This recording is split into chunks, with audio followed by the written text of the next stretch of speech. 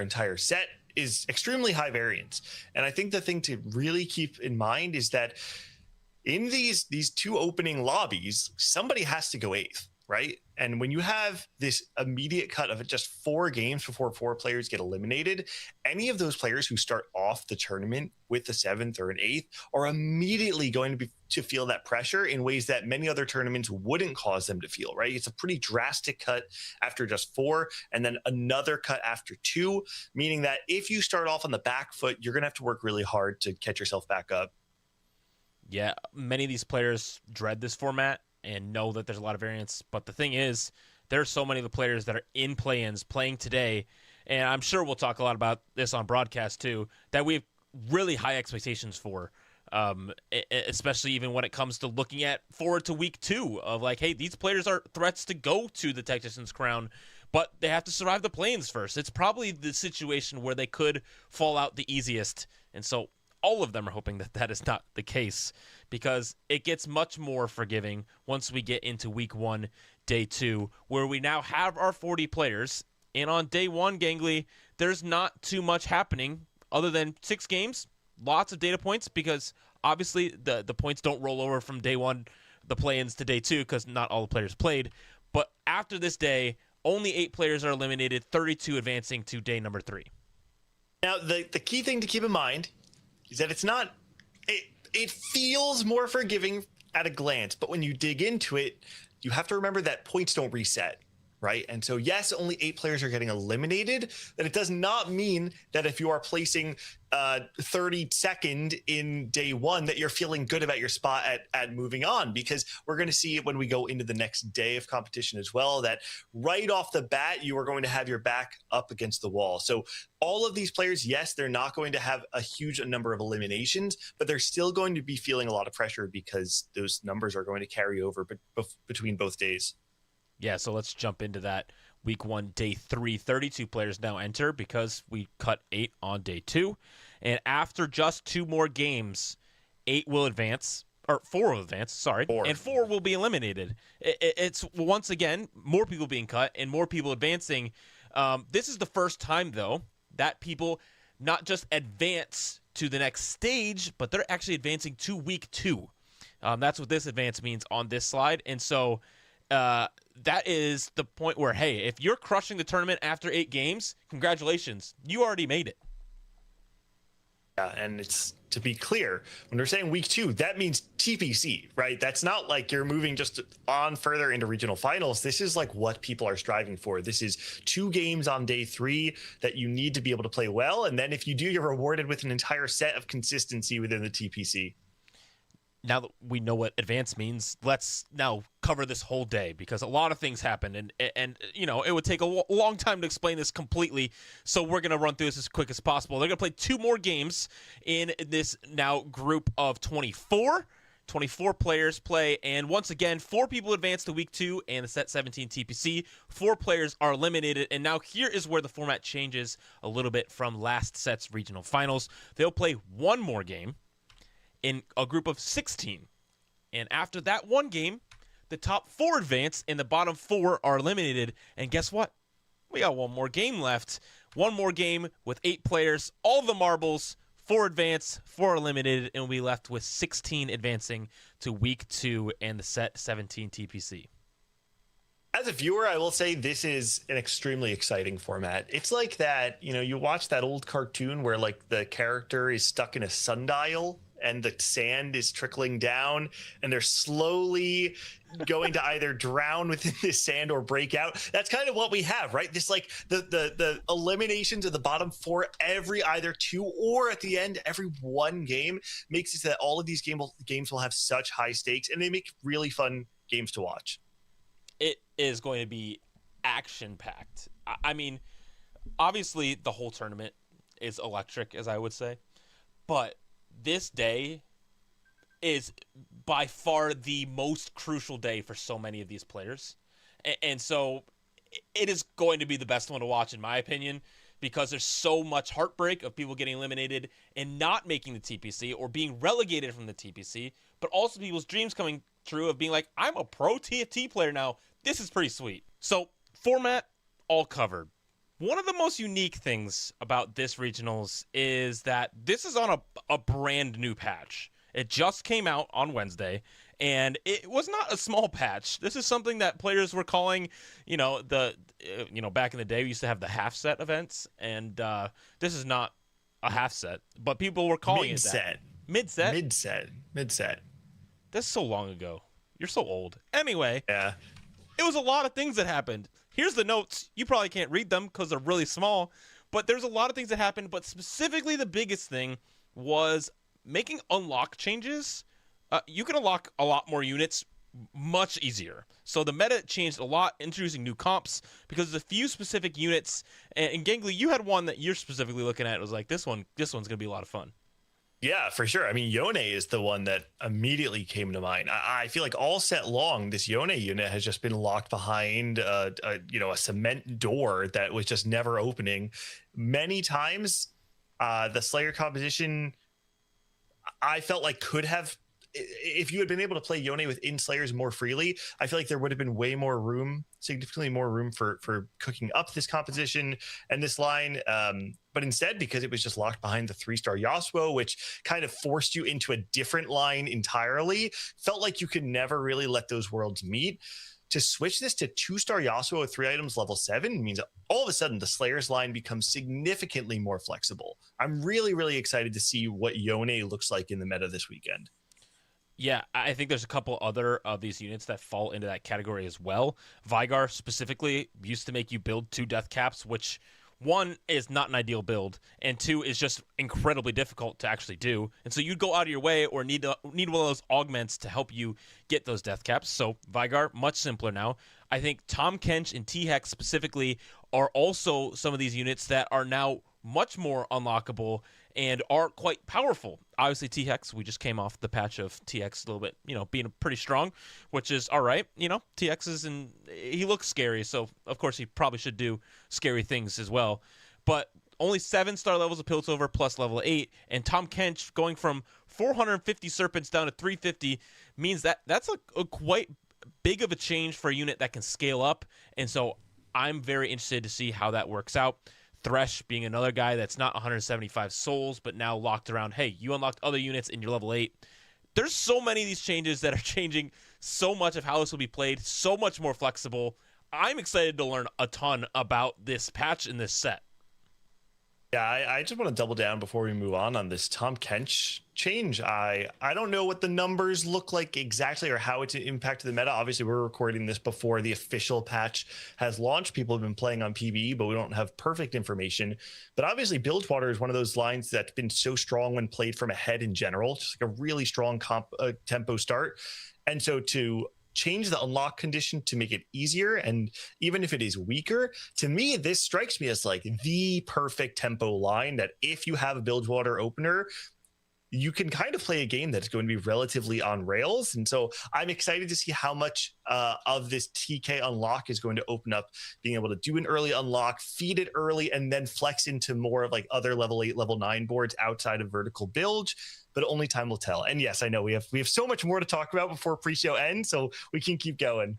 Oh man, I mean, Galio unlock, Rise unlock. There's so many of these things, but the main portion of this tournament that is most interesting is not the meta, not the format, but it is the players. The players are the main stars. They have unique stories, they have unique backgrounds, unique experience, and if you've never watched competitive TFT esports before, you may have no idea who these players are and what they're playing for or what their expectations are. So we have come up with a system. We call them buckets, just to place them into, to help categorize and give you guys an understanding of who is who and what do we expect from them going into this weekend. And what better way than to start at the top. So Gangly, why don't you explain the favorites category and some of these players? All right, so in general, the favorites is going to be pretty self-explanatory. These are mine and Jack's favorites for the event, where we think they fit into into week one. Now, this is a bit of a mix of both players in terms of how they've been performing, but also we've kind of weighted history into where they fit into the grand scheme, the big story of TFT. Dank Memes has been this tier 2 slayer from the last 2 sets. I'm sure most of you know him as his back-to-back Worlds runs that we saw. What was that? 12 and 13, I think, were the 2 sets that he did it before being relegated to tier 2, and has been dominating. I mean, we talked about it on one of our old podcasts. 3.6 AVP over the last 2 sets in tier 2. This guy does not belong in tier 2. He absolutely should be in TPC, and this weekend is going to be his place to start. I want to highlight one other player here, which is Malala, who I think has been on a slow climb back to the form we saw in set 10 ever since that incredible run happened. There are a lot of players, Wajan Iverson included, who have been saying Malala is a tier 1 player and he deserves to be in the TPC.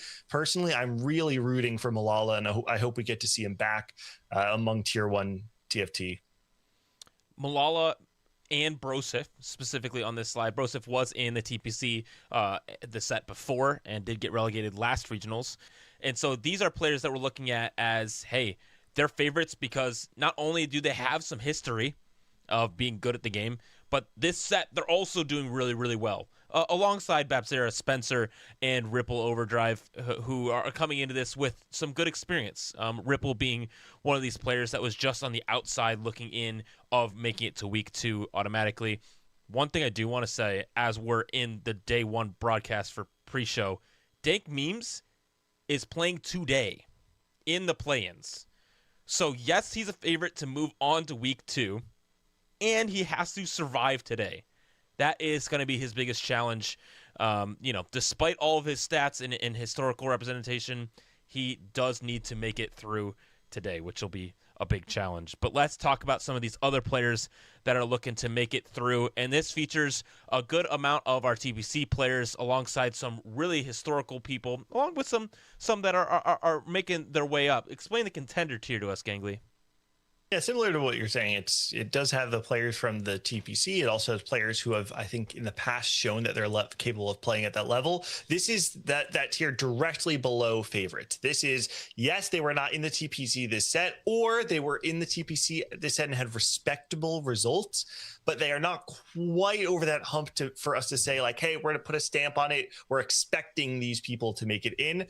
The player that stands out to me, and it's crazy because there's a world where 2 sets ago, this person is not in contender, they're in favorite. It's Ego Illusions. I am so excited to have Ego Illusions back here at the regional finals after missing it last set. Ego was at one point in time a player I considered to be top 5 in the Americas, not just in Brazil, but in the Americas altogether. Had a really impressive run post-merge in set 11, all the way up through, I believe, set 14, and now making their resurgence, climbing back into the regional finals. It's who I have my eye on.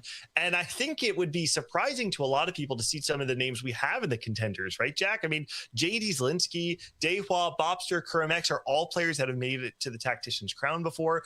Kai Wing, I think, would be considered maybe like a tier 2 gatekeeper by many people's notes, but these are all extremely strong talents from our region. Kai Wing is very much a ladder warrior. Like, everyone respects him as a player and game knowledge, but just really hasn't had the tournament results. He's just it's a little bit lackluster when it comes that way. But hearing Kurimex, he's on Froden's co-stream quite a bit. He just continues to talk about his experience in set and how hungry he is to not only make it back to tier 1, but to make it back to Tactician's crown. So the expectations for him are high, even just by his own standards. And so for all these players, I think expectations are quite high because of their pedigree, and it would be easy to switch these guys into favorites, but just a little bit of different sets from some of them and some inconsistent results. So excited to see them compete this weekend to see if they can secure their tier 1 spots either again or get back to that former glory that they once had. But this is not quite our biggest tier. It's our second biggest tier. Because this is the tier of players where, on a good day, they are maybe some of the best players in the region. But on a bad day, they could just completely flame out.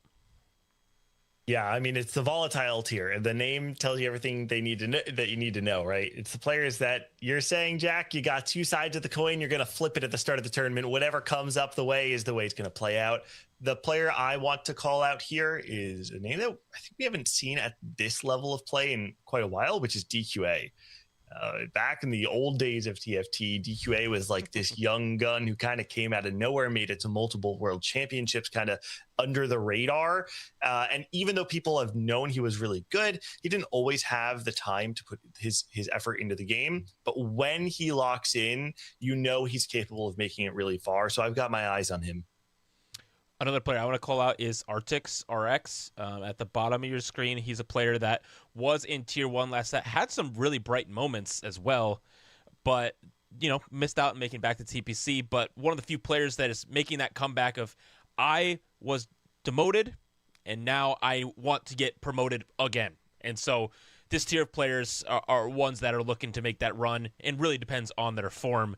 But then there's this tier of players that it's my favorite tier of players. This is the ones that people are looking at, and if you're making a tier list, like, you look at them, you say, I don't know about those guys, but I want to believe in them. And that's your classic underdog. And there's a lot of players in this category. Gangly, any of these players that specifically stand out to you? I mean, Jack, you know who my pick in this list is going to be. It's Ready. And this is a player who, if you listen to, I think it was our last episode of the podcast, we actually talked about our full version.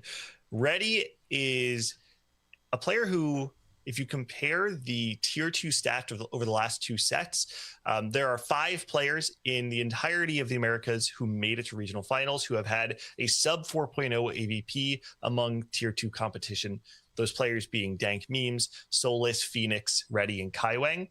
Ready is the only one of those players that isn't truly established as a top player. And after finishing 9th in the Vegas Open, narrowly missing the top 8, finished 2nd in their lobby on Checkmate, going 2nd in the final game. They were so close to actually making a name for themselves and establishing themselves as this top player, but instead have flown under the radar. I want to see Ready make into the TPC and showcase that the results that they've had over the last 2 sets are worth looking at, and they are a top player. So I think this is Ready's weekend. Definition of couch to crown is Ready. Just coming out of nowhere, really having good results, and making it now to regionals with the opportunity to make it even all the way to Tactician's crown. Maybe the opposite of that, and maybe the most surprising name on the underdog category, would be Milk. He is a historical name. He has made it to multiple Tactician's crowns and performed well, but he also has gone to multiple countries over this set, and so has not really been locked in, and so didn't do well in TPC. We have lower expectations for him going into this, but if he locks in and Milk tries, who knows? Who knows? Speaking of who knows, there's some of these players we have no data, very little data, and very little historical results from, even regardless of where they came from this set. And this is just our straight up unknown category. We couldn't place them anywhere else because we have no idea what they're bringing to the table. One I do want to call out is Funkster. He's a local native to the tri-state area, someone who got his first entry into competitive TFT, I guess actually just about a year ago. Around this time last year, had his first exposure to competitive TFT and went from being a low Masters player to being a top challenger player, and then placed 9th in one of the previous TAC Cups. Funkster has made this true couch to crown run that we talked about in the last slide as well. And I think that story is very similar to many of the players here. They don't have the prestige of many of the players in the other slides, but if you sleep on them, things are going to get rough for you. All of the players who made it to regional finals are capable of going very deep. You cannot sleep on anyone. Another one of these players, quickly, I just want to call out because I didn't know about them and hadn't seen them since they farmed me in my opening lobby of the Vegas Open. Millennium Fox competing here in regionals. So I was aware that he had hands back then because they beat me in Vegas, and now they're here. So that makes me feel better about myself. Anyway. That's right. We have this all summed up here in this tier list style, showing kind of the distribution of where we see players. And it's hard because only 16 make it through to week 2, and this is not including all those week 2 players from the TPC. And so I'm curious to see who will overperform our expectations, who will, in the favorites contenders, the players who are supposed to make it out, who we're going to be like, oh, that wasn't what I was expecting at all. And so to finish out our show here on the pre-show, the spiciest part. Everybody wants to know, what does Gangly think? Who's Gangly think's going to go through? Sealy, who are you actually going to put your money behind to get through here? So we have a few predictions here. We have a dark horse and our favorite to make it out of this weekend of competition. Gangly, tell us about your picks. Talked a little bit about it before, but Reddy is my dark horse for all the reasons I already said. I mean, monster set has flown under the radar. The stats don't lie. Reddy is an elite player in this field. And Dank Memes, for the same reasons I said when we were talking about him before, you don't make it to back-to-back world championships, tacticians crowns, unless you are one of the best players in your region. This player does not belong in tier 2. Dank Memes needs to be in the TPC. And I guess I'm going with the whole Canadian squad here. I didn't even realize that. But Brosif and Wigwug. Brosif being my favorite. He's somebody that was in the TPC last set. Just didn't have the regionals that he was looking for. But this set, he has dominated ladder and has done quite well in a couple of the Tacticians Cups as well. And it's just somebody that I appreciate. I know thinks about the game deeply. He's one of the best coaches in all of TFT, and so expect him to do quite well. And then Wigwug is my player that not only I am looking out for to make a run, but I've heard from multiple players that he's highly, highly respected. He qualified through ladder and through a cup, and so he's just looking to keep his hot streak this set. And people might not be paying attention, and so yeah, dark horse for Wigwug. But Gangly, do you see this? We're almost done with this roadmap for the set. We're on regional finals week 1. It has been a wild ride, right? We had that small break after Paris where it felt like nothing was happening. Everyone's enjoying their holidays. We came back and boom, off to the races. It has not stopped. And here we are with just a couple minutes before the show actually starts. So yes, I'm so excited to see how the regional final is going to play out. Yeah, plans are today, March 6th. Week 1 starts tomorrow with all of that action, and then week 2 the following weekend, where we get to see who's going to make it to that final event on this calendar, the Tactician's Crown, March 27th to the 29th. That is the crowning achievement of a TFT set. And so for Lore and Legends, it's coming down to it. Legends are being made, lore is being written, and it is going to be a race, a really stressful race these next few days to see who makes it to the next set's TPC, because that is a goal for so many. But then obviously making it to the Tactician's Crown is the biggest achievement. And so Gangly, are you ready to get into this action? I am, and good luck, Jack, today to the future you that's going to be on this broadcast. Can't wait to watch. Well, without further ado, with the timer approaching 0, it is time for the play-ins of the Lore and Legends regional finals. Let's get started. Always rises. Cannons.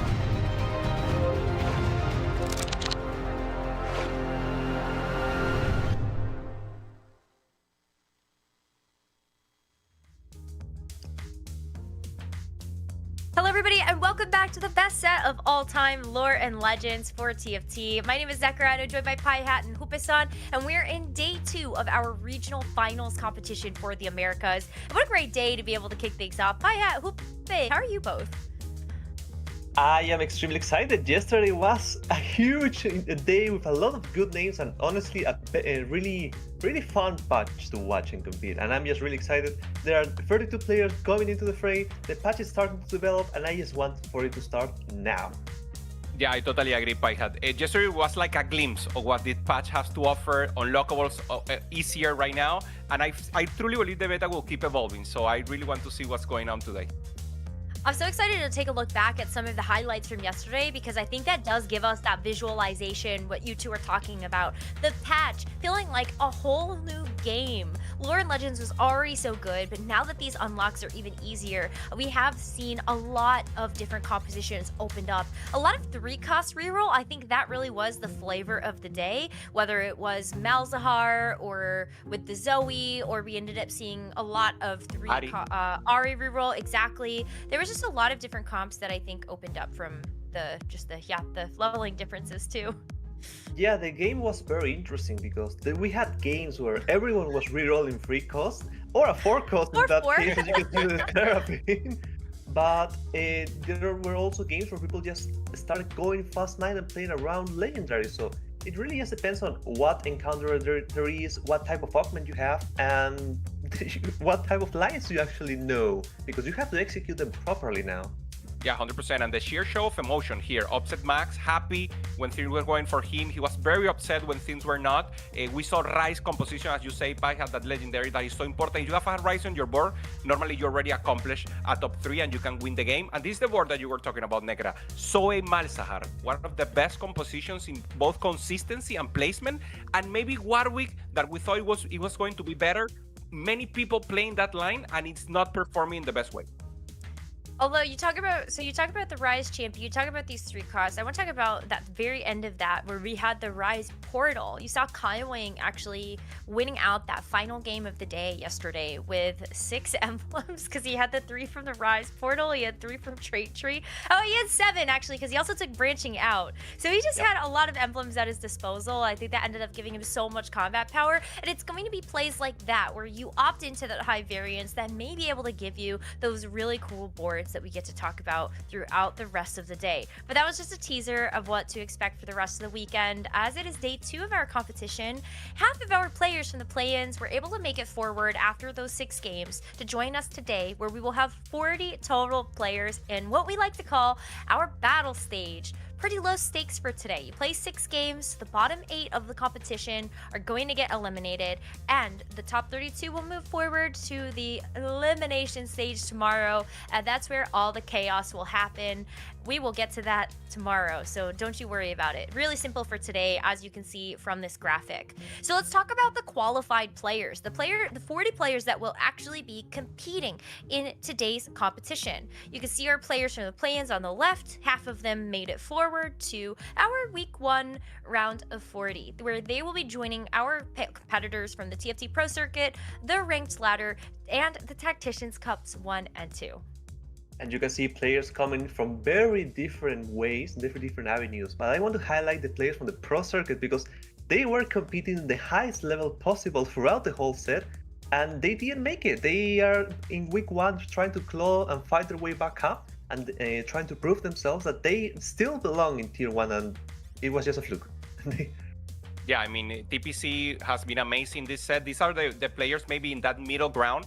I want to highlight a little more on some of them, especially Spencer. This is a guy that has been 3 times on Tactician's crown. 10th was the best run. We see the career stat. Very huge, 4.0. And always playing Valor and playing whatever he does doing amazing. And I mean, just a player to watch right here for me. On TPC, only 5.1, so he didn't perform as maybe he expected to. But I think this is a guy that when he turns the thing on, he's just one of the best. So 3 times and going for the 4th Tactician crown now. And the cool thing about TFT tournaments is that on one hand you have the people with a lot of history in the tournaments, and on the other hand you have people that are trying to prove their worth in their very first set, or maybe one of the first sets that they actually have success in. And one of them is Ripple Overdrive, one of the players that there are a lot of eyes surrounding him because he was the most successful player in Americas, going 7th in the Paris Open, actually being in the final lobby. And we've seen players go into the final lobby and just use that momentum and have a lot of success throughout the set, but it wasn't the case with Ripple. He's still waiting for his second final lobby, and or a big upside, a big win for him. It's all about the late game scaling, and I feel like for Ripple Overdrive, it was the start of the set, and now he gets to get through these next couple of weeks, and hopefully that means we'll see him at the Tactician's crown. The TFT Pro Circuit was just one way that our competitors would qualify into whether they were in the play-ins week 1, week 2, all kind of ended up falling that way. But we also have another small group of elite players that made it into this week of competition, and that's going to be our players from the ladder snapshot. We had to bring in our, ranked expert, Gangly, to talk us through all of this. So Gangly, welcome back to the broadcast, and who do you have in store for us today?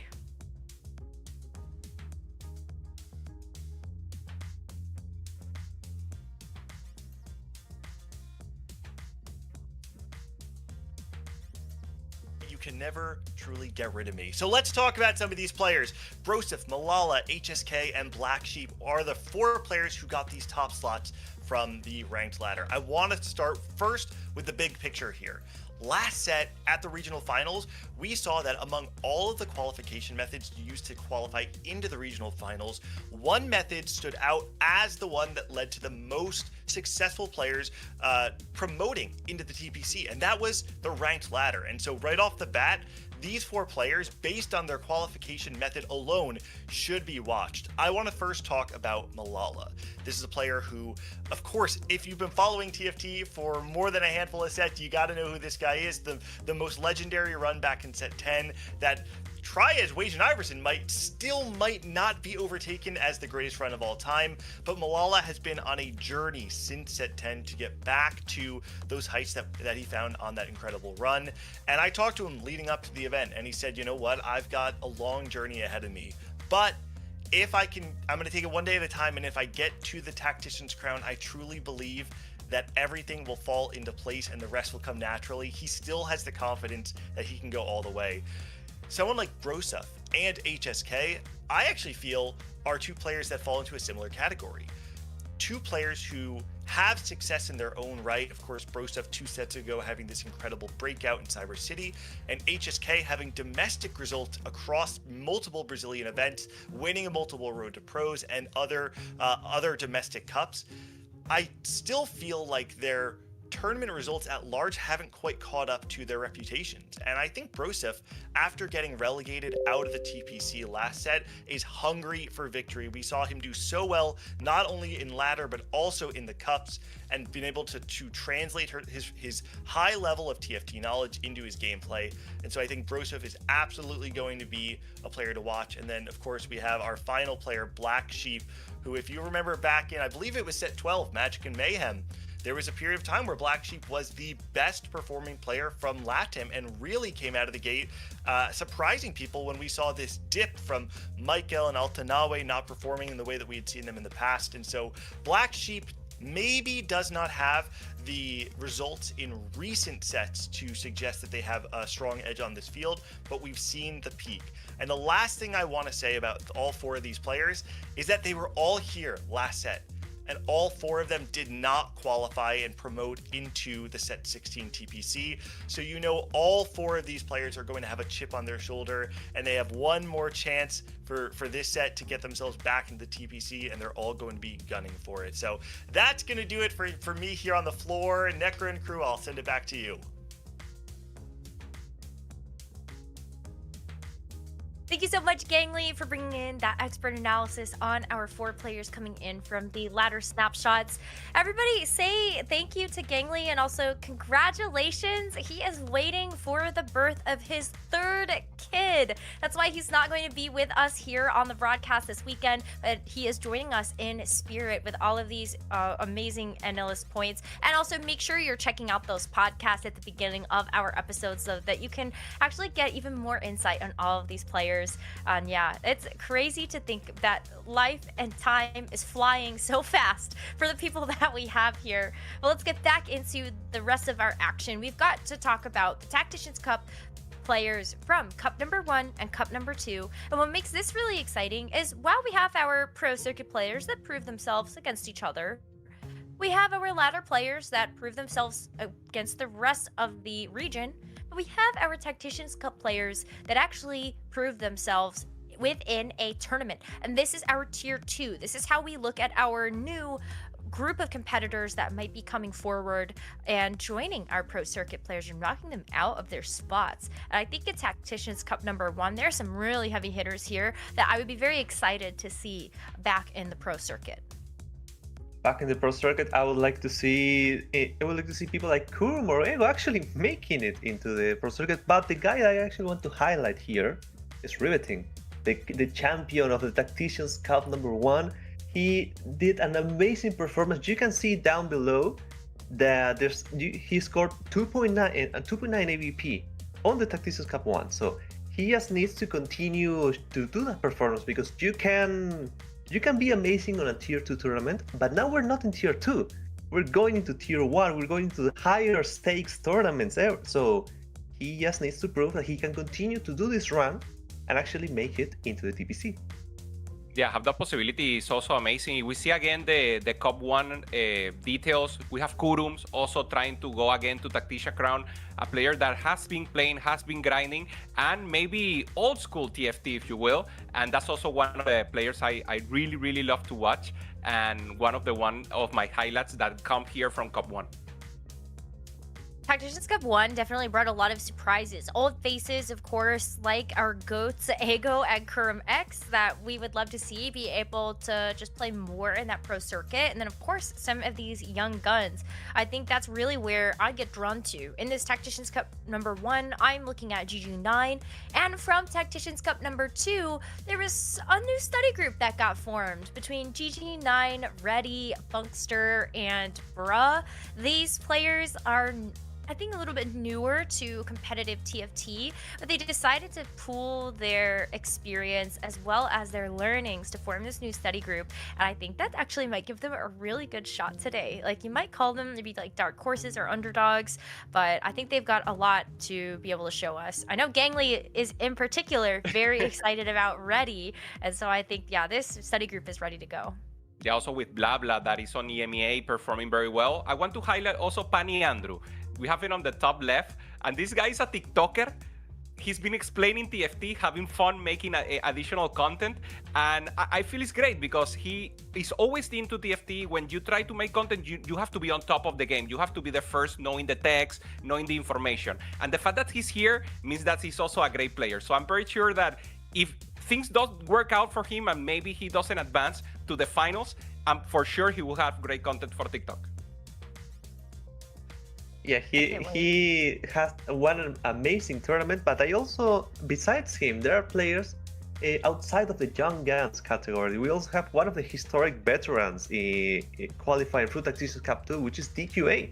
He's been on and off from in TFT, but whenever he is on and whenever he is actually tryharding, he has had some of the best regional finals performances that we've seen in the history of North American TFT and now American TFT. So I'm really excited to see where he goes and if he can make it now.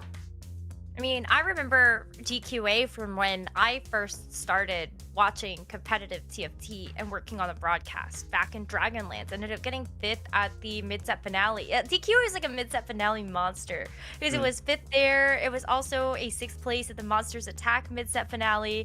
And then, of course, when you talk about those regional finals, I think the Gizmos and Gadgets one stands out because that was one of the times he qualified to go to that Tactician's crown. And yeah, DQA is definitely one of those veteran players that I think comes in with that wealth of tournament experience, and hopefully that means we'll get a chance to see him get promoted throughout the weekend. But those are going to be the 3 qualification methods that we have here for our competitors to actually join us for this day of competition. We're getting much closer to being able to get ready to go for that first game of the day, where I'm very excited to share that we've got a special surprise in store for everybody who's tuning in for that first game. What it is, you will just have to keep watching to find out. But Pai Hat, Hope, what are some of your final thoughts before we kick off the action today? I just want to start. I just want to see if the developments that we saw on day 1 will carry on, or will there be any hidden text that we haven't seen so far? Yeah, for me, just to clarify, also we have 8 players coming in from Plains yesterday. So I want to highlight Artix, Jungle Books, and also Josue Deleted, the top 3 from yesterday that played amazing. And they will also be contesting the places that we just saw. I wonder if the players from the play-ins may actually have a bit of a leg up in the competition today, just because they did actually get 6 games or 4, I guess, in some cases, to be able to get their feet wet with what this meta is really going to look like for this new patch. Pai Hat, Hope, thank you so much for breaking down everything with me at the start of the day. And to get this first game started, we throw it over to CLE and Dobbs. Take it away. Thank you so much, Necra and the team. So excited to get into our action here on day 1, the battle stage of regional finals. My name is CLE, and I'm joined by Dobbs. What you looking forward to today? We had a lot of action yesterday, maybe a lot of 3-cost reroll. What are you hoping to see? Yes, I mean, yesterday we've seen some Seraphine reroll as well, and some of the 3 costs were dominating, especially Malzahar.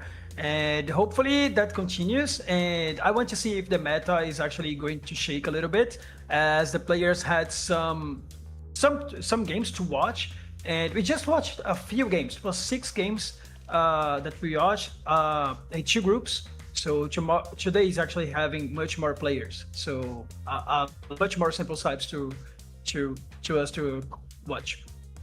Yeah, and it's going to be a fascinating day because we'll get a lot more games, lots more data to look at. But we are joined by a special guest now, and this is someone that we have known to be probably the protagonist of this set. Can give us a good insight to all the things happening, because not only has he done very well this set, he has beat everyone in everything. So welcome on to the show, Wazen Iverson, to join us for our first game of the day. So excited to have you. Thanks for joining us.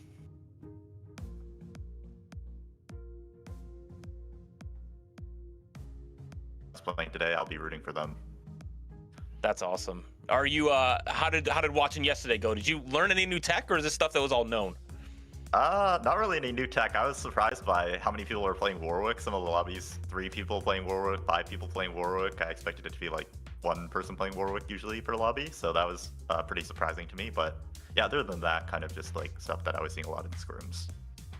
Yeah, I know that you're not revealing any hidden tags that you have, but how do you feel watching the first weekend? Is it like fun to watch the promotion and relegation system? Do you like it? Oh yeah, I think it's a lot of fun to watch, especially knowing like so many of the players in this tournament. It's really fun to watch my friends, root for them, and yeah, even other people that like I've played against a lot, and also just getting to see who's going to be in TPC next set and who I'm going to be competing against next set is really interesting. Okay, so who are we rooting for? Who are these friends that you're talking about? Yeah, so personally, I'll be rooting for Ripple Overdrive and Malala. Ripple barely missed out. He was like the first person out of week 2 qual. And yeah, he's been prepping super hard, so I think he has a really good chance this weekend. And yeah, Malala qualified through ladder and also by winning the second Tacticians Cup. He's also been prepping quite hard. They've been putting a lot of effort into this regionals, so I'll be rooting for them pretty hard. Besides the friends that you just mentioned, do you think there is like any sort of favorite on this weekend as well to join you on the TPC?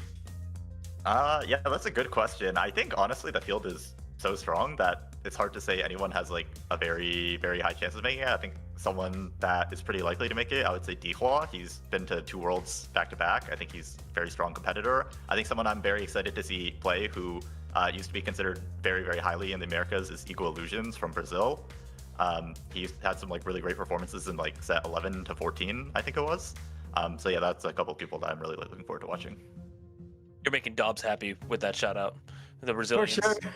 And Dehu as well. I love him. Oh yeah. What is one trend we've seen? Just a little bit of people, specifically in the TPC, not necessarily locking in until they have to. Obviously, that was not your strategy this set, but how do you feel about that as kind of an idea coming into regionals, especially with a big patch like this?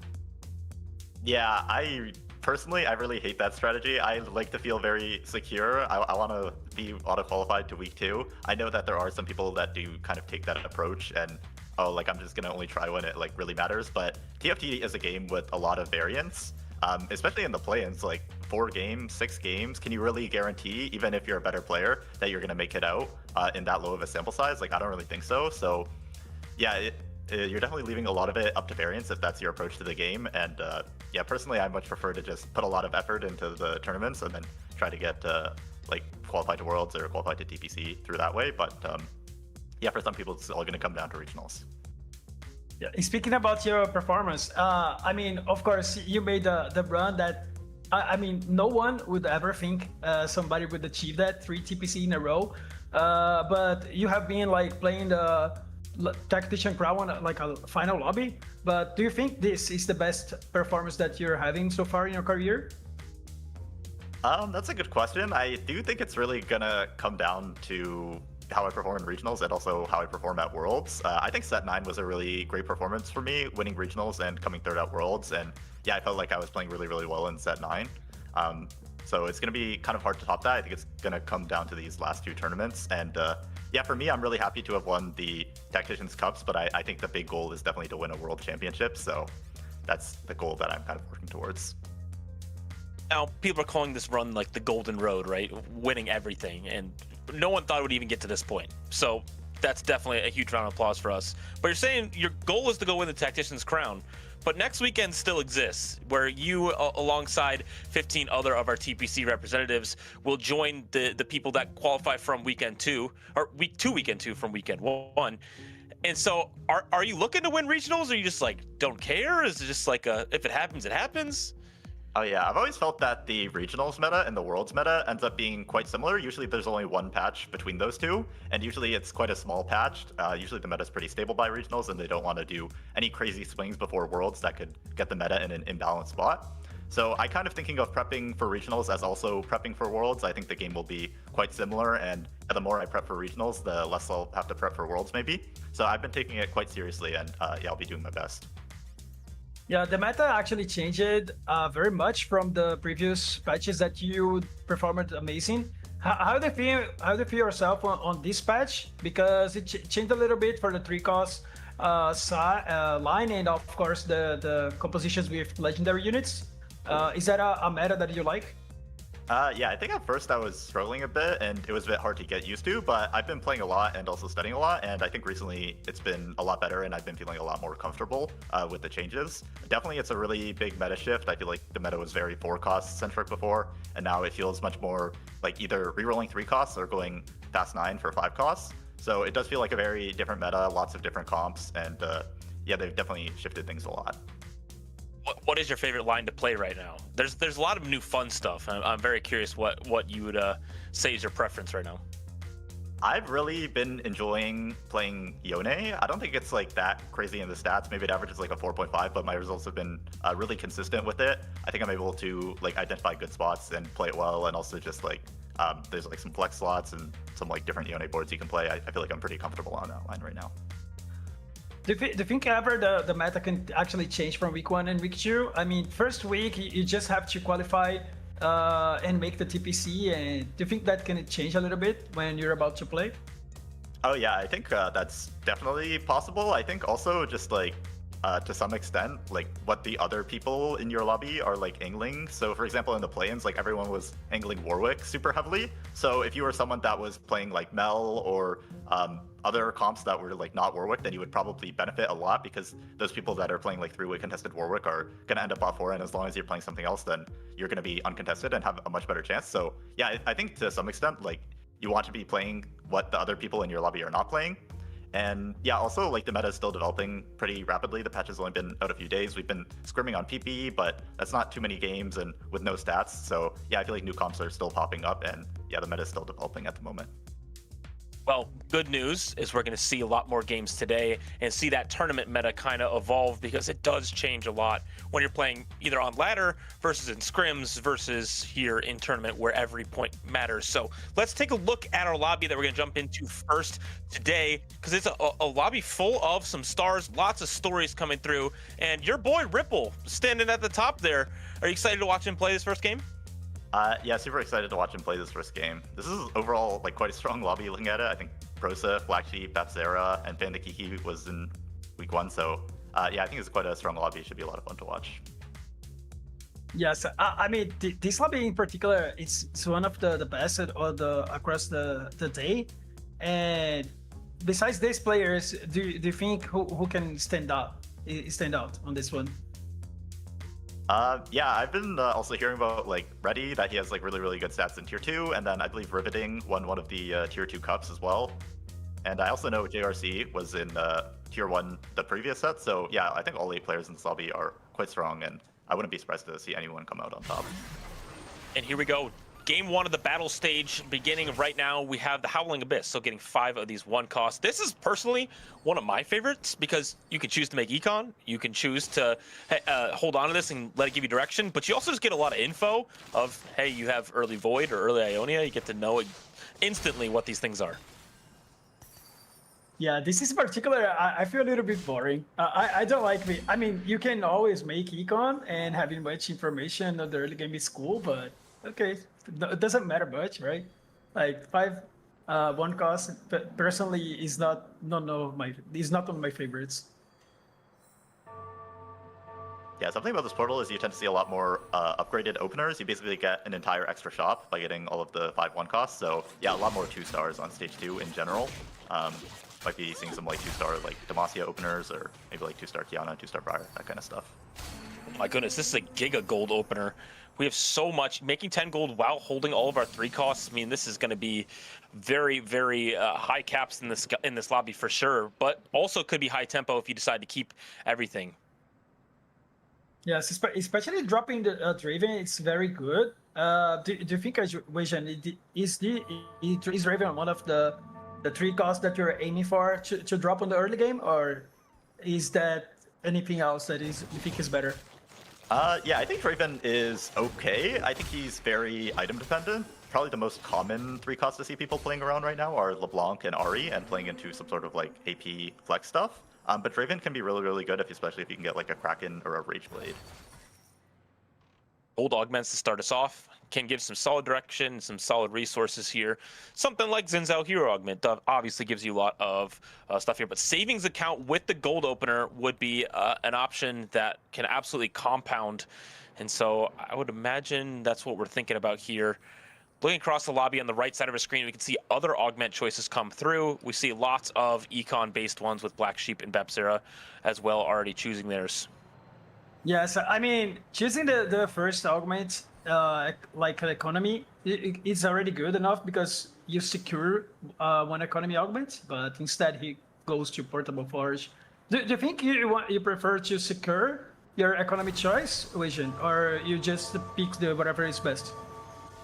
Yeah, so I really love Savings Account with the gold opener, but I think for Riveting, his thought process might be that the Bilgewater Graves unlock condition is that you need 2 items on a Bilgewater unit, and since it's a 2-component opener, he needs an extra item to get the 3 Bilgewater online.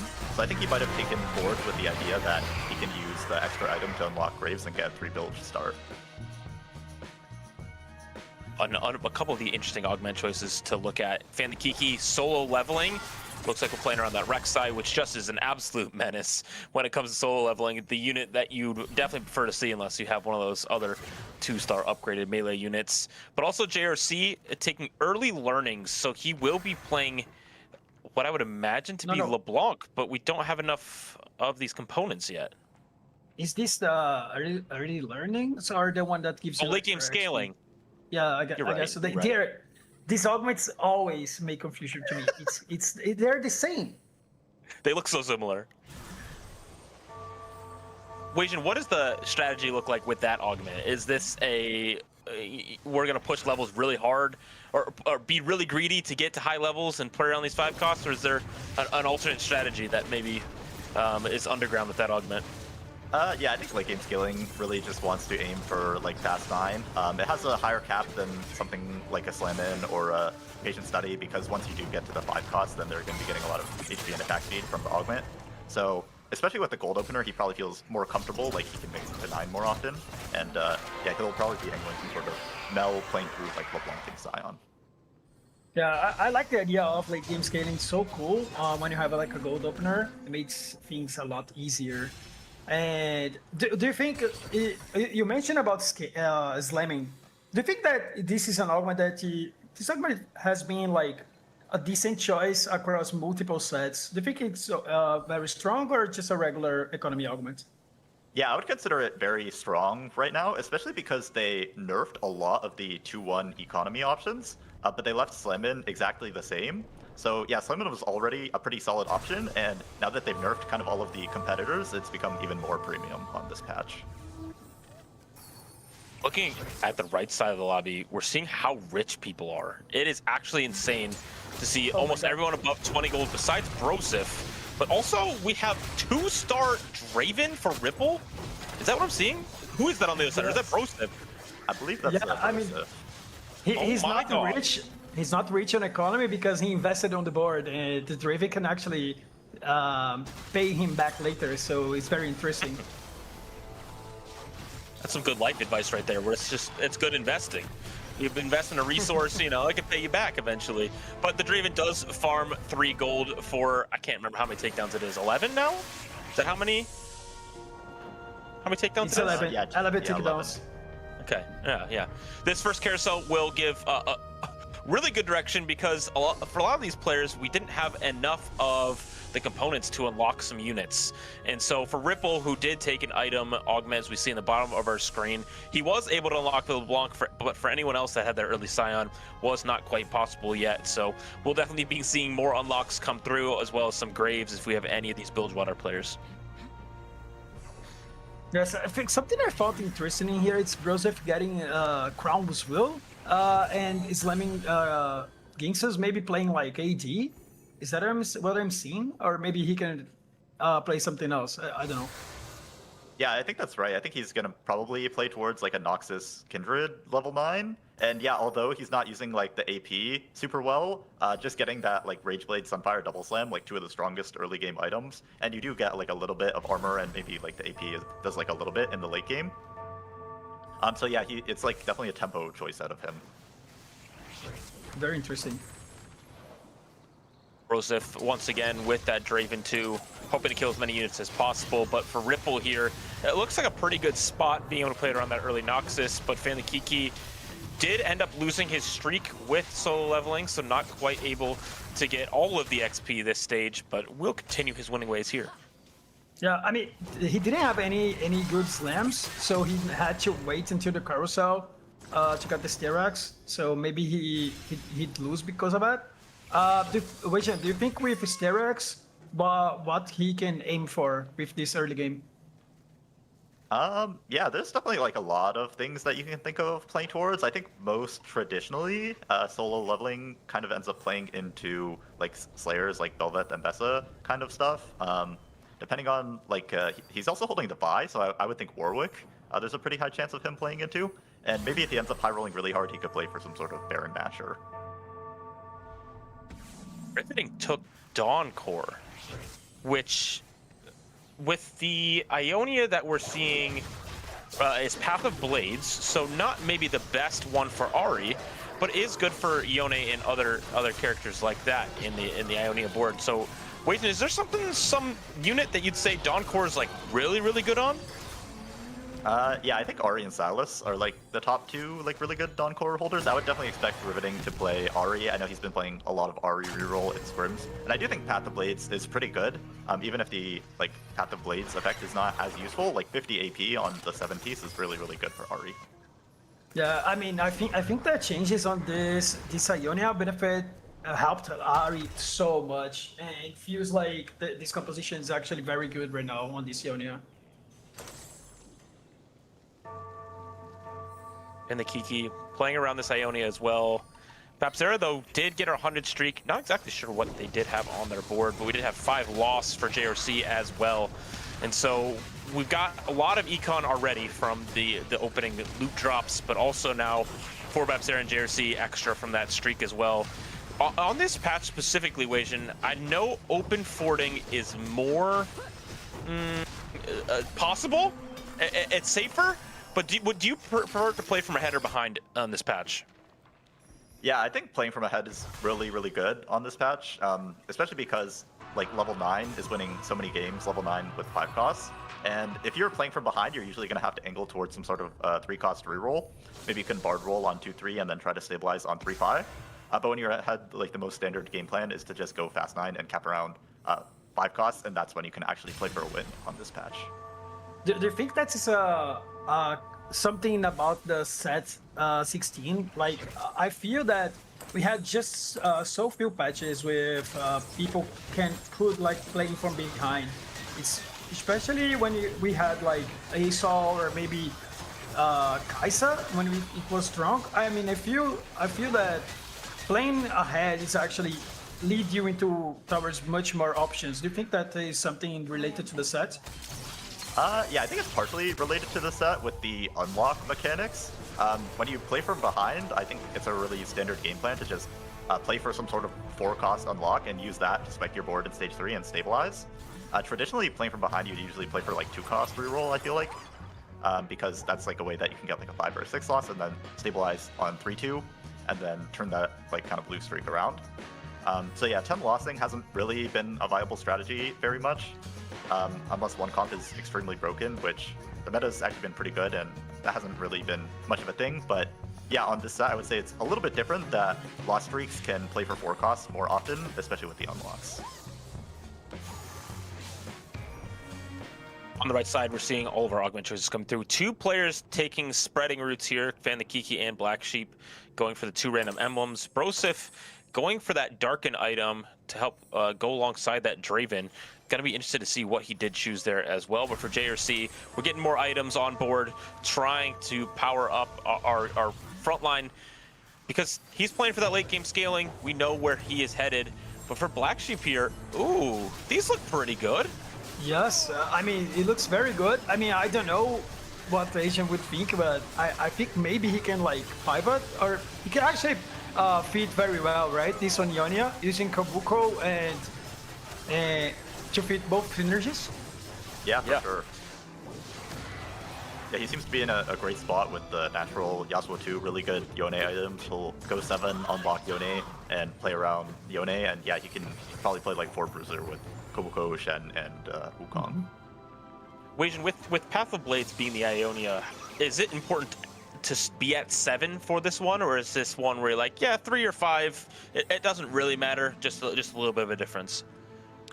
I think he's pretty likely to play 7 in stage 4. That being said, he's not going to be rerolling. It is like an Ionia contested lobby, and I think his cap is still going to be dropping Yasuo for Aatrox 2 and dropping down to 5 Ionia and playing some high quality legendaries.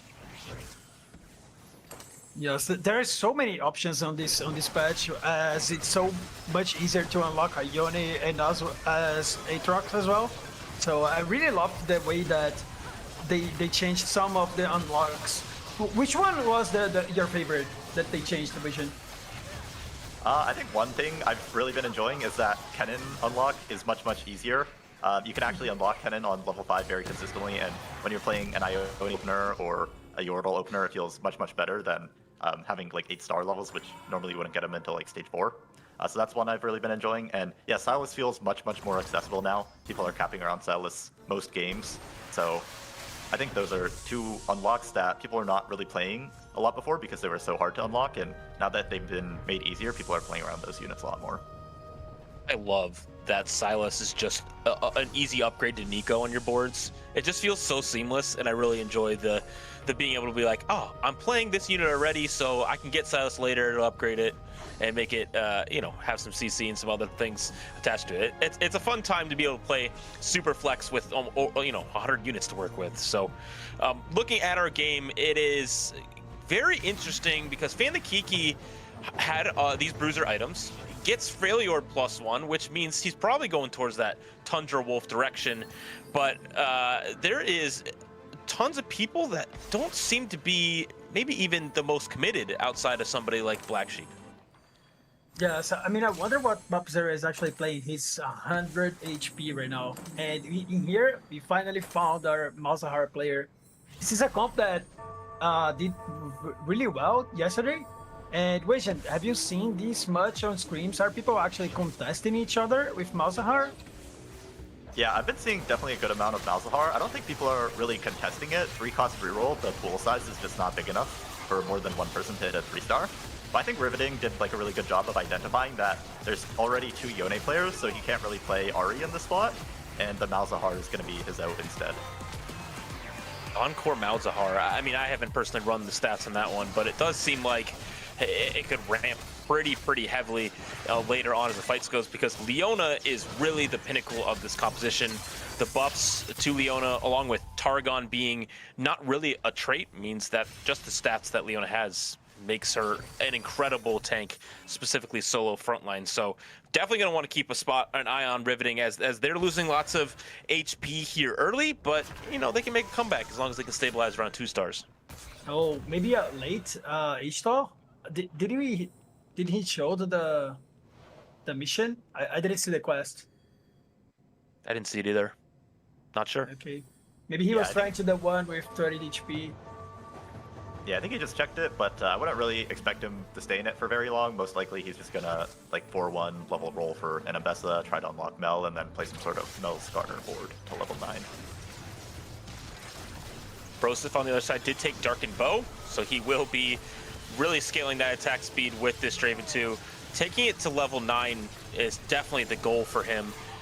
Weijin, is this Kindred Fast 9 board something that is winning games often now, or is this something that's fallen off a little bit as AP has really taken the top spot? I think the final board is extremely strong and has a lot of potential to win games. I think it's really hard to get there. Yeah, Natural Draven 2 would definitely be a really good spot to play for that comp. But it's definitely, yeah, really hard to find item holders to get to that comp. If you don't Natural Draven 2, I don't really think you can roll for Draven 2. You'll probably just end up being too poor. So I would expect Broseph to end up there, but it is a little bit more of a niche option. Yeah, speaking about Broseph, I think he was on level 6. So the Draven didn't pay much until now, so he might be in trouble. Black Sheep, though, is the big winner of this stage 3.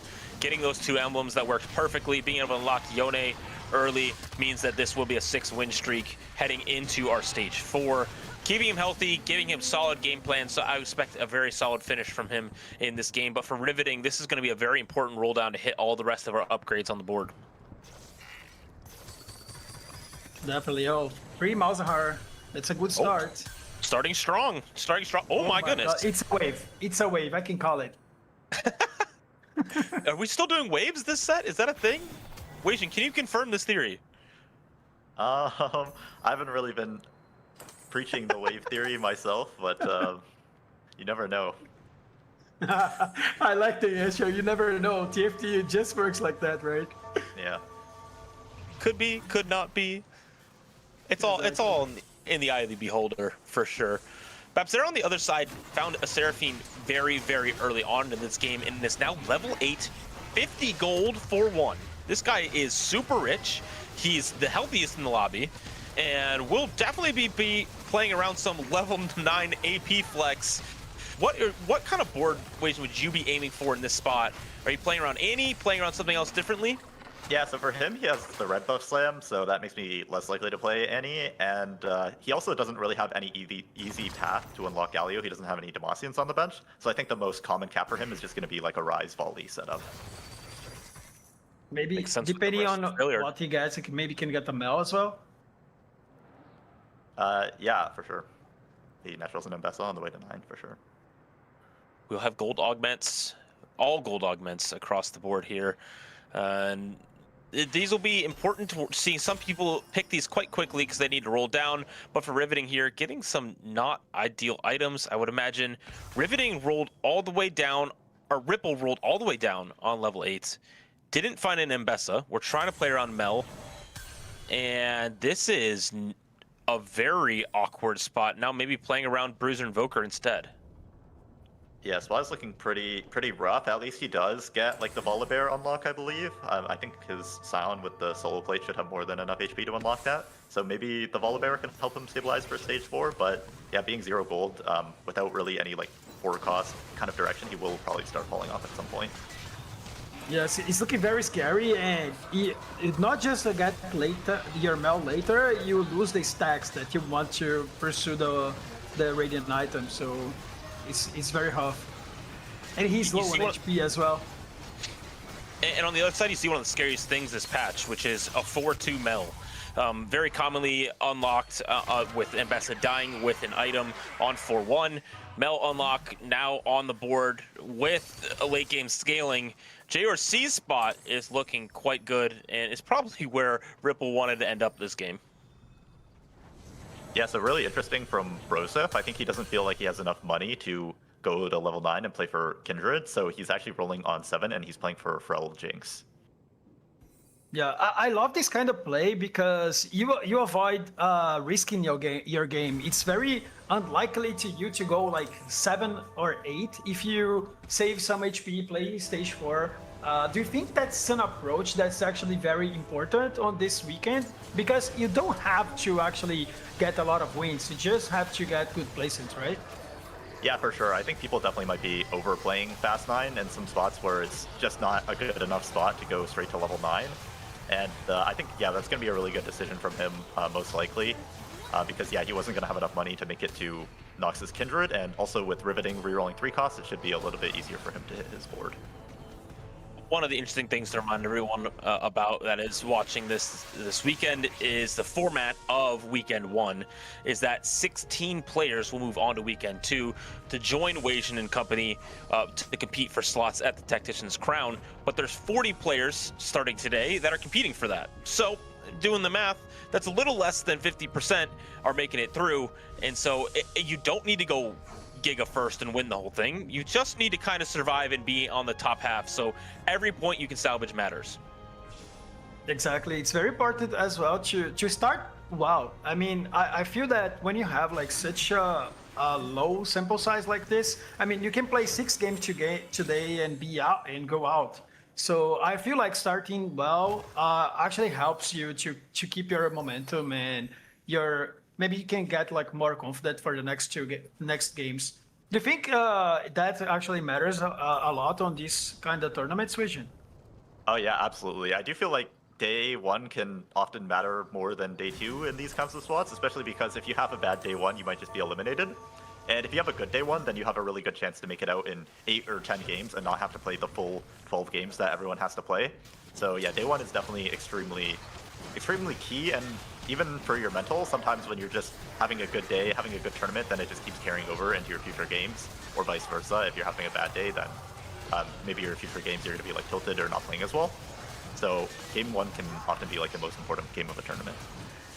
Volibear just absolutely smurfed this fight for Ripple. Oh my God. Wrapped the backline and just did not care while the Loris 3 was just hanging out on the other side of the map there. And the lobby is kind of taking shape now, where many of the players that had some clear direction, maybe played a little bit of the higher risk ones, like Fan the Kiki, who took branching out, are now falling down this leaderboard and are in danger, but no one within 1 life yet. Yeah, I mean, I like this spot from Black Sheep. He has Yonichu, Wukong Chu as well. Great emblems, and he's sitting on a lot of HP and going 9. I mean, Vision, do you think that we can say some players are already like in a good spot to get at least a top 2, like Black Sheep? Yeah, I think Black Sheep should be very safely in the top 4. I think JRC has a pretty good chance to win the lobby. He's going 9 playing Mel, and I think Zera, who's already level 9, depending on how much of his board he's able to hit, could also have a pretty decent chance of winning the lobby. And yeah, there's some people like Ripple and Riveting that I feel are more just like playing for a top 4, but pretty unlikely to win. Yeah, this Zoe Mal's Leona comp did like really well in the stats from yesterday. Obviously not a large sample size with the amount of games we had, but averaged something crazy in the Americas, something in the, like 2.3 or something like that. 2.3, yeah, it should, yes. But the top 4 rate sure. was the crazy part, right? It is one of these compositions that maybe doesn't win very often, but could absolutely carry you to a much needed top 4 to start you out well. You were talking about having these day 1 go well. What are some of the things that would change the way you play if, say, your day 1 was, you know, less than average, but you still made it through, but you have some catching up to do? How does that change your game 2? Yeah, I think when you're behind in points, you're kind of incentivized to play a little bit more risky. I think usually when I'm behind in a tournament, then I'm a lot less afraid to play stuff like Ishtal and, you know, try to have like a big game to get back into like the mix of things. So that's something that I keep in mind. At the same time, yeah, also just like maybe studying and changing your game plan a little bit, going into the next day, looking at who's performing well and what they're playing and trying to take some notes off of that. Those could be a couple things to keep in mind for sure. Yes, very, very interesting points. I mean, it's always good that you just see what the meta is, how the meta is developing in the tournament.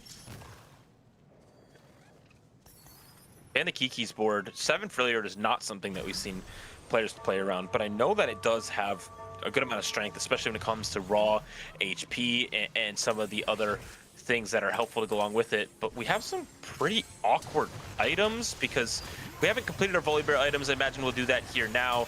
But extra AD items left over are not ideal. Having to slam BT on your tank.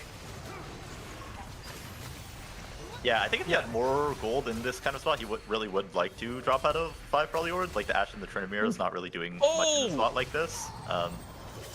He is going to fall to Zera there, who got the Rise Volley online. Was that a Rise 2 from Zera? Yeah, it was. Oh my god, the Rise 2 on 5-1? This is something. Yeah, of course, when you finally maybe get your board online, you're fan the Kiki, you run straight into Rise 2. And we see JRC here, who is playing around late game scaling, and boy, has he scaled. These are a lot of 4 and 5 costs on this board. Now a Shyvana 2 alongside it, and we're just playing high quality units. This is that 5 cost suit board that many people refer to, but is that board going to be strong enough to beat some of these more put together boards? I think is going to be the question heading into this late game. Yeah, I think JRC has not quite gotten there yet. He really needs to hit the Mel 2-star, but if he's able to make it to Mel 2 and maybe even Silas 2, then he could have a really, really good chance to win this lobby. Absolutely. Was not he that had Mel 1 on 4-2? Yeah, that was. So he might be printing the Radiant Yes. sometime in stage 6 if he's able to make it there. I would love to get a check on that to see where he's at and see if that's coming here soon. But across our lobby, we don't have Ripple taking a loss here, but JRC and Brosif now in danger if they take a bad loss of falling out.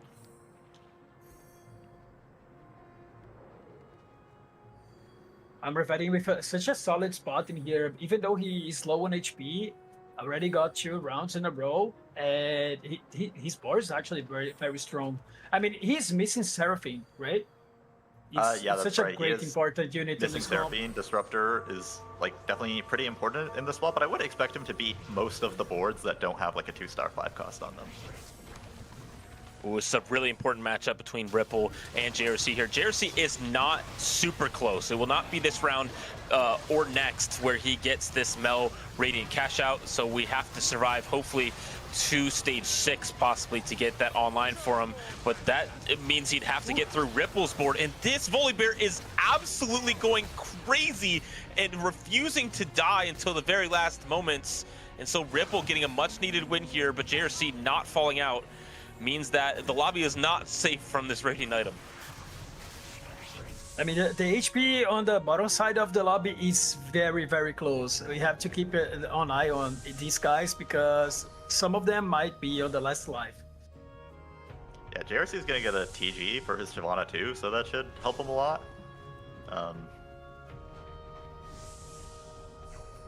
Brosif ending on the Draven 3 instead of Jinx 3 was not what I expected at all either. Very interesting out of him. Yeah, playing around just another 3-cost reroll board where him and Riveting have now hit their important 3-star 3 costs. And so for both of them, they're just hoping to hang on to as much HP and get as many wins as possible. We now have Silas pair as well for JRC. Gonna be getting Swain 2 online as well. So this board is getting significantly stronger here. Yes, I mean, if he can survive a round or 2, I mean, he has some decent upgrades. I mean, Mel and Silas can make a huge difference. Maybe he can still win the game if he managed to get those upgrades.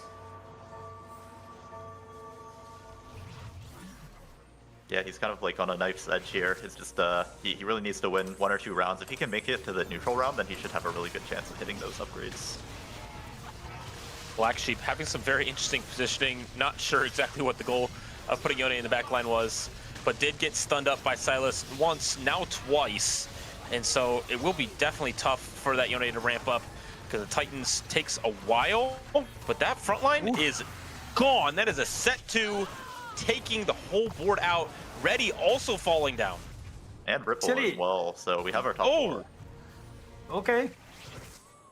I mean, from what we've seen about Ripple, he didn't have like a great mid game, so getting a top 5 in here, I would say it's a great result. Yeah, for sure. Like when we saw his spot on 4-2, it was looking really bad. He just had like the Silent 2 and the LeBlanc 2 and nothing else, and he was kind of stuck level 8 this game, so he did a really good job of salvaging placements with like a Freljord flex board. For JRC, that's definitely a sad 7th, right? You have a board that's so close to being maybe even something that can win the lobby, but for Ripple being that, a good 5th feels great. But our top 4, Brosif hanging on with this unique board that is not one that we would say is very traditional here on this patch, but is super strong with how tanky it is, alongside the Darkened Bow that just ramps super strong later on in these fights. I mean, is this 3-cost reroll better than Malzahar? I don't think so, but it's very close. Oh my god, it's very close. I mean, from the spots that we've seen on this game, the one that I'm most surprised is actually Brozev. He did such a great job on that. I feel that if he was about to go 9, he would have like died a long time ago. I mean, way too early in the game. Yeah. Yeah, absolutely. He's playing a board that I've never seen before. I wonder if it's something that he knew about previously or something he just cooked up on the spot, but performing pretty well, almost able to beat the Malzahar board. Unfortunately, the Bramble augment is quite good against him since he's all physical damage. Yeah.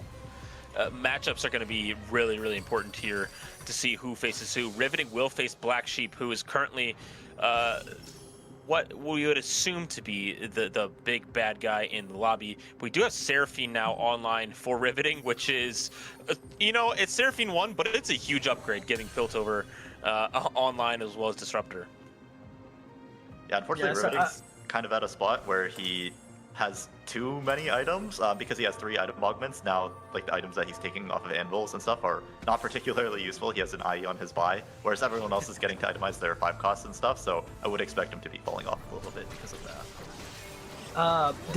That is something I want to ask you, is that we've seen this Yone playing on the backline today, but I feel that they might watch that same strategy yesterday. Vision, do you think there is some tech because on that? Yeah, I've been seeing a lot of people do the third row or backline Yone. I think the idea is almost similar to early game Kiana positioning, that if their melee units kind of walk up and wrap around your front line, then your Yone will hit more units on the ultimate. So I think that's the idea behind it. I'm not entirely sure how good it is, but yeah, I have seen a lot of people doing it for sure. Brosif taking the good fourth there will definitely hold that comp in his back pocket. I'm not even sure what you label that comp as. Just Draven reroll flex. I have no idea. Yes, I mean, he's the first on the stats, 100% top 4 rate. It's broken. It's broken. It's got to be broken. It's broken. Exactly. The stats say so. For Riveting here, facing Bapzera's board on the other side. With these upgrades now, it's very curious if he's able to beat some of these boards. But I mean, that is a Volibear 2 and a Rise 2. This is going to be very, very difficult to beat if we can get the right positioning.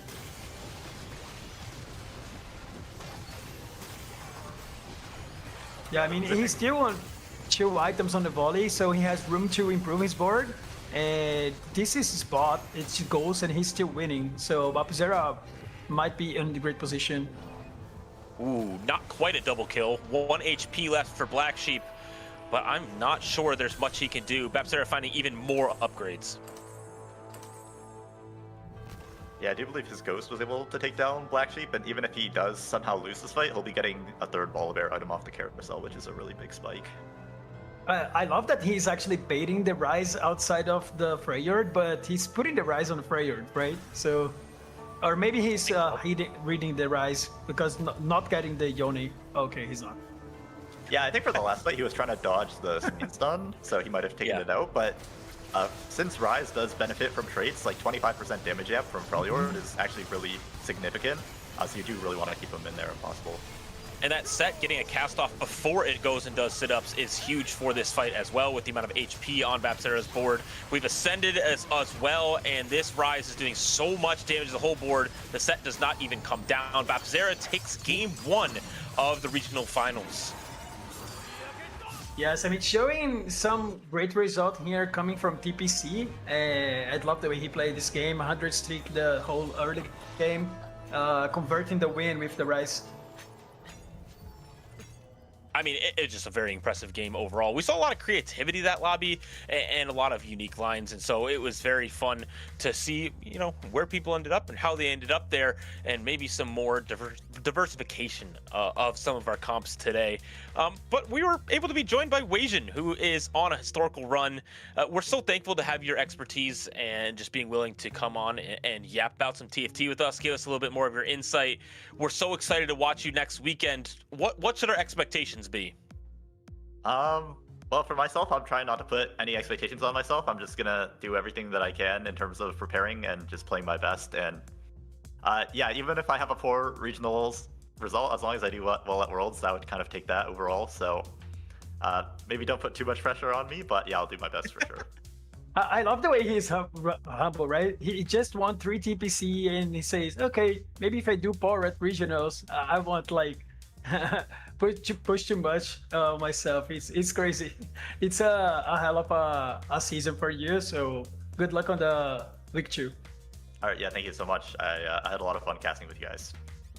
Awesome. Well, thank you so much for coming on. It's been such a pleasure. We will be having the analyst desk on right after this to break down that game. So after this short break, we'll head on over to the desk and see what we can learn from across the lobbies today.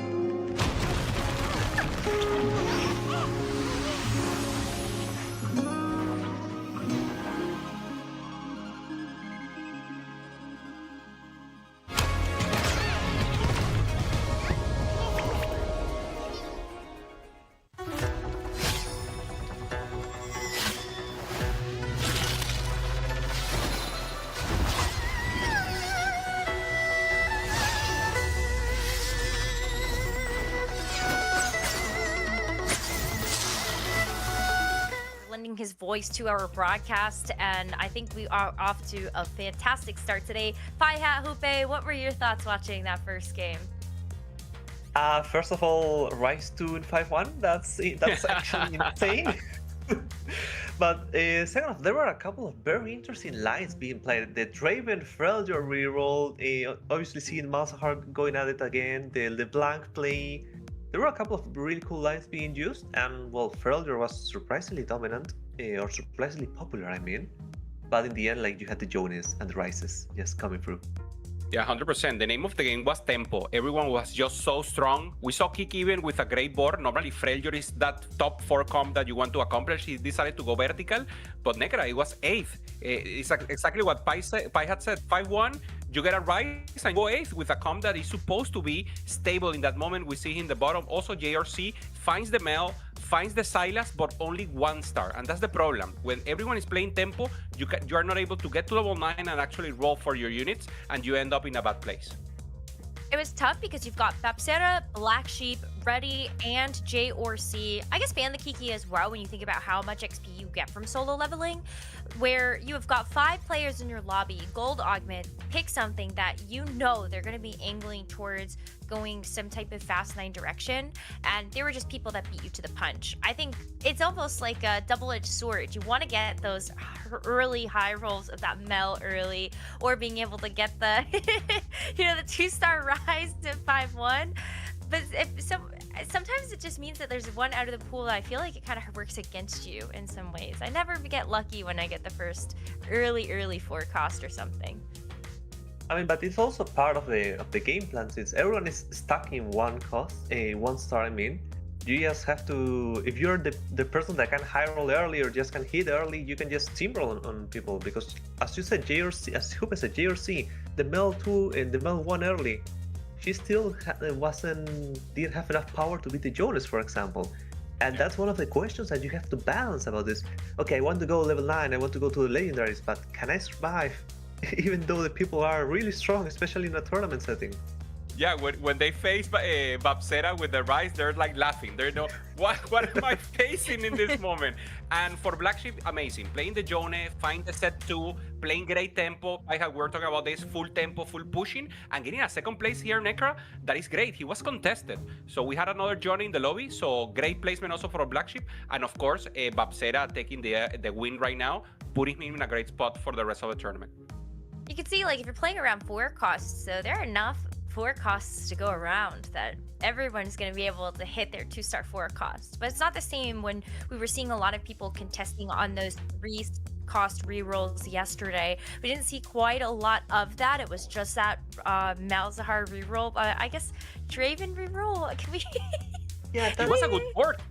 That was amazing to see Broadcast with 4th place with Draven reroll. So, I mean, it's not something you want to play, but he accomplished. I don't want to make a small call out. If you made Weishan at the start of the game, he was like, I'm surprised there were like 3, 4, 5 Warwicks per lobby, and we saw 0. Maybe the Warwick was just the flavor of the day yesterday. We'll see whether or not that trend continues. As we get ready to go for the second game, we throw it back over to Cioli and Dobbs to take us through it. Thank you, Necra and the Analyst Desk, for breaking that down. Me and Dobbs are now Wasianless. And so, we get to ask Dobbs all the hard questions, and he gets to answer. Yeah, I mean, I know you guys had the best player on the field answering all the questions, but I'll try my best. Hey, you're pretty good. Give yourself some credit, man. You're a good player yourself. It was Wasian, man. Come on. That's fair. That's fair. I know I have lots of questions all the time, but the good news is we do have another game coming up, and it will be a different lobby. So we'll be able to see some of the other perspectives on the current meta, some of the other players and their stories, breaking it down. And I think specifically as we look to the top left of our current graphic, we see 2 names from the TPC that are 2 names to be feared. Well, yes, JD had such a great season on the left side, as well as Kambuli, and I don't expect these guys to be on week 1. I mean, out of TPC, so I would say I have high expectations about them. And speaking about that, they already have like solid game 1 with a 3rd for JD and a 1st for Kambuli. So let's see if they can keep going well. 100%. My dark horse of the tournament also is Wigwug, someone that has one of two people that qualified to week 1 that had 2 different methods of qualification to the regional finals. So through ladder and through one of the Tacticians Cups, Wigwug is someone that I look at as a dark horse to make it out of this, as well as some player that we saw yesterday, Jungle Book at the bottom, trying to fight his way back into TPC. But also in this lobby are some players that we put in a little bit of our unknown category, specifically Millennium Fox, Chang Shanli, and Funkster specifically. Yes, of course. Something that I found very interesting about this day of competition, that we have 40 players and 11 of them are making his first appearance on regional finals. So it's more than quarter of the players, and I think that it's a great thing, because we keep getting fresh players on the field, so players can tell the stories. And it's also very interesting to watch if they can bring some energy to the field. And speaking of stories, this Millennium Fox guy, I didn't really know who he was, but I do remember he was in my Vegas lobby, my first Vegas lobby, and he did beat me. So that makes me feel better about myself specifically and my performance in Vegas. So, you know, we'll take that. Yes, for sure. Oh, and here we have the first one cost upgrade. I really enjoyed this one because it gives you some direction, unless you can get like something very bad. I think there's plenty of things that make this portal good. It can give you, solid direction here with Wigwug having, 2 Void online with that upgrade already. It gives you a base level of board strength, but also can provide you some econ advantage as well. If you do decide to sell it, you can make 10 gold in some cheeky ways to push your econ that way. Yes, this is something interesting because we've seen a lot of different approaches to these openers. Some players like to buy every single unit and then do not make 10 and see what the game start giving. And other players just like, okay, I don't mind having this a bunch of E1 costs. Let's just make 10. So this is something that I enjoy watching and see the different approaches about each player. On board with Chingson Lee, we did see that he had some Ionias he was holding, and it is Path of the Transcendent, which is the best Ionia for any kind of reroll, giving your 3-star Ionians an extra buff there. And so, possible Ionia spot for every player that can consider it. Yes, I mean something that I noticed when I am playing in Ionia is that when it's the best Ionia, everybody's going to look at it, and I get afraid sometimes because if it's the reroll one, I mean, you kind of cannot play reroll because other players are going to buy that as well. So it's a double, like, it might be a problem, but you have to keep focused to see if you're contested or not. Slightly magic roll, giving a full item here, giving you that death cap. And for Jungle Book, who is going to be playing around LeBlanc here, unlocking it now, this is going to be a great, strong start for him. And so I don't think he can be too upset about that. Yes, of course. AP lines are great right now on the game. So having like a full Rabadon can be very cool. I mean, he does not think, I don't think he's playing Yordles, but I mean, we must see a Faker on this weekend, right? I really want to see one.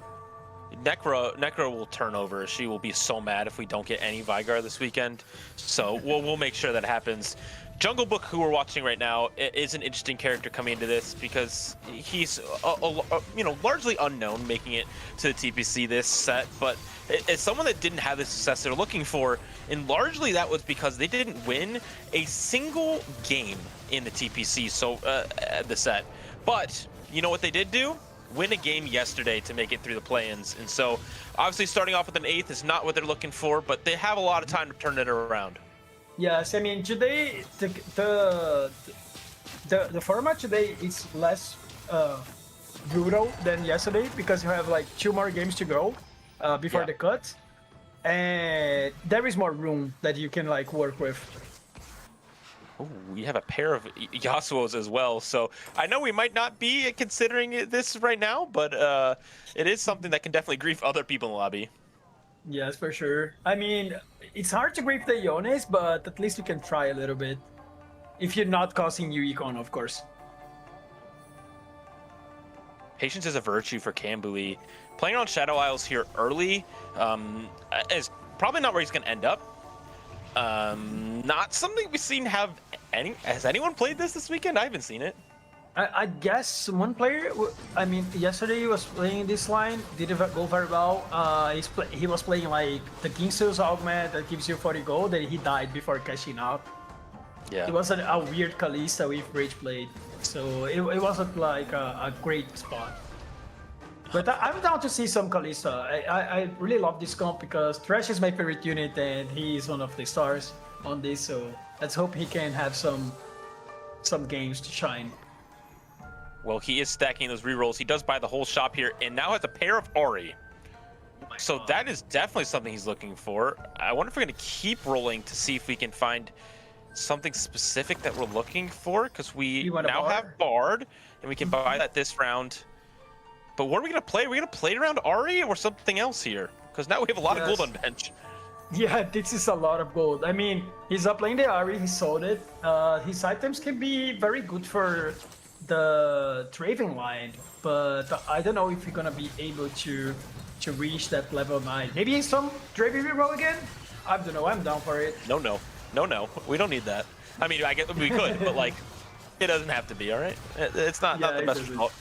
Kimberly is an interesting story because coming into this set, he was somebody that we were already crowning as the top 3 in North America. He had incredible consistent success over the past 2 sets, but now with his result in TPC, it may have wavered a little bit. He didn't have any really good standout results. He really, isn't in the form that he would say is his best. And so looking to really regain that confidence through playing through week 1 and hopefully making it back to TPC. Yes, I want to add something to your point. Is that we might think of some player were like was doing great on past sets and then not being able to auto qualify for TPC. But if you remember, G-Soap on last set he played week 1, so I doubt that anyone would put him like, okay, he didn't have the greatest result on the field, but they still know the game, and he's probably one of the favorites on this weekend. So I expect him to be at good shape on this tournament. He and Dehua are the only 2 playing in week 1 that have qualified to back-to-back Tacticians crowns. And so, and one of only the 3 people that came back from last set, JD being the other one who was at an America's representative from Tactician's crown. Millennium Fox, though, does have this, what is it called? Excellent Shopper? Something Shopper, where you get 2 of the same copy of a unit from the carousel, and so now has Emilio too. Yeah, I mean, this is an augment that I do not see much, and it's interesting. If you have like opportunity to go to the first carousel getting like a 3 cost, it's an amazing augment. But if you low roll, I mean, it's not that great. So it's a weird one. It's efficient shopper, by the way. I remembered. I knew it was some E word that was for these augments. There's so many of them to remember these days. But for Millennium Fox here, we do have a strong start and starting to put some of these wins together as well. Kambuli now looking to play around this Jinx Warwick line, which does make a lot of sense. We saw Warwick be quite popular yesterday. But being uncontested on this line and having a lot of rerolls to use could be a very good spot to secure top 4. Yeah, I wonder why he actually didn't go to the Shadow Eyes, because he found a Jinx and he thought it could be a good opener for it. Because he opened the Yorick and then sold. Jungle Book playing around LeBlanc, which is just, everyone's game plan right now, especially if you have an AP opener. That Scion is the unit you want to see in your stage 1 shops where from an orb because of the unlock condition. And so we'll see the power of that demonstrated here, putting that 4 streak together alongside Wigwug, who did get their 5th in a row to keep it. And we have a almost perfectly symmetrical lobby going on with win streaks and loss streaks. This is beautiful. Yeah, I love it. Yeah. Symmetric stuff. I'm curious to see what JD is working towards, specifically playing around 5 loss streak. There's a lot of the reroll lines being a thing opens up the ability to loss streak better because there's a clear way to stabilize where around level 8 metas you need to get there healthy with the pieces. Here you just need a lot of gold because that gold can help guarantee that you hit because it's much more likely to find what you're looking for. And so as we look at the course of this game, trying to see and identify who are these players that are rerolling. Yes, of course. Oh, he just got a LeBlanc pair. He's an unlucky Orianna. He's very good for his setup. Way better than Anivia. Yep. 100%. If you're able to get Piltover in as well, that is always a good splash. He just sold the Caitlyn, and also he sold a Loris as well. Interesting. JD's spot is interesting because from this I would be thinking, hey, we're playing Malzahar, right? We're playing Yes, Malzahar, for Leona, sure. but we have this 2-star Philios. Are we playing around this at all? I mean, I would say he can wait for the augment. Maybe get something great for Aphelios, he can stay. And maybe some sort of Leona Aphelios, who knows? But I'd rather play Malzahar. It's a composition that's doing very, very well on this weekend. But I guess it will end after the augment choice. JD getting his first win on the board. This Jinx unit does some scary things late on in the fight. Yes. So the confidence was definitely lacking in that statement. But Silver Augment start does mean that we have lots of options open to us for our 3-2 Augment. So as we see the last fight go through there for Cheng Shenli, very curious to see if we're going to get shaken up here. Not quite. Okay. This is gold augments, so good options all around. Indecision being one that gives you a lot of extra gold and, you know, says, I don't like these ones. We'll decide later. What I love about Indecision is that sometimes you just get bad augments. So getting the decision is like, okay, just get free gold.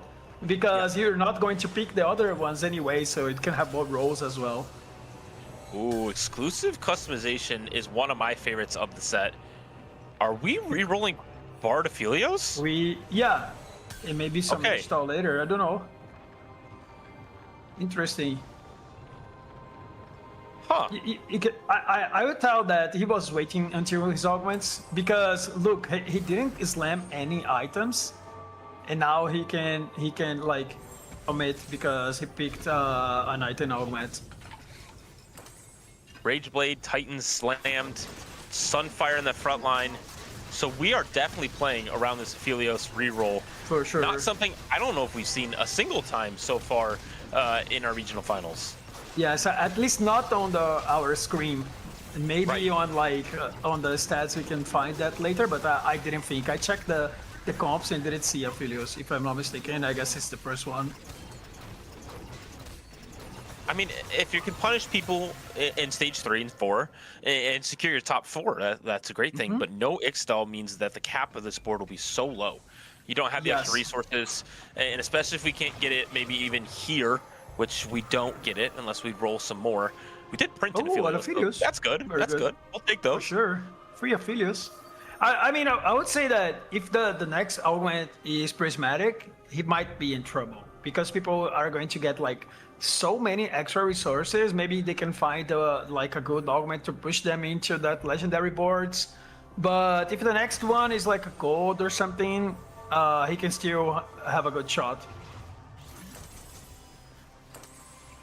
The Golden Dragon on the other side for Wigwug. Fascinating this. choice here. Amazing. I love that on Scion. I mean, I played that once when I was playing the powerlift competition. Yeah. And it was like Scion Aphelios. It was amazing.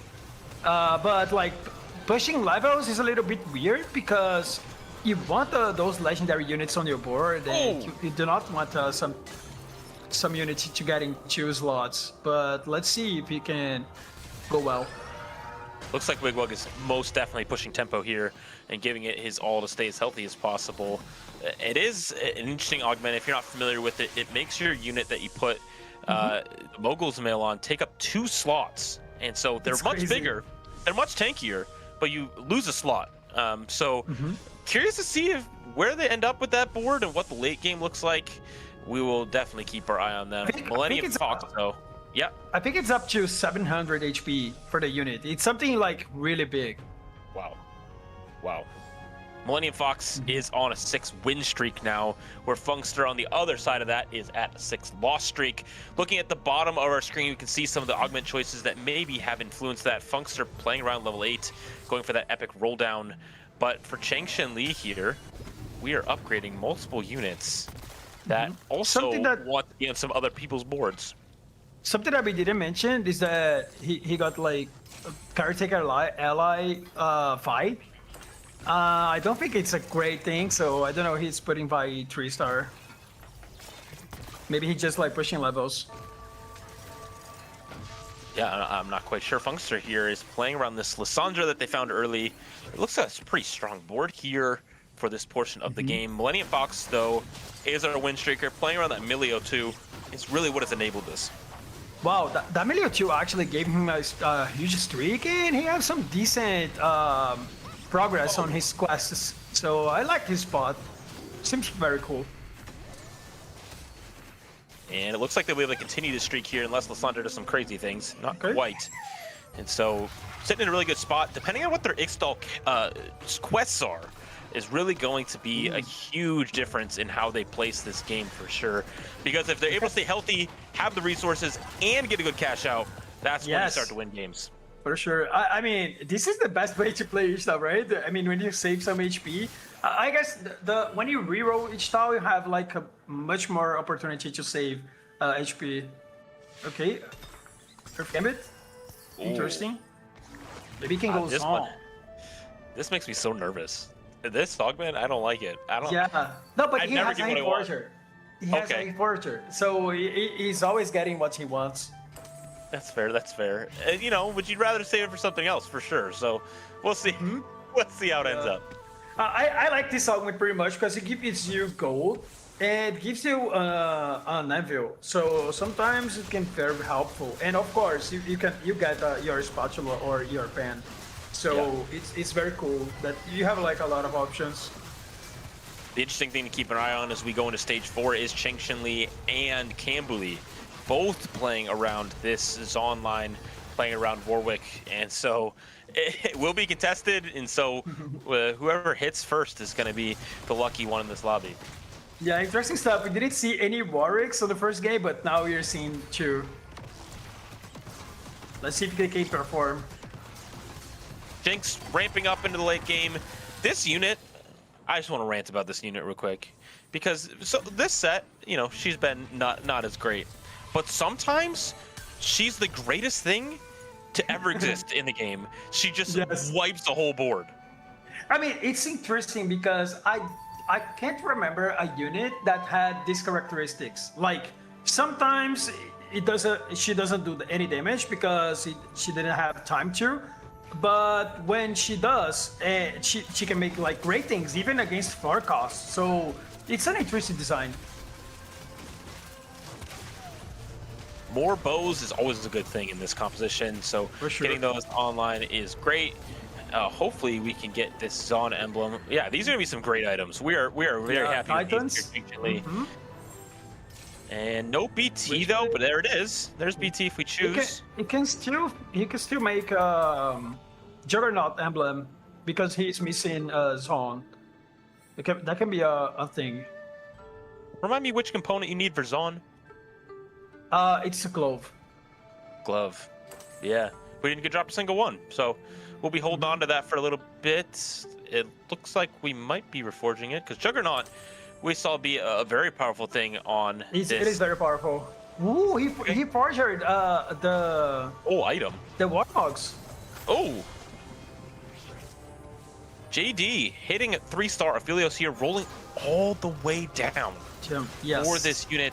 Still no Ixtal in. Oh my god. I mean, it's never playing Ixtal on this board. It's impossible. Yeah. I have my doubts about the success of this one. We are still pretty far off both of our other frontline upgrades, but we know that this Bard without items obviously is not going to do too much. But once we get later on in the game, with all the 3-stars we do have, Bard look at that Jinx. Drops more dutes. I mean, having the crown Jinx, good stuff. I like it. This item is so cool. It's so cool. It's so risky, and I love it. Another gold augment to close out our game. Cross our lobby. JD, though. He wouldn't have like a good game if people could get like a prismatic on this. Yeah, Staffsmith is a great option to be able to get 3 threes, a lot of gold. 3 threes. But now we have Bard items. Yeah. Yes, for sure. Good stuff. I like the choice that he had. I mean, he's 0 gold. But even though if he gets 3 threes, he wouldn't have like a great time because his Bard has like no items. So I think he got like the best choice. Punkster hitting Lissandra 2 is huge for this board. We need to get The rest of our board put together, we're not quite as tanky as we would like. That is a guarantee. Okay, Not able to upgrade it, not just yet. yeah, we'll be ready for next round, but we do have a lot of damage on this board, and we're playing around 3 defender. We have early Azir. That is great because he can unlock Shurima and maybe a Zerath. It's always OP at 1 star. Let's see if it's able to. Shen Li, this single target damage from Lissandra just can take down any of these bruisers quite easily, and that will be the case here. For Funkster, though, the flex line around Shurima and all these things is a great way to go. Mel unlocked too. Yeah, I mean, he's cooking something here. Let's see if he's able to go to push level 9. I think his build is good enough. And he has some decent economy augments. Like, he still has some rolls. So, okay, keep rolling. I do want to talk a little bit about... Ooh, Mel Perry? Oh, he sold the Mel. He doesn't... He didn't no buy. Mel this game. Yeah, he didn't buy. Ooh, Zillion. Oh, Zillion. Yeah. Oh, that's Zillion is actually great. something that you want. Yeah, someone to play Sandra. Yeah, I do want to talk a little bit about Funkster's story because he is a prominent community figure. If you are into improving at TFT, because he runs a coaching server called ARA, Always Roll Academy, and helps teach some students and run a lot of free sessions. I've been somebody who has joined a bunch of those and learned a ton from them. So shout out to Funkster and the rest of that group for continuing to invest in the community and help people learn more about TFT and now compete on the big stage. Yes, I mean, this is something that I love about TFT community. You have a bunch of free stuff that you can look for, and you can find there good information, actually very good information from great players. We have, of course, you can pay some stuff, but if you don't want to, you have just a great amount of resources that you can look for and actually study and get better at the game. I think TFT community is one of the greatest on this side. 100% agree. Across our lobby, checking out some of the other spots. Wigwug, a fascinating one as well. Taking Gilded Steel, which gives you 2 5 costs and gives some durability to the rest of your team when you're playing them. And it looks like he decided to play both the 5 costs he was given. We'll keep an eye on that as we go along to see how he decides to make the board work. A big problem I do want to call out is JD, who hit the whole board. Funkster took him down. And so where he was supposed to be stable is now already starting to crumble and crack a little bit. So I don't know how he's going to make it out. Yeah, I mean, the spot from Funkster is very interesting. He already have a Renekton. I would say this is the least, the unit that I don't like the most on current patch. I'd rather get Nasus, but of course, at least you're saving some HP, right? And he already have Garen too, so when you arrive on level 9, he's very likely to get that Silas, that is such a great unit on this patch, so this spot is very cool. Kimberly going slow 8 here, really showing the status of the lobby being quite poor, not really having important upgrades except for Funkster, who we are on board with now.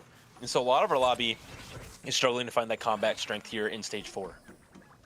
Yes, of course. And Funkster having that early Zillion will help him push into that level 9. I think this unit, it's a little bit underestimated sometimes. It's quite easy to forget about the Zillion power, but being able to ult and get you extra XP sometimes save you a lot of money.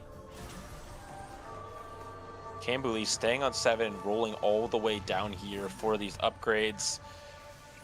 Not finding any 3 stars or 2-star Warwick means that this board will remain pretty weak here as we enter the back half of stage 4. We need to be patient, and we, his first augment says patience is a virtue, so maybe we need to listen to our own advice here and see how stage 5 treats us. Oh my god, he's gonna be at 1 live with this comp. I mean, things getting very scary. Yeah, you see it on his face in the bottom right-hand corner. It's just like this is a low roll, right? It kind of is. You can do the roll calculators and know that this is not ideal. Yeah, you can call it. I mean, it's fun that you have some websites that you can check your reroll and see if you actually got a low roll. So you can actually argue on that. I think this is one of the craziest things that we have on TFT right now. It's very funny and good for excuses, you know, because Yes, you can actually. You see, I did my best and I didn't find a unit. It was low roll. It's stayed in there. It's crazy. it's not even my fault, man. It's not even my fault. It's this game's all luck, right? That's why Wage Iverson has won every cup so far this set. Anyway, that's besides the point. This roll down is going to decide his game if we can hit some of these upgrades and make some 3 stars here on our board. We are one jinx off, which is great. But as we continue our rolling, we are finding absolutely nothing. Oh my god. Wait, this is tragic. This is very tragic. Yeah, I mean, when something like this happens, the best thing to do is like just reset and think about your total points. You're making at least you're with 9 points. That's not that bad. And this is like sometimes you roll low, so it's important to keep in mind that you have to do your best on the next one, regardless. On the opposite side, you see all of these upgrades. A huge frontliner that you're never going to be able to get through alongside a bunch of 5 costs. This will be lights out for Kambuli. Did go first in the first game, so he's still good. We're still hanging out. Still fine, yes. I feel that he has a lot of experience. A player with this caliber that played boards, and he was on TPC, so he has the tools to come back on the next one and do good. On board with Jungle Book, who is playing around some of the most powerful units on this patch, but the problem is not very many of them are 2-starred, so we aren't going to have the amount of power needed to really make a super powerful board. But if we can get to a Mel cash out, if we can upgrade some of these other units, this could be something to run the tables. Yeah, I mean, he's playing low budget Mel, not quite good right now. Oh, there is a Tarek with the Mox Mail. Interesting stuff. Yeah, I mean, this Tarek is going to be very hard to kill, and Wigwag might be the slayer in this lobby, taking everyone down one by one. But let's see what this Mel can do. Can it get through this front line? The Ambessa's doing quite a bit of work. Able to take it down onto the Shyvana. Looks like it's going to be another round survived by Jungle Book, which is another round closer to a Radiant item. Yes, and another round that he can save some placements as well. It's always important to think about that. Even though you're playing on Mel, that's a 5-cost unit, you're obviously you want to go 9, but when you can't, every single upgrade can matter. Having like a better placement on the game. Funkster now taking 2 losses in a row while Conda is running away with it. And Conda is playing around that Demacia AP flex. He's actually just playing vertical Demacia, so would love to see how that success is going. Yes, we have seen a couple games with players investing on that line. It's interesting that you can go 9 and sell your own Garen to get a Silas. Let's see what Conda can do in here. He has a lot of gold on the bench. We're also just following Wigwag around, seeing which matchups he can win and not win. We do have Volibear 2 now. Yeah, the Cillian 2 there. Oh yeah. Yeah, we made it to level 9, so able to get more of these high-cost units. We didn't move our items from the Shyvana onto the Volibear yet, so Volley not being able to do too much. But Zilean doing a lot of work here, able to take down a lot of units, but the front line falls down just too early. Wow! It was such a close fight. It was such a close fight. Yeah, I feel that. Jungle Book. Oh, the lobby is getting so close. Look at the HP. So close. Oh man. For Jungle Book specifically, going 8th first game and then another bot 4 would be not start looking for. But again, there is 6 games today before a cut happens, so he's got a lot of time to figure it on out. But for Funkster, somebody who did go 2nd in the first game, we have obviously some points to work with, but starting strong is extremely important. Yes, it is. I've seen some players getting emblems in here, Disruptor and as well as Invoker, so interesting stuff. Let's see if they can adapt their boards. Ooh, here's we do have an upgrade.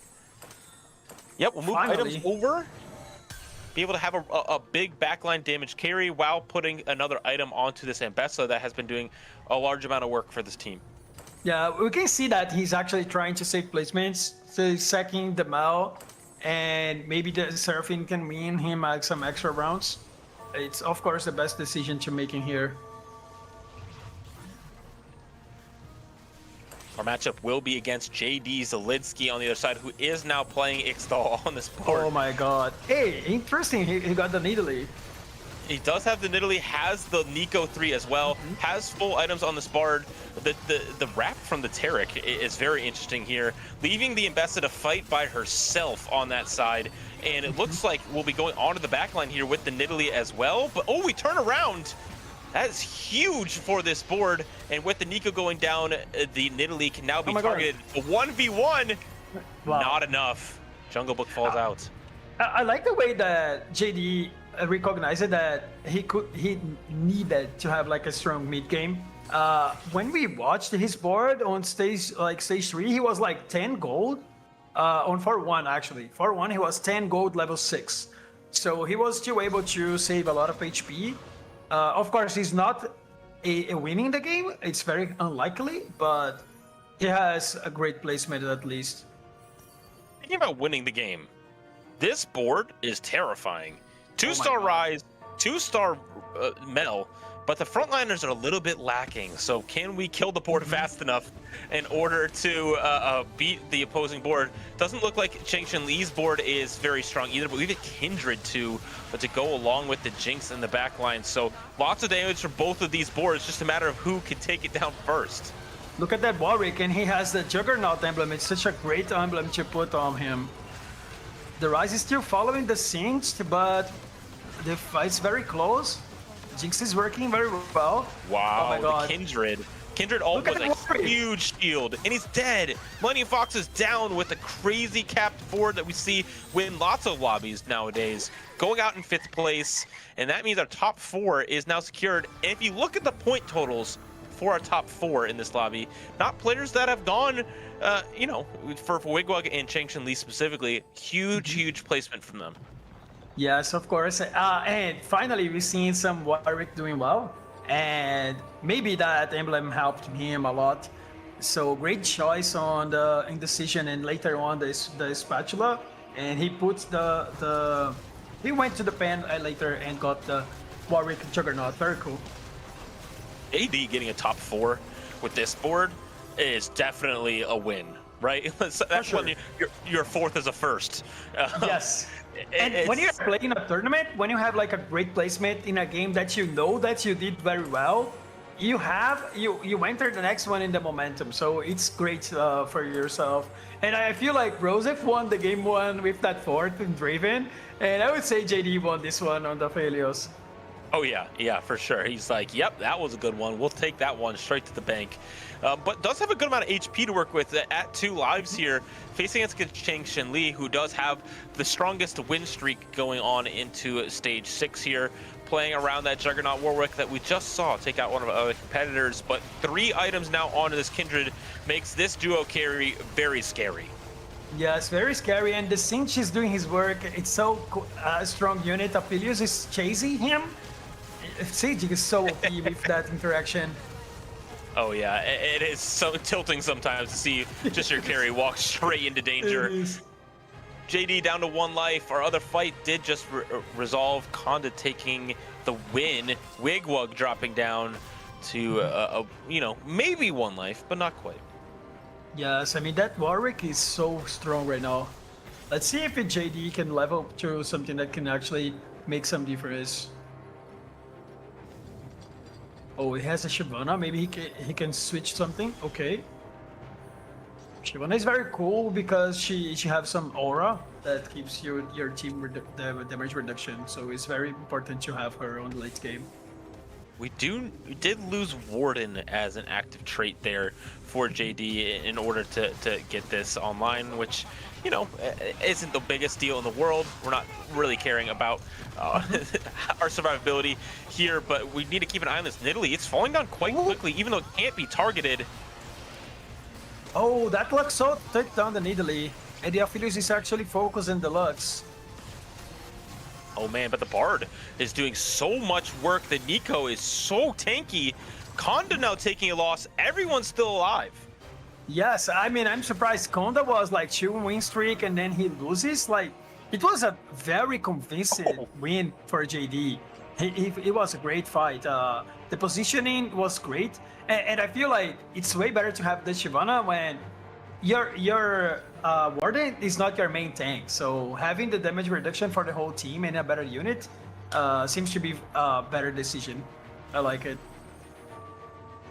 We did print a Swain from the Bard there, which is, a great to have, but not quite upgrade here. Now facing Wigwug, which that's 1, 2, 3, 4, 5 cost upgrades alongside this Taric 2 that is an absolute menace.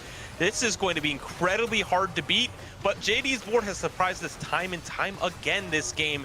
The Nidalee doing an incredible amount of work as the rest of the board ramps up, but if the Nico falls down, so will the rest of the board. Great fourth from JD here, but maybe can we squeeze out a third?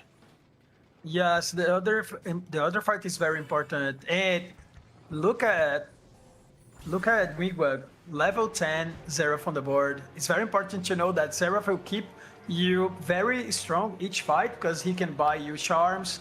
And some of them it's really powerful. I mean, that opportunity that you have, like buying 2 golems, I mean, it's an auto win. So it's important to note that he is gonna be strong every single round. Wigwag getting another one of these healing items going to be really good on this Volibear. Maybe able to get that tankier and tankier. The rolls coming through here for Konda. We do have Galio too, which is, I don't know why it's so rare to find, but it feels so hard to find. This is very Look at that TG. The TG on Galio, and it scales up with magic resistance. So strong right now. A D-Claw and a BT. I think both these TGs are pretty good. The Swain also with some AP as well as some tankiness. This is going to be a huge portion to possibly swing this fight in his favor. Yes, of course. I mean, let's see if it's enough to take now the Warwick that is doing very... This matchup is very good for Warwick, I guess, because the Lux does damage in like AoE damage. So it's hard to kill him. But let's see if it's enough. Yeah, the Zillion is going to be the thing to watch, right? The Zillion bomb being able to take him down slowly is exactly what happens in this fight. Jinx is still alive, though, alongside Kindred. So Kindred all comes through. Giant Shield is not going to be enough. Jinxian Lee falls out. Konda in the top 2. Wigwug in the top 2. Seraph too. Big comebacks from both these players. Yes, what a end of the game. Like, very interesting. It's very good to see how the players are actually capping their board. And here come the Sylas. Sylas wins too, but you have a Xerath and Cillian too, and a lot of legendary units. And we can see that augment actually paid off. The Malkus Mayo, such a great decision. Let him go 10. So I would say that it was really well played. I mean, this is just the definition of high cap in this game. Level 10, all of these legendaries, having this Xerath 2 as well, getting the charms online. It is going to be incredibly difficult to beat this. Konda playing, Demacia is a great board, maybe not the highest cap, but it looks like it's not quite going to be enough. But the front line is falling for Wigwug. Oh my god, this fight is so close, but actually not. Seraph just ulted. Oh my god, look at that Lux. Oh, it's so close, but he does take the game. Wigwug taking game 2 of the regional finals. We can see the disappointment in Konda. He know that it was close, but I mean, level 10 with that amount of legendary units, I'm actually surprised that fight was close. It shouldn't be, I guess. Yeah, I mean, it was way closer than I thought it was going to be going into that. And the Golden Dragon really showing its power there. Being strong tempo, we saw Wigwug playing from high HP and being able to push it as far as possible. Get to level 10, the extra slot, you're not losing too much once you can get to level 10. Yes, I like that he played that line with Sion. And something that I found interesting, that when he took the Malgus Mail, he didn't have any frontline items. So this was something that I wouldn't consider, because when you have an augment that give you your unit 2 slots and that amount of HP, you want to stack it. So I found that was a really interesting choice, and it paid off. So he might had attack hidden. Yeah, it was a great game from them. Congratulations to Wigwug on that win. We will have an analyst desk to break this down and many more games to come, so don't go anywhere. On the other side of this break, we will have Necra and the whole desk break it down.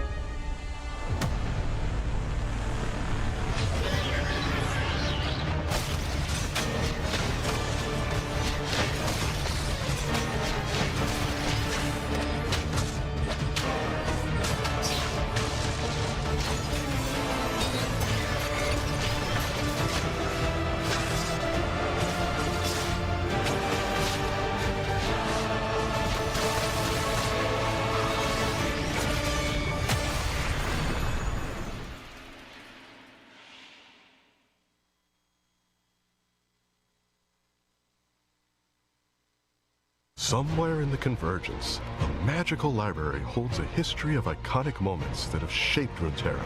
Moments you will bring back to life in the newest TFT set, Lore and Legends. This is TFT's biggest set, with 100 champions total, but you'll only start with 60. You can build plenty of comps from that initial pool of champions, or you can complete quests each game that will unlock new champions and comps. These quests reimagine epic Runeterran legends. For example, you might want to unlock the hot-tempered barbarian, Tryndamere, but you'll need his bloodsworn, Ash, with 2 items before he can fight by her side. Not every quest is that simple, though. With 40 total unlockable champions, you'll have many paths to victory. Maybe you have a 2-star Lux, Garen, and Jarvan IV, but get the sudden, intense urge to betray Demacia. No judgment here. Sell them all and you'll unlock everyone's favorite manacled mage, Silas. Want to know if you've discovered every unlockable? That's what the Lore Finder is for. Each time you discover an unlockable champion in-game for the first time, you can open the Lore Finder and see your whole collection. From there, you can learn more about each of the 40 unlockables and where you are on the rewards path. Because discovering unlockables brings you closer to freebies like emotes, little legends, and an exclusive portal if you manage to get top 4 with all 40. Whether you want to rekindle past rivalries or honor old alliances, there are Hello, everybody, and welcome back. We just had a break to give our players a rest and also wait out the remainder of our Game 2 lobbies that are finishing out. Back with Pi Hat and Pupisan to break down the action that we just saw. And this game was particularly interesting. We've seen a lot of things that I feel like we got to see earlier on in Lore and Legends set, but whether or not they would stand the test of time and be able to actually contest some of these new, like 3-cost rerolls and also AP Flux boards that we've seen really be at the top was a surprise. Pleasant surprise. Yeah, the big surprise is seeing Aphelios standing out and even top 4ing. There has been like 1 or 2 Aphelios in EMEA and in APAC, but we haven't even seen them here in America, so it was really cool to see a throwback to the good old times. Yeah, I have to totally agree. Aphelios was a surprise, and the other surprise was 5th place for Millennium playing Mel 2 Rise 2. So, I mean, matchmaking did have something to say here, and of course, maybe the front line wasn't the best, but of course, that was also a big surprise. On the top, Necra with a board that we haven't seen before, Shyvana being the carry, having the setup too because of the Azir early, and actually accomplishing to win this. For me, also a surprise to work with Conda with the vertical Demacia, making it happen. I feel like whenever we've seen Shyvana, it's always, oh, utility, utility, utility. You just like love to have that splashable on your board. So the fact that we did see it itemized, I wonder if maybe there was a world you would have moved those items to the Renekton if you had actually unlocked it in this composition. But instead, what you got from your units was for your Shurmur units, you unlocked the Xerath, which I thought was just really fun.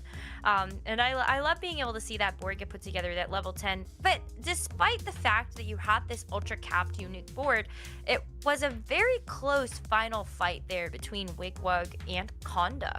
I think that board was definitely I definitely underestimated it. I thought that Demacia vertical had not been as good lately. Yeah, you and me both. I see Demacia as a comp that you play to get to the legendary, but he just stood with those legendaries. He even beat Millennium Fox's board with Rise 2 and Mel 2. So you can see the power that Lux has sniping the backline units. I also want to highlight the Golden Dragon of Wigwag. We were discussing about how you want the carries, you want the damage, but you also want a big tanky frontline that lasts you enough time for your units to actually do the damage. And that Taric, using 2 slots, being extremely big, with the Protector Spell, then you add the new augmented glided steel, so he had even more durability. And that Taric, even with only 1 item, he was just doing the work. Totally. Yeah, it's beautiful to see because the meta is still developing. We saw Warwick being over-indexing once again, 2 people playing Warwick, not with the Jinx 3. So, I mean, it's great to see the meta evolving, and I feel we will see more boards like this, Necra. Maybe like a mix, some cooking on the late game, just trying to maintain the tempo and, surprise, maybe win the game even. I feel like it helps when you just do have like emblems that are getting dropped for some of our players, or you just see them actually picking things like the Earth's Gambit, as we saw from 3rd place, to be able to get just anything that's going to help this composition online. And I think that has opened up a lot of unique possibilities. You know, when I think about Lore and Legends and one of the trademarks for this set, the fact that you have a lot of these traits that come as like, you know, packages of 2, you can just tech in basically any emblem or any trait, and it makes your composition better. Yeah, and people are slowly trying to figure out new ways to even to use the emblems, to use those like splashable comps, and that's why Warwick is one of the most like fun comps to watch. Even though it's decently straightforward in how you play it. If you add 1 emblem into the mix, it just changes everything. And we haven't seen that much cooking in related to emblems, but whenever we see a Rise 4th hole, we're just crazy. It's just amazing the things that we are able to see. Yeah, also the Cillian that maybe some people don't like. I will not call names, but Necra. for I example. don't like it. Yeah, oh, you of course, call But me I out mean- on this one. I don't like mean- Zillion. It's like he doesn't do anything, but if you position him perfectly, he could be the one who carries the game and deletes the tank from the enemy. But of course, they know that the Cillian is there. They are positioning, and challenge level position is very difficult to actually hit the Cillian on the main tank when the start of the game arrives. Yeah, look, maybe it's a skill issue, but whenever I use Zillion, he doesn't do anything. And whenever people use it against me, or we see it actually work in these games, I'm like, what am I doing? I see it from aura farming, and I'm like, I'm going bot 4. It's just a bot 4 day for me. Or I get it early from just like my shops when I'm at level 9. What am I supposed to do with this unit? I don't want to itemize it. Yeah, but we've seen variations of that. It's a couple of Cillians being used just for economy, just to get to level 9, and then just use it as a nuisance. I know we can hate him, but in a meta that has a lot of long-winded fights and a lot of tanks that are just like extremely annoying, for example Leona, having the Cillian to just put the pressure and just put a timer on that tank, I feel it's very, very valuable. Yeah, totally agree. I mean, we have some other surprises. For example, the LeBlanc being so good with the game, enabling several compositions here, Necra. So once again, middle ground still open for many options. Still waiting for my Veigar. Hello. I was so excited when I ended up seeing the Rabadon's death cap, and then we got no Veigar, and so I am sad. For now, no Veigar for now. Well, maybe not ever. Games to come. Players seem to be allergic to playing Yordles, and I get it. But let's take a look at our standings, because after these 2 games, we are starting to see the pack actually diversify. And so when we take a look at our top 16, these are going to be the players that have firsts, got 2 top 4s back to back. Like, they really are having great starts to their day. And definitely congratulations to Wholesway Deleted, who came in from the play-ins yesterday and is at the top of the pack.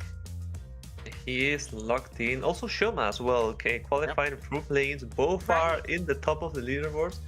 And as you said, even though at the start of the broadcast, even though this day is not the most eventful one, this is the setup day.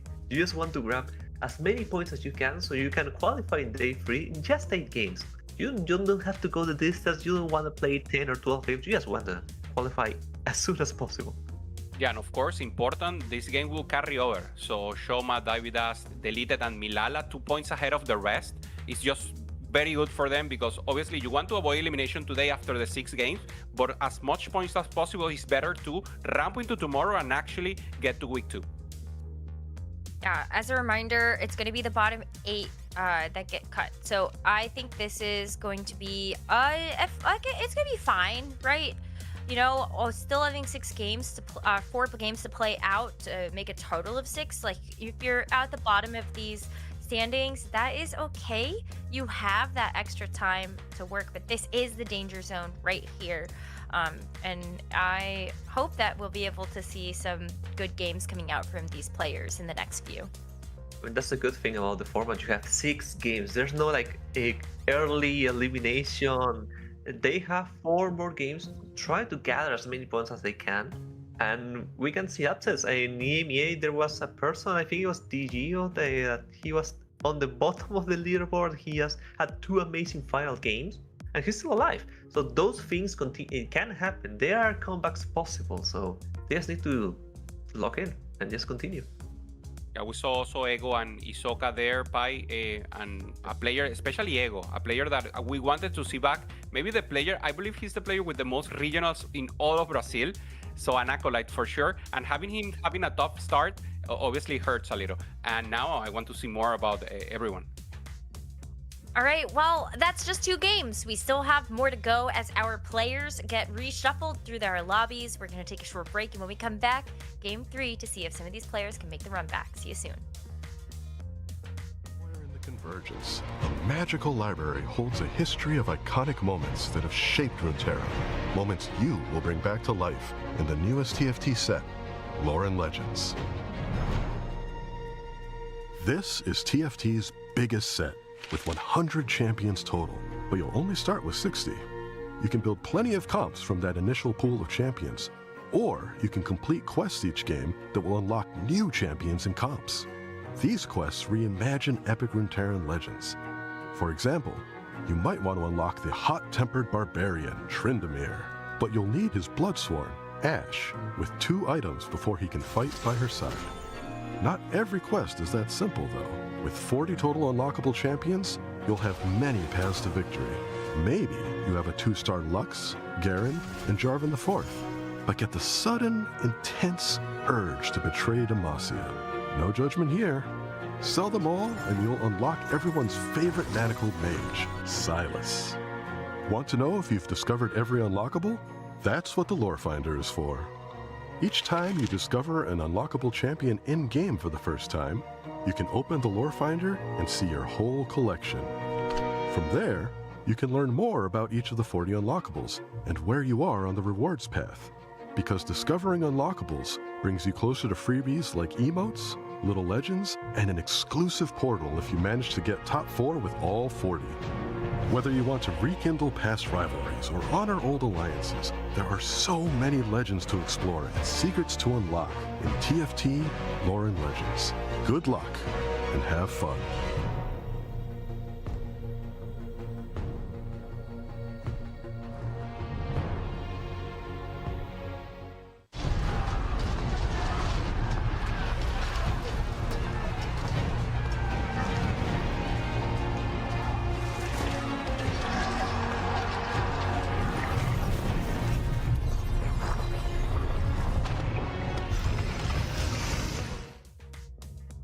Welcome back, everybody. Excited to be here alongside Pie Hat to get through this next game. Pie Hat, we've got our wish list, right? I want to see Veigar. We haven't seen him yet, but what else are you looking forward to seeing for this next game? What's on your bingo card? My bingo card. That's crazy. I want to see a hero augment actually. We both want to see Yordles. You want to see Veigar? I want to see Rumble. I really want to see. Yeah. I haven't seen the artillery at all. Like throughout the set. This is the time, please. I see it in my games, but I think that might just be a reflection of where I am on the ladder and not actually how good the augment is. But we saw Filio's reroll, so I feel like it's not out of the question. That is true. And now let's see if these players want to do something. There are a lot of heavy hitters right now. Milala already starting with a very strong performance, already 14 points. Just trying to get after, trying to qualify as fast as possible. Konda, who we've been following since the first day, surprising something like Demacia, vertical Demacia, and even getting top 2. So these players are each one bringing different ingredients into the mix, into the meta. So it's gonna be very interesting to see the clash. I also got an information that Kiki played Viego reroll, the hero augment of Viego. Whoa. So there's a lot of hidden tech being used right now. Okay, it's either hidden tech or people are just holding on to the past. Maybe. It's very possible that I feel like, you just like the comp so much. Like I was at the very beginning of the set thinking, oh, Shadow Isles, it's gonna be so fun. I want the Viego hero augment so I can play the vertical Shadow Isles, because what a cool option, and just like a cool mechanic for the set. Were you also a Shadow Isles fan? I really liked it. That's actually my fun fact. That was my first game. The first comp I ever played was Shadow Isles, which was like it's a very cool demonstration of what you could do with the unlocks, just going one after another. Sadly, just the meta didn't pan out that way because it just ended up being a very strict comp. But now with the changes that they did with how the unlocks work, I think they made Shadow Isles very fun to play and very skill expressful. Even though Kalista doesn't win as many lobbies, you can create a lot of scenarios around Kalista, Fresh, maybe even Jory can win. I feel like a lot of these verticals, especially with those unlocks getting easier, as you mentioned Thresh, and I think back to that Demacia conversation, get the Thresh, maybe tech out of Shadow Isles, but keep the Thresh because it's really strong. Similarly with the Galio, maybe you don't play 7 Demacia, but you play 5, and you just try to kind of keep those smaller packages while also maybe unlocking Rise or something to really fully cap the board. I don't know. Yeah, I mean those are the questions that each player is doing right now, and those are the questions that the patch brought to everyone, which are like, okay, you have all these new options or older options that now are easier to unlock. What can you do with them? And we've seen people showing us different answers to that question. I think that's one of the coolest parts about these regional finals as a whole. So we're just seeing different skill expressions, different skill sets, and I'm really liking the regional finals, and this only been like 8 games. I know, and we still have so much more to show people this weekend, and also with 3 additional competition days starting next weekend. But I'm excited to see like how the tournament meta develops. Like oftentimes we will see the meta in a tournament be different than the meta that you would see when you're playing ladder. And so what are kind of like some of the differences that you've seen that you feel like, well, it's like I wish my games looked like this, I guess, is what I'm trying to say, is what these players are doing.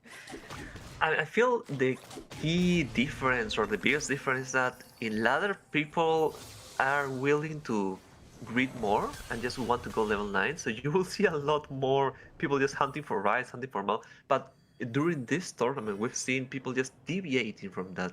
More free cost reroll, even though it's a good comp or a good strategy in the meta, we don't see it as much in ladder. We see a lot of that. We see more players willing to roll on 8 and just go Demacia, for example, like Conda in last game, just trying to put a hold on the greedier players that are just trying to AFK into 9. Well, I guess it's like on the ladder for me, I feel like I see a lot of people playing that first or 8th place style. You want to win because winning is fun.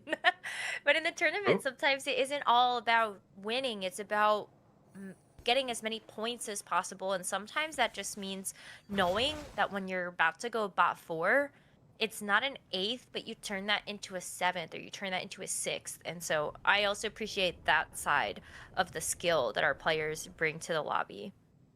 Yeah, I feel like that's one of the less I don't want to say important is not the word. Less It's less flashy. Flashy, that's the word. Thank you. People don't see salvaging 2 or 3 points like a huge deal, but in the grand scheme of things, that actually can help a lot. In ladders, it's ATLP. In tournament, they may just be your ticket to go to the next day. And especially, that's the good thing about now that we're talking a little about the game. Now that we're seeing Silver Occupants as in 2-1. Players have time to develop their strategies. You aren't forced into like fully sending it. There aren't like the gold documents that give you emblems or prismatic like explosive things. We are just seeing players try to slowly build up into their game plan right now. Was that a patience is a virtue joke? As we have Bruh. I mean, it's a big setup for that. I'm glad you understood. It's right there. But yeah, I mean, you get 2 free rerolls if you don't buy a champion on the last round. So I feel like for David Ace and Bruh, and especially when a lot of the comps that you're building towards, like you just need the extra rerolls. It just saves you so much in the late game. Like if you want to play a 3-cost reroll, think about all the free rerolls you have now, right? And there's also a cool strategy that you can play around rerolls, because you can get Bard early, which means that you will only have to roll on 1 round and then get the Bard. And throughout the rest of the game, or at least stage 2 or stage 3, you get the extra rerolls plus the Bard reroll. And if you're playing something like Yone, for example, you can just use that as an avenue to get an early Yasuo 2 and then just get into the Yone and just spring forward. Bruh, open forted, sold everything with patience as a That virtue also helps. If you aren't buying units, might as well not get anything. Well, just try to think about who would he be trying to grief here. Yeah, I guess, well... Is there an additional player that just is trying to get a lose streak. If not, he just wants to keep the streak, keep the gold. Now the question is, will he or any of the other players get bar? That's an RE2 already. Wow.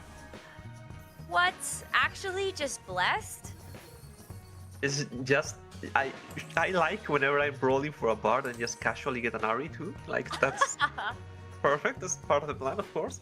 Of course. Well, yeah, I mean, it's not about the bard at all. It is the high roll. Oh my word. Yeah, and he got their extra rolls and didn't roll all the way through because since he saw the item, like he's like, okay, I am just trying to win. Those are very Jonas-centric items, but an RE2 with Ginsos will still permacast and will still do a lot of things. That shouldn't be much of a problem. Hopefully he doesn't lose any round because that's a big money investment. Yeah, that was expensive to build the Ari for sure. Cause ooh, Ari, come on! Give them the kiss of death. One more? Oh, he lost. How? So That's tragic. so sad. Well, he had the 3 loss anyway, so I guess bare minimum. Maybe you just like keep losing this stage. Do you position at all so that you just like fully lose stage 2? I mean, now it feels like you have to, but that's an awkward spot because you see the other players that also have the same patience as a Virtue or any reroll augment. They have Bard, Broseph, David Ace, and Barbara Brown. They all have Bards in their boards and very weak boards as a whole. So I don't know if Reddy will be able to get the full lose streak. I think after slamming the item, Reddy is committed to trying to just rectify the loss streak. If you can get the wins, like I guess overall, winning still is econ at the end of it. In a way, yeah, that is true. Because the HP is important also, so maybe it is just don't lose all the way and try to salvage what you can. Simple as that, just don't lose. That's all you need. Don't lose, forehead. I want to point out quickly Black Shoes board because the Bard is one of the biggest presences during the early game, but there are spots or scenarios like the one that Black has that are very important also for the game because the water axiom just gives you extra mana regen, just gives you the chance to don't need to build a MR shred. And Black Sheep, wherever he wants to go, either just the normal invokers or maybe the Malzahar reroll, it will be extremely helpful because it's going to be a 4th item into the unit, and that's going to be very valuable down the line. So is that where you think he's going then? Is just some type of AP reroll? Or is there...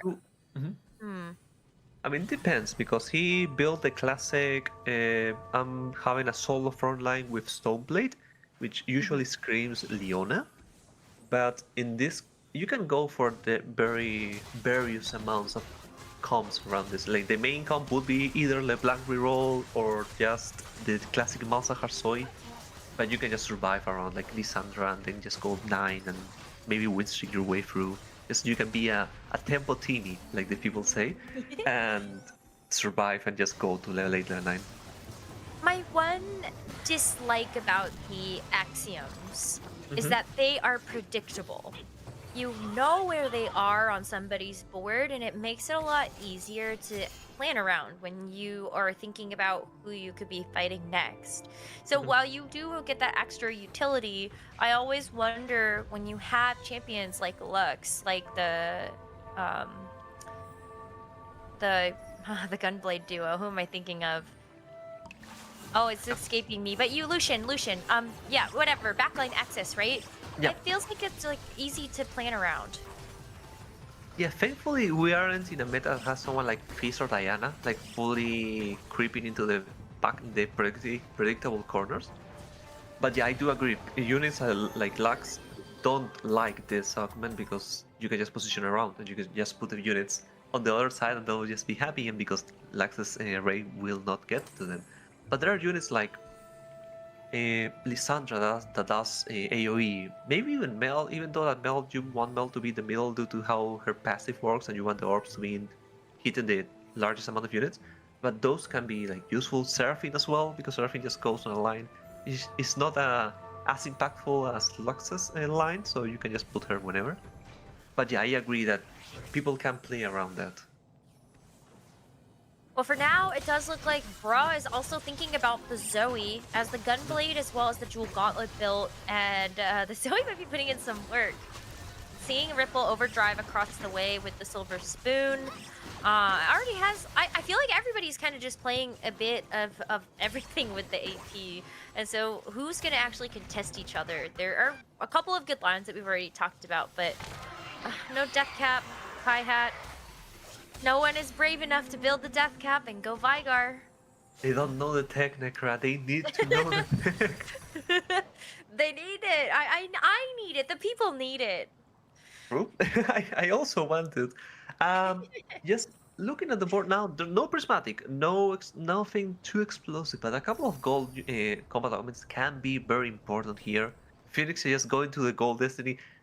It maybe if it went into a goldification, it was going to be very sad. But the care package is one of the best augments that you can grab for reroll, because every stage you can get a small duplicator, and he already got one, and he didn't use it. He already has 4 Zoes. You know the other secret tech about taking care package? You get a personal cheerleader to get you through this regional final day with all the little messages that you get. I personally find that when I pick this augment and I'm playing a stressful ranked game, I'm like, oh, you're right, I have somebody that believes in me. I can do this. I can get that top 4. I am not gonna FF because I'm gonna disappoint the Yes! That Brabra's spot is amazing. Like Zoe, the targets for now. He's gonna lose a couple of fights because he doesn't have the fully upgraded Leona yet, and Leona 2 does wonders for this board. No Malzahar either doesn't help, but he'll eventually get there. It's tough when we've already seen a couple of people looking at those champions, and that's where I feel like a lot of hesitation has come from our pro players, where they say, oh, 3-cost reroll, if you get it online, that's great, but it is, one, very expensive. You need a lot of gold to make that work, something that has not really been afforded with the silver and the gold augments that we have. And 2, the other thing that is a huge challenge here is that you have players that are just using those 3-cost champions, so there might not be enough in the pool to actually 3-star those units. We see that a lot with Jinx. I remember talking about how we were surprised at Jinx. We haven't seen a 3-star Jinx as often as we expected, and that's because of what you're saying. So many people are playing Jinx. But LeBlanc is a unit that's decently contested as well during the mid game. Zoe is surprisingly falling down under the radar, even though like she's a very strong mid game carry to get you to level 9. But I mean, that's a reason. There's a reason why everyone is there's one player per lobby rerolling those lines, because they are uncontested for a reason. Surprisingly. That being said, the high roll doesn't mean that you are winning.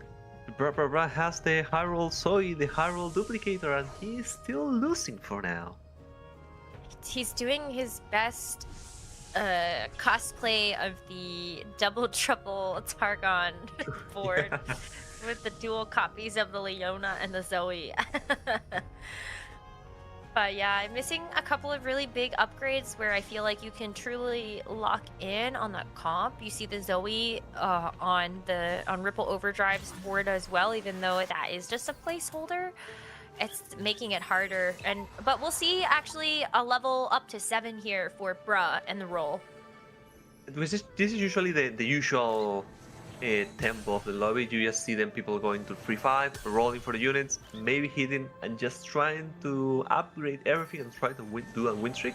Similar to what you do on 2 costs when you roll on 3-2 and just try to win streak your way through. They do the same but on 3-5, especially with an icon or a reroll augment like that. Leona 2, Zoe 2, that's basically the starter pack of what you want here. And we'll see if that can like go through and survive against the rest of the lobby. Black Sheep, for example, is not one of those players that is trying to just be strong now.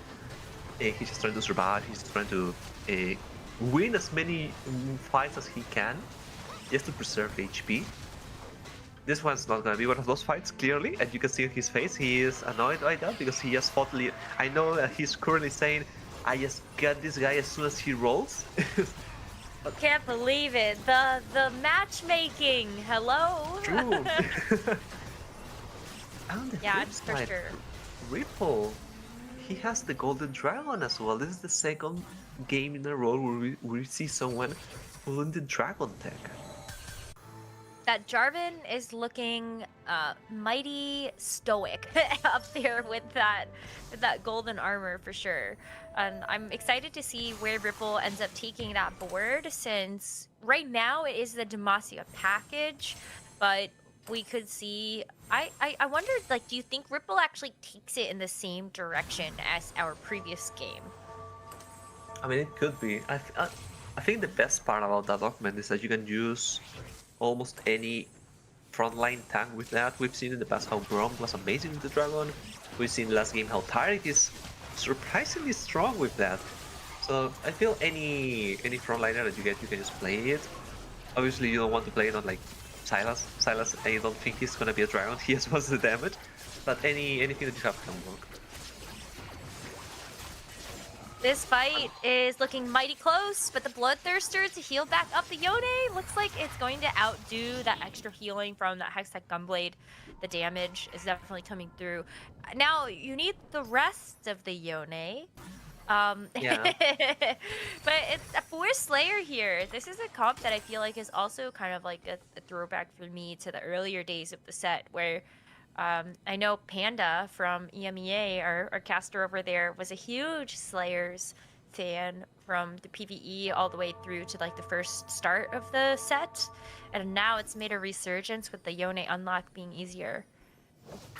It's interesting because the Slayers have gone into such a development throughout the game, because this is no longer the Velvet show. This is now a Yone and later an Aatrox as a duo carry, and seeing the board that David Ace has, it's a good showing of which Ionia we have. This is the path of the Prosperous, which is the one that gives you gold. So this is not the one that you really want to invest fully in, unlike the other Ionias where you want to go 5 or even 7. Here you can be happy with only having 3 Ionia, farm some gold, and just build your board around that. So you can have something very innovative, things like having a Herald on a Yone board, which I don't think I've seen before. But I think that means we might actually see the Belveth get teched in later. You know, Rift Herald, one of the, I guess, like, uncontested tanks that you could unlock, and when the Slayers are, you know, really trying to, like, pump out that damage, I could definitely see those items moving from the Kiana over to, right, either the Aatrox or the Belveth as that Slayer for... Yeah, for sure. And we're seeing, it really depends on, can he get a strong Econ augment to just roll for those units, or will he get some combat? Because the Yone 2 will be very important on a lobby that feels decently strong, and especially if you're fighting against people like Ripple. Ripple just went to 8, probably trying to unlock something, but the enrollment, he's still carrying a Mariana. Oh, malicious monetization was looking pretty juicy, but we've seen crash test dummies end up being sort of almost like insta-pick augment for a lot of our pros. The additional time that stun gives your team to just start shredding through that front line is no question or no reason why I would see that pick something else there for David Ace. It's a good showing on where the meta is right now, because that wasn't the augment that you really wanted throughout the set, but this patch just really favors that. And obviously having extra units, extra damage on the board where your units just lose time, fight, kill them is extremely valuable. And you were starting to see on the right side there, you were calling out malicious monetization, and we were a little sad that the person in question in David Ace did it, but Kaiwen actually going for the malicious monetization. That's a mouthful. So trying to just get the goal to go to level 9, to add in the explosive force, explosive growth alongside that. I'm really happy that you've pointed that out because I was looking at that on the screen and smiling because I always find that augment to be really fun. Yeah, it doesn't last very long, but if you're able to get maximum value out of it, then that is an easy level to 9, roll down, stabilize, and maybe win the game. And Kaiwing is already off to a great start, coming in from our play-ins. Gets to play through this second day of competition and a 6-win streak. I've seen some big upgrades come through on that board with the Bilgewater, whatever this Bilgewater like Ionia amalgamation is. Yeah, it's a mix of many things, but that's just how you want to play Bilgewater. You want the extra gold, you want to go level 9. Ideally, you don't have to roll much for the misfortune because you want to roll for 1 misfortune and then pray that you get them naturally or in the Bilgewater shop, and then you have to go to 9. That also explains why he's playing Ionia, because he wants the extra gold.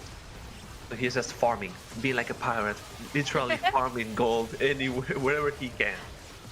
I think the pirates would say plundering the booty. And I'll leave it at that. Now, as we take a look at the rest of our lobby, Bruh has started to put together a nice board, but is still missing out on some critical upgrades. Not having that Zoe 3, not having the Malzahar 3, and also being broke really doesn't bode well. So I think looking at this carousel, my eyes first went to, is there a copy of one of those units that Bruh could actually use in order to use that duplicator on, but instead picks up the Annie to just get that 5 gold and hope that you can roll and find them in the next shop. It's not a lot to work with. Yeah, in those cases, that's all that you can do. You still have a duplicator that can be helpful. On the other side, just trying to look at the boards. Misfortune 2 for Kaiwan, just going and with the time Kench unlocked. A Mel already for Phoenix, huh? A Ripple Overdrive, playing around the Arcan is Annie with the tears. Right now, his Golden Dragon is a Garen, which we all know he will eventually be a Silas. But I do want to see like the golden tears. I assume the item is gonna go to the tears. It's gonna be a very big bear. It's gonna be very annoying. But on the flip side, not everyone is very lucky right now. David Ace is still on Joni 1. Yeah, it's giving a lot of breathing room for some of these comps that are also struggling to hit. You know, I think Phoenix is very excited to have that room as you see this Mel 1 copy away from being able to get that unit upgraded. And also hoping that this is going to be an opportunity in that next stage, of course, to kind of just rack up that gold. But this is not the fight for Phoenix. David Ace is going to be able to take the win over there as we now take a look at Kaiwing versus Ripple, the 2 win streakers in our lobby. One of them is going to get it broken. This Garen is an absolute beast. But can Tom Kench actually get to a point where you can take him out? Oh, it's the Nautilus. The spin to win. Oh it's burning, my gosh. the field is burning. I think this Nautilus is dead. Wow, what a close fight. And that's actually a really cool combo because Garen just lives enough for the Annie burn to apply. So the units, the Misfortune was slowly burning to death and the Garen was just not dying. So I feel that's like one of the greatest combos that you can do with that item. That's amazing. That's really impressive. I want to see where that board ends up getting to. That is really, really cool. I think Ripple's already put together something where, you know, I feel like Annie, you know, was really, really strong at the beginning of the set. I feel like it has kind of gone through some fluctuations of strength. But I really like to see that Annie has been a bit more of a star in these last couple of matches. Yeah, it's one of 5-cost meta on a very stally game meta. I feel Annie is one of the chief thrives in those scenarios. Not in a Slayer meta, which we aren't seeing in this patch, thankfully. But we're seeing like remnants of the past right now on a Velvet carry, as you were mentioning, as you were doing the call out that he may play Velvet. He actually ended up doing that. Sadly, only Velvet 2, not Johnny 1, just not having enough power to tear through a lot of the front lines that are starting to build around the game, around everyone's boards. And now we're getting to stage 5. People will start going level 9. We'll see like probably Kaiwin or Ripple will be the first people to go to level 9 and just add legendaries. Yeah, I think David Ace is getting a little cooked by the fact that there is a Yone 2 already on Reddy's board. Reddy may even be holding on to additional copies of the Yone to make it harder for this to actually get hit. But you do have these duplicators. Maybe you just have to use it and kind of, yeah, just it's your last life. You gotta use everything. Yeah. Oh, there's the Yone. Okay, Never mind. that works. But now there's a very awkward question of what do you do with all the duplicators, because you're just using them for money? Just maybe Well, around number 2? You see the upgrade for the Wukong, so you can get the Wukong too, since David Ace has no more money to spend. I saw the Wukong get upgraded on the side there, and then you also just make the Ari. You have like pretty okay items as well, but they're not ideal. Oh, I mean, I don't know if this is the matchup you want here either. Yeah, it's a question of can the Slayer survive the Ari cast? With Johnny, he can barely survive 3 casts. There's the 3rd cast, the Johnny is gone. So now it's just like it's not looking too well for David Ace, sadly. Even though he had 15 points, he could build a good lead in points, and this is not gonna be the game to do so. It's a sad 8th place for him. Still not over. There's 3 more games left to go today, and sitting in the middle of the pack leads me to believe that, you know, he will be able to make it past that bottom 8 elimination. But yeah, I think this was just a really unlucky game, honestly. When you look at how everybody else has been doing, and I think like when the power spike hit, poor David Ace was just kind of left without the units he needed to really get this comp to flourish. Yeah, people started to spike really early. People were getting resources from, I believe it was a PB orb where he got the duplicator. Someone like Blackship got the artifact damn build, which he has the Darkin tank one, which I will never remember the name. It's a Darkin tank item. Yeah, I couldn't tell you. Yeah. So Asgard is just gonna be extremely tanky even the time for the Lux to just permacast. The Lux doesn't really scale during the fight, but she will just continue firing her laser. And on the other side, we still see the Garen just being a tank, just trying to do enough power for Ribble, who still hasn't gone to level 9. And one final call out. Brosev is playing Aphelios reroll. This is the second Aphelios we've seen in the day. Is this like the new tech? Maybe it is. I feel like they must know something that we don't. Or they have a lot of faith in something that we don't. But either way, it is working. And so, hey, maybe this will be a composition we see be more popular as the week goes on. 4 Embesses here for Phoenix. Oh my gosh, 2 off of Embessa 3. But he just needs to survive. Does the Mel have enough damage to burst the Ornn and the Tam Kench? That's like the big question right now. Because it's Mel 2 on level 8. I know. But if she doesn't kill everyone on the cast, what's gonna happen? Oh, I think it's all fine. The Embessa and the Mel are working together. Although, as I say that, one of the reasons why I feel like Misfortune has really been one of those 4 costs to rely upon is this backline access damage, and this Ornn is not getting defeated. So Phoenix, look at that, the disbelief. 2 copies away from an Embessa 3 and unable to win that very, very close match. I mean, that was just the Mel, wherever Mel wanted to target. It was a Misfortune and some other unit, I believe it was the Kindred. But only the Kindred was hit by the blast, so Misfortune was just able to fire and just hit. And as you were saying, she has great backline access, which is one of the few AD carries that actually can be able to do that throughout this patch. So she can like stand toe to toe with all of these players, of these boards, I mean. Ripple, on the other hand, just finally getting the Silas. Galio 2 on bench as well. Silas 2 as well. That's getting really strong right now. Wow. Everybody's getting what they need. using the duplicator to finish off the Annie. You get the Tibbers in with the good items, and it's exactly what you said, Pie Hat. We would see that Tibbers become like a mecha Tibbers with the golden armor. And that's probably the highest cap that you can get because you have Galio 2, you have Annie 2, Silas 2, and that's all you want.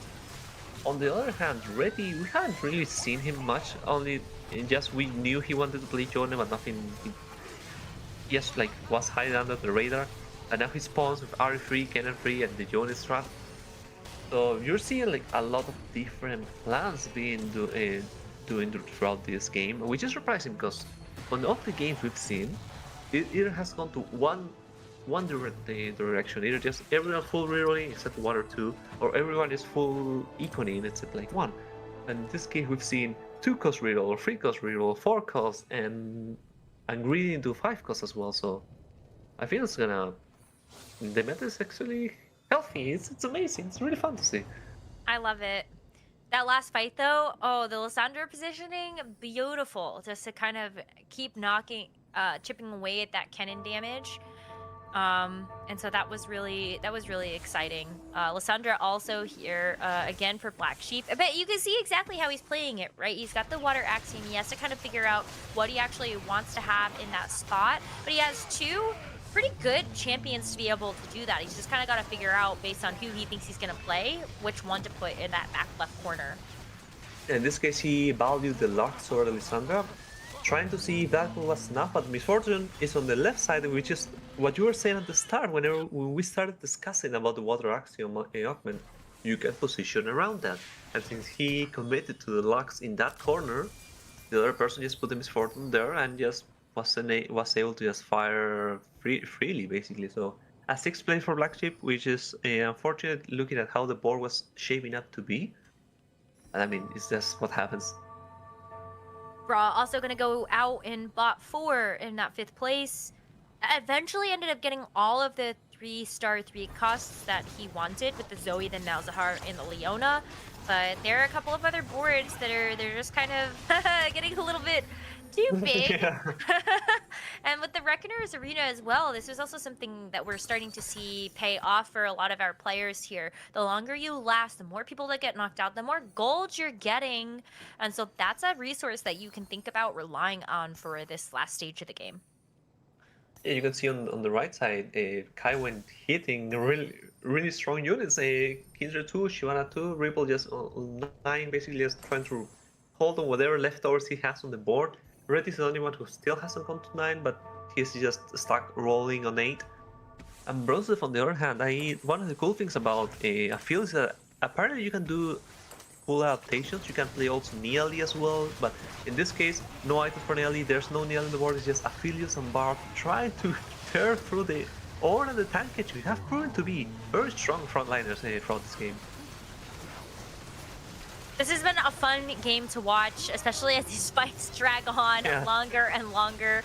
The Misfortune versus the Aphelios. I think the Misfortune is going to win this one. That Tom Kench just looks absolutely unbeatable, and that's going to be 2 knockouts. Brosif going down in 4th, Ready out in 3rd, and look at all the gold! Kaiwing and Ripple Overdrive are like, thank you so much for your sacrifice to our games. And now's the final question. How do you, if you Ripple Overdrive, do you want to beat the Tam Kench or the Ornn, or do you just want to like find a way to go around that? Because Silas is good at doing that, Annie as well, Lux as well, with a Collector in as well, which is the units are gonna start slowly chipping away their HP, and the Lux can just like. I think the Lux needed to be on the other side, though. I feel like you want to be able to snipe out that Misfortune, but the way that things stand now, the Lux is going to end up targeting across the field into the Kindred. And the Kindred's keeping everybody alive. The perfect pile-up for that Kindred cast to keep everyone up so that this time Kench can still do some mean business. But as the Gold Collector starts to ramp up and those pieces are getting taken out, I mean, this is actually quite a close fight here, Pie Hat. But it's still going to be the Lux that wins it out. And I don't know, this might be sayonara for Kaiwing after this next fight. Oh, maybe. Now definitely Ripple's level 10. I mean, Kaiwen even did things really well position-wise. He put the Tam Kench on the corner, which guarantees that he will eat Silas and then the bear. So he will have enough time to just hit the rest of the units, but it just wasn't enough. There's so much damage, so much tankiness, so much stalling on Ripple's case, and now that he's just level 10, adding just more frontline, more auras, like with the Shyvana and the Senna. I don't see how Kaiwen can do it. Let's find out. Another fight between Kaiwing and Ripple Overdrive as this 1v1 extends deep into stage 6. But this time around, this Annie feels like it's just doing even more damage. The Tom Kench is struggling to be able to keep up with the tankiness in the front line as the Orange cast goes across. Misfortune this time around is able to get some casts onto the Annie, but still not good enough. And that is Ripple Overdrive, level 10, winning out our 3rd game of the day. Very cool. And this is the second game in a row where we see someone just going with the Golden Dragon, building a good board, and just actually winning the game with it. And now just doing it with a very cool variation of Arcanist. Arcanist is a very powerful comp in this patch, even though just people are talking about Mel or Rise or like those big common units. Arcanists can still do the work if you actually invest and have a good spot for them. Like the good old days at the start of set 16. I love that we're getting all shades of what Lore and Legends has been able to provide us over the last couple of months. This is just the 3rd game though, and we still have more to show you. So don't go anywhere. After this short break, we'll be back with game number 4.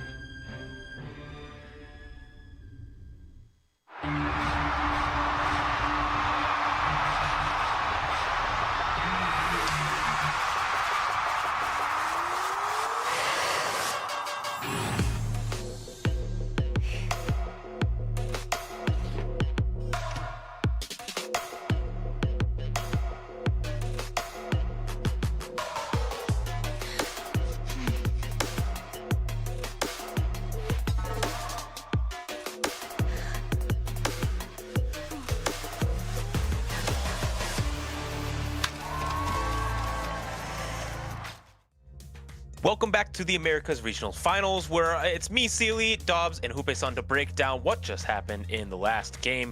Gentlemen, another good game, a lot of new playstyles coming about. Yes, I have to note that the Dragon Mogos Mayo augment been getting the first the back-to-back. So I'm really impressed that the players are actually using that augment for good. And other player finishing on level 10 as well. So we might have seen some new good tech in here. Yeah, 100% agree. The fact that we see Annie again performing, being there on the top, was just amazing. Tempo of the lobby, decent on the start. On 5-1 with that prismatic gold, everything just went crazy. Now we're seeing a little more of Reti and Bro. Reti trying for that Ari3 and Jone. Getting it also a little late into the game and also contesting Black Sheep. Both of them playing Jone. We're seeing a lot of play around being high cap, but also many players just playing for that tempo top 4 finish. And Dobbs, what have you seen from players like Brosif so far? Yes, we were talking about Brosef, and we were able to watch 2 of his 3 games so far. And in both of them, we've seen him playing tempo lines like Aphelios and Draven, going for that mid game, saving so much HP, and actually securing good and valuable points. So it's really important to keep this momentum, and he's in a very good spot on the standings right now. So far, it's working on. Yeah, for Finicia tough, we saw her losing with the Mel 1-off, getting that Radiant outing that is important, and in the end, I mean, it was just too strong.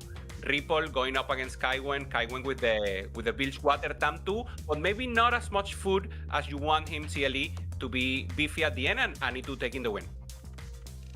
Yeah, the boards at the end of the game were a very interesting mix of boards. The Bilgewater tempo is something that we've seen do okay, but struggle to cap out unless you're really far ahead. So we'll see if they can continue to push that pace, but we are at the halfway point.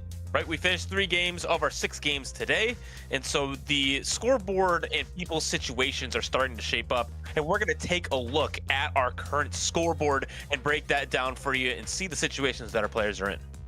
Yes, I mean, on the winning side, we've seen some players getting ahead, like Wingberg, Konda, and Bapuzera, with a lot of good finishes, and this is a great way to start, actually. Starting well, you have 3 games to go, and confidence just hits you. Yeah, I like to see also last game, game 3. So CD8s, 8 points. So Cambuli, Konda, as you mentioned, Whitwood. Also in the bottom ladder, Slayer, Ripple. These are players that are getting in track with tempo, and of course, getting the possibility of being very far from that bottom 8 for today. That is the one who will be eliminated.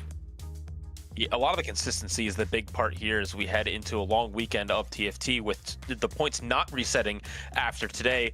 But I want to call out, we don't really have players that are very far behind. There's no huge outliers of players that are, out of contention already. Only 2 points with the 3 points behind that cutoff. It makes it possible for anyone to make their way back.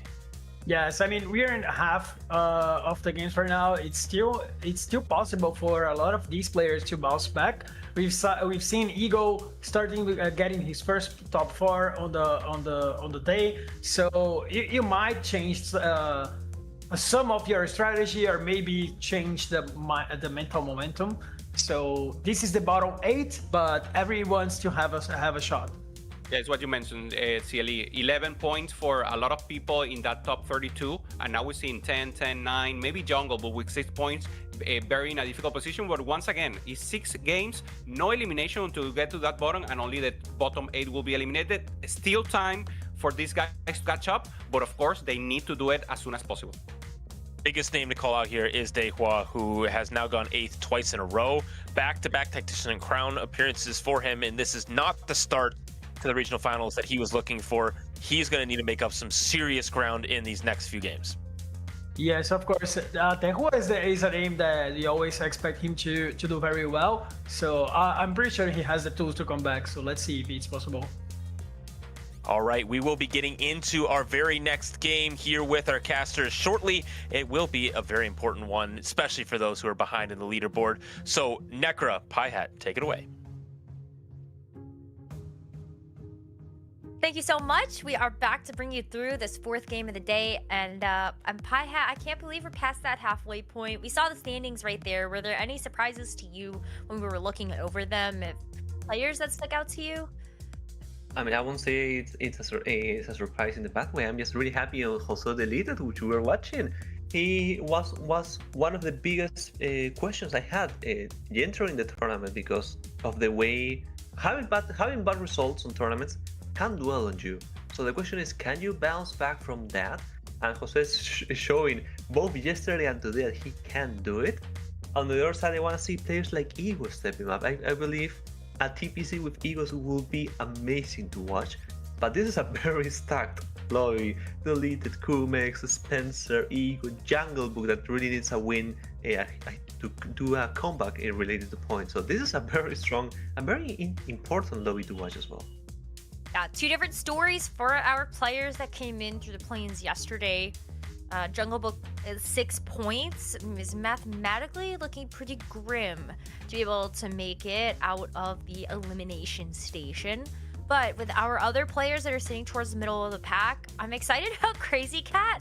I still cannot believe that last set, Crazy Cat was playing through regionals, and his Discord just goes, wait, can I make it into the TFT Pro Circuit? Like, he had no idea that what he was playing for was a spot in Tier 1. And it's great to be able to see him do so well today. And those are the stories that you want to see. Not just the high caliber players that have been competing for over almost 10 or 13 sets now, and you managed to win 13 sets of esports. Is amazing. But you have players like Crazy Cat who are just coming in and just proving that they have what it takes to be here. So hopefully his game goes well, and the game for everyone as well. Of course, I have to not be biased, even though I am extremely biased. If Australia is gonna win, I will scream. I'm letting you know. So Okay. We have been warned, but I love that, right? Because we do have players that we root for. Of course, we want to root for everybody, but there are certain players, I think, like Josue, that you root for that comeback story. Didn't have a very good time in the pro circuit. It was not the most amazing performance that we've seen. And so this is the redemption arc. And I think that's why you get excited about rooting for somebody like him, right? Plus, it's also for my country, so there's national pride as well. I'm sure you know. Well, I know that part, but I'm trying to give the people lots of reasons for rooting. I know. This is gonna be a very interesting lobby because it's Wednesday gifts. I feel that this is one of the more skill expressive encounters that you have. I feel it's the biggest new encounter they've added into the game, because you can just slam items and you can then undo the items and just bring back the components, and you can just play tempo or just play for rank comp and do big pivots down the line. You can be like Kermit, you can unblock LeBlanc and then figure out maybe I don't want LeBlanc, and then you just pivot the items. So you have a lot of variety of things that you can do. And are we seeing a prismatic? No, we're just seeing another very tame, very boring silver augment to start. Boo! I want my prismatic augments. Well, maybe we'll get to sit back and watch them later, because they'll be here eventually. Or check out all of the other co-streams as well as the individual perspectives of our players, and you report back to us if there are any interesting things that are going on in the other lobbies that are not featuring here on stream. For now, though, we've got delayed start from Jungle Book, and didn't get any synergy. Oh, he got one synergy with the things that he got, actually, with the quick strikers, but everyone else kind of taking a look at this Noxus board being built out here by Kurum. This has actually been one of the bigger surprises for me, Pie Hat. What about you? The Otacon augment that got chosen yesterday in one of our games, the Bringer of Ruin, which stacks up the Otacon to be more powerful. But just 7 Noxus in general. Where do you like to see Noxus, and where do you feel like it fits into the meta right now? I feel like you have each Noxus like breakpoint does different things, I believe. Because free Noxus is just an extra unit in the board, basically like Galio but much weaker. You can just do that to win streak in the early game because you have an extra unit. 7 Noxus, I mean. I feel it's more for those cases where you have the Bringer of Ruin, Bringer of Chaos. I think that document, so you can have the big carry. But 5 Noxus, I feel like it's on a very interesting spot because you don't see that very often. But there are units that you can play around. I've heard other players whenever they were co-streaming the regional finals say, "Oh, this could be an interesting spot for like 5 Noxus with like LeBlanc, Darius, Mel, and Bessa, and insert and Swain." Then you can just play around that because that can also work. The attack can also work as a pseudo Archangels for the entire board. So it just gives you more reasons to just play around that. I feel it's a little underdeveloped in the ways that you can play it, but the sauce is there. You just need to cook. I like it. All right, well, show me more Noxus. It's definitely one of the traits that I felt like was sort of the most fun when I was originally looking at Lore and Legends. But maybe that's also because I love to play the comps where you're summoning something. So I like the extra champ on my board. I've definitely been a huge fan of that trait web in the past. And so yeah, I like it. But I gotta let the pros teach me how to actually play the Noxus boards well. Early LeBlanc for Kurum with good items too. Do you think those are just Mel items, right? Yeah, those are putting in a big title of AP items that you can play around anyone. So you see the LeBlanc, Mel is probably the best one you want to play around. I feel that Mel has been having a lot of success lately. But if you're low rolling, you can just play Lissandra, Seraphine. If you're low rolling, you can go to Demacia. I highly doubt that he's going Demacia with Noxus Star, but he can do that. He can just go Rise, he can just go actually reroll LeBlanc as well. So this is like the generic start that you want to just build and scout and just ask yourself, okay, which is the uncontested line that I can play around? And looking at the boards right now, there aren't that many people playing AB for the time being. Jungle Book will unlock an Oriana next round, but there are like 2 or 3 players on that route for now. That's the important part for now. True. That could change in the very near future or the very far future. In some cases, I do feel like you just have to let the game speak to you. And so that's why Kurum's spot is so envious, because he has all of those different options at his disposal. But here's the first Gwen encounter. Just gonna be the... I love that. The items. Component buffet for Kurum does also make this a little bit easier to play around. So it's actually a great synergy because instead of giving you a random component, you can just handpick whatever you want. And knowing that you can also undo the items into components, you can just handpick every little thing that you want. So I feel it's an amazing combination to do.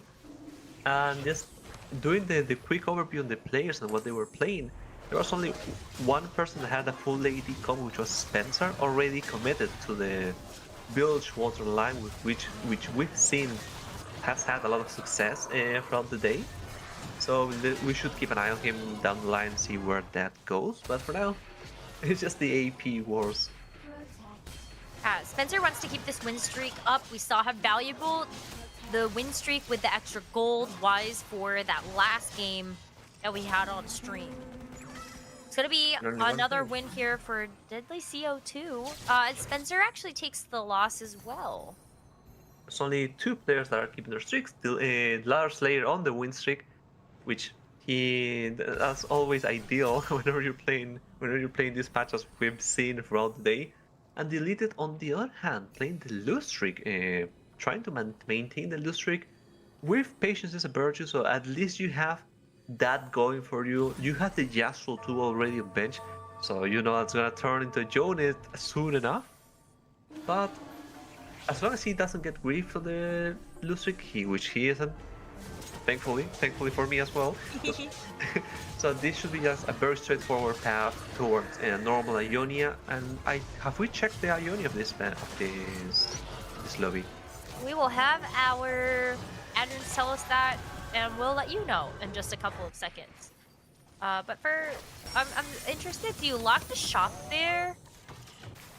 The Yasuo 2 and the Bard pair, or do you buy them and forego the patience is a virtue extra roll?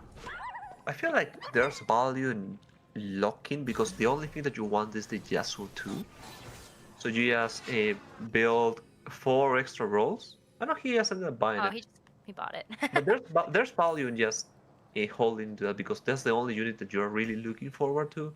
Unless you hire a Kayn or an Ahri, which is not always the case. But at least you have that, you don't have to worry. You have to wait a couple of rounds and then you go to 7 and just the workflow or the path is very straightforward after that. More boards getting put together. Pair of Zoe for Ego. I love, like, if we're talking about bias for some of our players, I feel like Ego Illusions to me is one player that I've always liked to root for whenever we've watched tournaments. It's just like a Heart of Brazil, you know, one of the OG players that I consider to be a Brazilian legend, and it has been sort of weird to not see him as a part of the tier 1 circuit for TFT. I'm really glad that he's back and he's here kind of like to make that comeback and to get into the pro circuit. I would be really excited to see him make it farther for the regionals. Yeah, because Brazil, probably Dobbs can expand on this when he is in the analyst desk. But Brazil is on a very interesting turn point right now because the old goals, the old guard, Lucas, Ego, BCLF, haven't been having a lot of success recently. As we said, Ego hasn't competed in a regional finals ever since like set 13, I want to say, or set 14 maybe. And so now there's a new guard. You have the Condas, the Quintanillas, which he's been like having an amazing run for all the TPCs. So having the old guard and the new guard joining forces, it will be a huge boost for Brazil. So I'm rooting for him. I'm also rooting for branching out here for deleted. Just give me an Ioni emblem, please, one time. I always risk it. I'm like, branching out, yes. Give me almost anything. I can't usually make a long shot emblem work. That one's a little tough. It's just like not my preferred play style. Oh, but you could take... Oh, don't take Water Axiom again. Okay. Lunch money it is. Yeah, there's also an interesting question about Band of Thieves because especially taking into account the portals that we're having, that could have been like 2 extra gloves for down the line. But yeah, lunch money. He was losing for a while, and now that he has joined, he's aiming for the win streak. Well, I mean, he will have it next round, but you get my point. And he will try to just continue doing that. And we have the Ionic. It's half a spirit, which means that the units will be extra tank. It will be tankier and will be scaling throughout the fight. That's gonna be nice for the unkillable Yone, or at least that's what you hope for when you're playing this Ionia board. Same with being able to have that Ahri in the back if you got lucky enough to be able to also reroll for the Ahri 3. And you have multiple different ways where you'll be able to get additional combat power. I love seeing this paired with like the mess hall for food fight tactics, just like getting the additional damage output from that too. Feels like sometimes it's enough to get that over the line. But there's the first Yone. And now there's the question, do we go full on 7 Ionia now?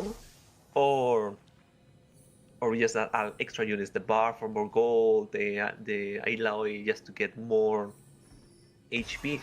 He's also rolling now. He's trying to get any powerful units on your health. I feel like Path of Spirit is one of those Ionis that you aren't desperate to go to 7. You can work around with 5 because the spike to 5 to 7 isn't that big. So yeah, I see the point here of just adding an extra Aloy and extra Taric just to get more frontline basically. Gives you more time for this Yone to go in and show off. Already looking quite good as you do see this other AP board across the way from Jungle Book. And poor Jungle Book definitely has struggled so far in these first 3 games. and needs a big game here to even be considered to move forward to the next day. And it's just like with this loss streak that's getting put together, I feel like maybe this isn't the patch, or this isn't the day. Yeah, it's probably just isn't the day because he was on a good run yesterday. I'm a little sad that's what's going on with him. He has a couple of good documents that can work around him because he has the owner role. If he can get that going, he will have a lot of free rolls just to get probably anything reroll wise, or maybe just a Johnny, which maybe he'll just go around that line, same as deleted, which is like a very common lose streak line. But yeah, it's looking very grim for the time being. Well, let's talk about the big winners that are in this lobby. Ladder Slayer, 8 win streak, 100 HP, and still going strong. I think this is a really cool board that Ladder Slayer's been able to put together, as well as, you know, you continue to utilize that HP resource, get more gold, and being this healthy at the end of stage 3, and with something like the Mbessa on the board, I hope this means we get to see Mel or something later. We can see one of the earliest Mels possibles, which as soon as he goes to 8, he will have that. So maybe we can get even a Radiant item. But we'll just have to wait. He just needs to continue win streak, especially in a lobby that wasn't doing much until now. I feel like down 3-3, 3-5 people are starting to spike. Deleted, of course, is spiked a little earlier, but the rest of the players are not rolling as deep for the time being. Ladder Slayer continuing the win streak, still with 100 HP, unless I'm jinxed it, unless the fire is lying to me. No, on a 9 win streak now.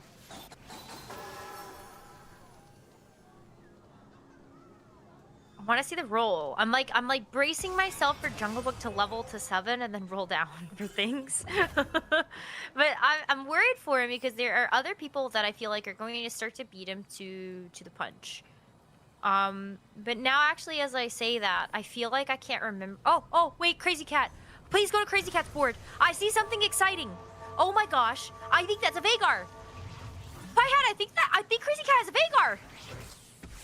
Is he doing it? He did! The madman did it! We finally see a Veigar. Necracan is finally happy. And it's gonna be very interesting to see how the Veigar goes, because in theory Veigar should be fine on in this meta. He is one of those that has backlane access and just can kill units. Hopefully he doesn't go 8, so Necracan is not sad. I'm interested to see how that develops. Please, please, I'm so excited. Yeah, I could listen. Look, he needs a couple of things here, right? He needs some big upgrades. We need the Veigar too. We need the you know, the cute little guy too as well. But yeah, I guess you take out. Who got pinged? I heard a ping. Yeah, who's pinging who? Who's getting the hero right now? Don't ping the Veigar. I want Crazy Cat to go under the radar. And the question I have with Veigar, speaking to you, the Veigar expert, is how do you want to just go 8 Yordles for a bit, just farm a little of the extra resources, and then roll for a new board? What's usually your plan here?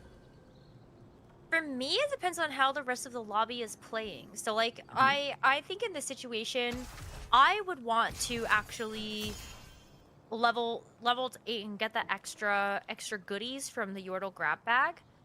But it really depends on what you feel like is your personal preference. Like, you see people kind of struggling to get the 3-cost rerolls online, but you also notice that a lot of people do already have like the Yone 2, and they have rolled on 8 to actually like get some of those, or they might roll on 8 to get those 4-cost units since everyone is still on level 7. So it depends. I think Crazy Cat doesn't really have enough gold that I would want to level to 8 and roll there.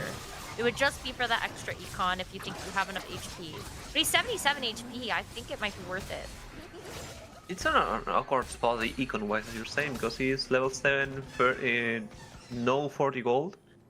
So I am not sure where that's gonna happen. I think I see the ping. I see the vision now. Ego has 2 Annies. I feel that's why they were pinging him. and now he's just going level 9. Water Axiom on Annie, I feel that's one of the strongest options that you can ask, because you want Annie to do the first cast, and then you want Annie to basically shred MR to everyone. Ego went 8. Just said, I can get Demacia in and let Annie clean house. And that's an interesting board, right? If you could get Galio with Annie, that fight is so long. Yeah, and you can have free Demacia on the board. You play Lux and you play insert extra unit, which I don't remember right now, but you will have the Demacia for the Galio. And also, just on the flip side, Josué deleted malicious monetization. I feel that this is your game, Negra. Everything that you want, that you like, is currently happening. And Josué just playing both launch money and malicious monetization, really banking on the fact that he will win. He needs to win these 2 fights. If not, he's gonna be broke. Oh, it's so tough because, like, yeah, it is risky if you don't, like, everybody else is picked some type of power. You know, whether it's from getting items or Jungle will equip the Arcane Victory to get the stun, or the explosive growth there for Lattice there. Eventually will end up kind of like working with something. So Josué does take that loss, but like actually still gets quite a bit of gold out of it. So that's good. Yeah, he will unlock Aatrox, he will unlock Bolivar. I feel the hardest part for him, Johnny too as well, is that he doesn't have a bow. And with Ginsu is one of the most important items that you want to Johnny because of the way that he scales throughout the fight, and he's basically an auto attacker as well. So he's not having that. So we saw in the last fight how the Johnny with Ginsu just out DPS the other Johnny. So hopefully he can get one throughout the game, but just not having a bow at all. Oh, you have done void stuff, but not having a bow is rather unfortunate. Yeah, I wonder if you just have to hope that you can undo the items and make it later. I think for now, Josué is just hoping that like you get these fights as close as possible. Get your money. You already have the set unlocked, which can be a pretty big game difference, and it's working out here. So maybe it's just like the goal is to get the gold and maybe hope that you high roll a set too. I mean, that can work. I'll be happy high rolling a set too, like Ego high rolling 2 Anis in 7. Which is like, it's interesting because that's the cool part about this type of metas, because last patch or patch before, if 5 costs aren't strong and you see 2 Anis on your bench or your shop, you're like, nah, I think I'll pass, I'm never gonna hit, I'm not gonna play. But now every 5 cost is like, ooh, it's a lottery ticket. I will pick up every 5 costs I see in my shops early, just in case, because maybe that's enough to give you some direction for later on in the game when the game is so fluid. You don't necessarily have to totally lock into everything. But let's see Crazy Cat. He is going to go 8. He gets in the 8 Yordle and decides to use some of these extra rolls to upgrade a couple of things. Yay! Take R2. My guy! Very good peace of mind, just a presence of mind of just not making the cannon, just so he would have enough money to possibly get a Veigar. He got rewarded for that, so good for him. Oh, and I love the tech with the Gwen scissors. You took off the Rabadons, and you're gonna make other things, which is so valuable. He went down. I Beautiful. mean, that's a cool build, because Veigar is gonna scale throughout the fight, throughout the game as a whole. The way he works, he already has built-in crit. So the guard Striker's Blade. I still say Guardbreaker, which I know that's not the name of the second item. Striker's Flail. I feel like it is, and my head is still Guardbreaker. I still live in the past. I will not apologize. I say the same thing, but I think it was renamed to Striker's Flail. Yeah, I also am like, I'm like an old school TFT player. You tell me something once about like what it used to be called, I will remember that forever. Like I still call it Nikos instead of Champion Duplicator. I still say like... Guardian Angel. See? this is a cool Veigar, building crit, so the Striker's Flail will work and he will continue healing the units. He has also the Crush the damage to have even more frontline. He was looking very menacing with the Annies. He's still waiting to go to level 9, so maybe he can win a fight now. Crazy Catch, he should beat, ideally he should beat the Annie before the Annie just goes on the rampage. And just looking worriedly.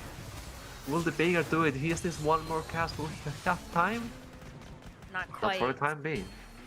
But that's why you build the Gunblade, because you know there's an Annie player in the lobby that's going to end up doing a lot of damage over time. And so I think that was a really smart decision to re-itemize the Veigar Rabadons. I think that is also why a couple people were very allergic to playing Veigar in the past. If you don't get the death cap augment, it's really hard to make the Rabadons in the first place when you needed the 2, and then also it's not the best item for Veigar or like any of the champions that you might want to have on that board. So yeah, it was a tough unlock condition. I like the randomization a lot. Yeah, hopefully we can see more of him being developed, because there has been a lot of developments for the patch and maybe Veigar hasn't been one of them for now, but we shall be able to see it later. Kurm, on the other hand, just playing, is basically stuck on the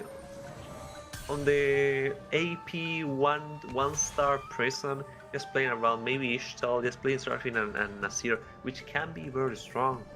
But it doesn't help that you still yourself in 1 star. You nearly now have is 2 stars, so you now have a small wave of damage, but it's not ideal. No, it is not. I don't like the chances of Kurum making it through just even this next fight. The fact that you go up against the board that you want to have on the other side, except more pecked into the Noxus trait. With the Seraphine 2, you know, you also are trying to get that Mel upgraded as well. But as I say that, maybe it is just like that lack of difference there for that front line for Ladder Slayer that has tipped the scales for Kurum to actually win this fight and keep himself in this. He's gonna avoid the 8th place because Jungle Book gets knocked out instead. That's heartbreaking, because Jungle Book had a decent setup. He was playing the Leona Soy reroll. He ended up getting Soy free and Leona free, but it just sadly was enough. We were seeing how he was struggling to get the units, to get the econ, to get the compound line, which is a very expensive comp to get. So yes, unfortunate for him, things are looking really grey related to the leaderboard for Jungle Book, but hopefully he can recover. I think it's a tough one. I'm gonna let the admins do the actual complicated math on that. We will have our analyst desk break through the standings as we do that after this game concludes. But everybody is quite close to elimination, or at least itching closer. Kurum knocking on the door, hoping that he can stabilize with the Skarner 2 and actually give enough time for the Azir and the Seraphine to actually do something. But the extra shields that are coming through are going to be enough to keep Deadly CO2 in this and knock Kurum out in 7th place. I mean, an extra point is always like, yeah, accepted in Kurum's fall, but yeah, this is what can happen. Oh, the shop! Oh, wow. I mean, whenever we were discussing level 9 shops and level 9 boards, the Mel 2 Rise 2, that's just... Sorry to cut you off about that, but I was like, whoa, that's a lot of gold. Oh yeah, that's an screen, amazing call out. Awesome. And he had enough gold to actually get all of that, so... Yeah, I feel like it's looking amazing. Meanwhile, on the other hand, a more normal board is a typical Jonah board for Tussauds is playing around the CEO, which hasn't gotten, is still on Seraphine 1. We've seen a lot of Seraphines in this game. Everyone just getting 1 star, sadly. So Jonah really wants those scenarios, just want to survive and just want to plow through against the low rollers. Same story as Warwick. So he continues winning, but the question is, whenever he gets to Spencer, who has a very stable level 9 board, whenever he gets to Ladder Slayer I wanna see that has the Rise 2 on Mel 2. I'm hopefully I'm not mistaking them. Those Jones, those Bilgewater's, those Bygars, they can struggle. Still a lot of game left to play as everybody is within striking distance of each other except for Ego and Spencer. Ego is sitting at a 4-win streak right now, getting that Annie 2 online and looking really comfortable to get through the rest of this game. With gold, he's certainly hoping to level to 10 and just win out the lobby from here. Oh, Crazy Cat, please. I mean, he's doing it. He's sticking to his house. He's sticking to the to the Bygar, and I feel like this is the moment where you have to drop from 8 Yordles, I think, and just start to put a stronger unit. Sadly, you will never get the Silas because you are never getting to level 9. But maybe the Defender Coco can pull up a fight against a very strong board for Ego, who has the Tivers 2 and a Galio in the backline as well, just waiting for just going into the fray, and just Luxus doing stuff. The Annie is going wild, and this Vagar is doing its best to get this Hextech Gunblade healing to keep up the rest of its compatriots. But this board is just way too strong, and Crazy Cat on the wrong side of the fight, as that's going to be a knockout and a 6th place for him. I still give you, if I could, extra credit for playing the Vagar to begin with. So whenever if he's in a tiebreaker, he will win the tiebreaker due to the Vagar bonus points. That's how it works. But that's unfortunate. Vagar, I do want to see him fly, but maybe this was not the game. It was a very contested game, honestly. There were like 3 or 4 players going around surfing, which honestly was surprising given the variety we've seen throughout the day. We've seen like 2 people playing Johnny, like 3 or 4 people playing around the Seraphine into Bell line. Ladder Slayer is getting really strong right now, actually, with all the bells and the Shivanas and all that. And on the other side, we have people like Ben, the CEO, or people like Kurbesh, which didn't get much success with this line. A 5th place will be good, unless I am chanting his clues a little too early. No, that's as expected as it was. So a nice try for Deadly CEO. This will happen whenever you play for an AP flex line. You will sometimes get stuck at level 8. You will not always be Ladder Slayer, sadly. And Ladder Slayer just continues to win. Josué starts to lose, and it looks like it's gonna be a fight between the Annie from Ego and the legendary soup of Ladder Slayer, and just the Jonas just going 3 and 4. I'm not gonna lie, I think Ego takes this. Deadly CO2 lost to the ghost of Ego. Like, that is how strong Ego's board is at the moment. Maybe there will be some surprises that come through from Ladder Slayer's board, but as it stands right now, I feel like Ego is the reaper of the lobby. 50 gold, 6 win streak, about to be able to level to 10 and take over from there. I mean, I don't know exactly what you do to upgrade the board beyond just like getting Fiddle 2 or being able to maybe tech in a couple of your own Shurima units. I spy a Garen on Ego's board, so maybe it's actually just getting Silas unlocked and getting a Silas 2 as well to deal with Josué's board. I feel that Garen lasted like 2 seconds in the board, and now he has sold it immediately. Oh yeah, see, the Garrett is gone and Silas is here. That's a quick upgrade. Deleted boards just to hammer on how Jonies are playing around in the game. Joni action right now, but he has a Silas 2. He has one of the best ways to cap the board, which is Silas 2. Ideally set to maybe Aatrox depending on the board, but just trying to no gain, so he just sticks to a 6 troop to just uses Titans in DT. So he's playing against this Ginsu's Joni on the other side, but the Silas, the extra damage should be enough. Question mark, question mark, question mark. There's a couple. You have to give it a little more time because Zed is going to the back line. Will the area finish? Okay, that's a huge win for the Elite because that may be enough. Ladder Slayer lost to Ego. You were right. See? It wasn't even close. Not enough. Well, I think the big ticket for Ego was just being able to get to level 10. Just having that additional damage coming through from her own Silas. It was enough. Maybe the Silas got a wrap or something. Oh, since we couldn't actually see that fight, I have a suspicion that Mel did not stand a chance against whatever ended up walking on top of it. So, yeah, congrats to Ego. I think he won this game. He also has a Galio 2 on the bench now. So, this man has 11 units to play with. That's unfair. Hello?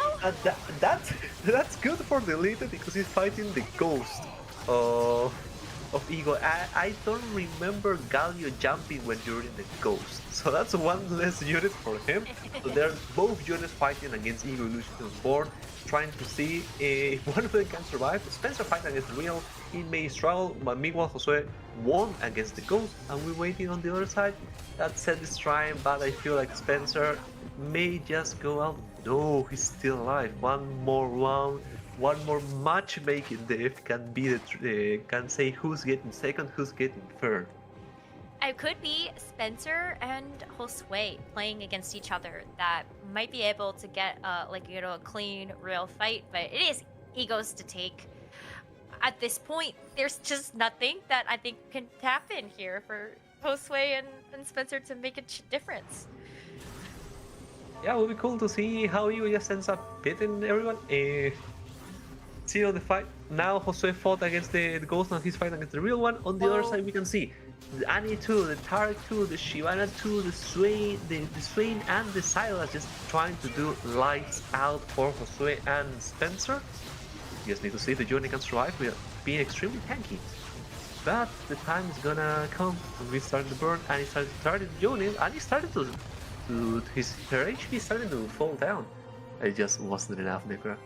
Not even close. Spencer on the other side might be facing a similar fate. But as I say that, it's going to be good enough here for Spencer to actually beat Josue's ghost. And we will go into a final 1v1 after carousel choice. Nah, I still don't see the out here, Pie I don't think Spencer's taking this one.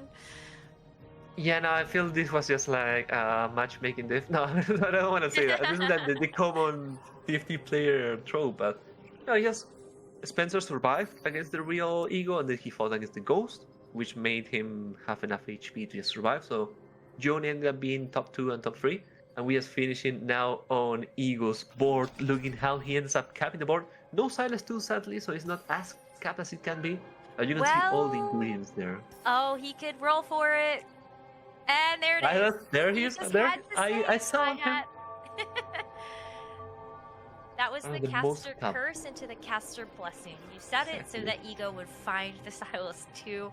Now we're really cooking. I still don't know about this one, but that is a set 2 now for Spencer. This set is trying. He did his ult on his half health, but he has to go to the setups. The John is on the right side, struggling to just fight a simple Galio, and meanwhile you have the Silas blasting through him. The Annie still killing the rest of the board, and Ego just doing quintessential Annie Arcanist board, obviously with the help of the 2 extra Annies on 7, just piloting through and making a very strong cap board. And I feel that this is the second or the third time we've seen Annie winning a game, Necro. Really is the Ghosts of Lore and Legends past, with Annie Flex being just so dominant and Ego making it look easy. Of course, with the extra copies of Annie, that does make things a little bit easier to be able to actually get that board put together, but Ego still had to find a way to navigate through that game, to keep the HP, to get the money necessary to actually buy that board, because it was so expensive, and I love it. I'm here for it. There are so many compositions that have been good so far.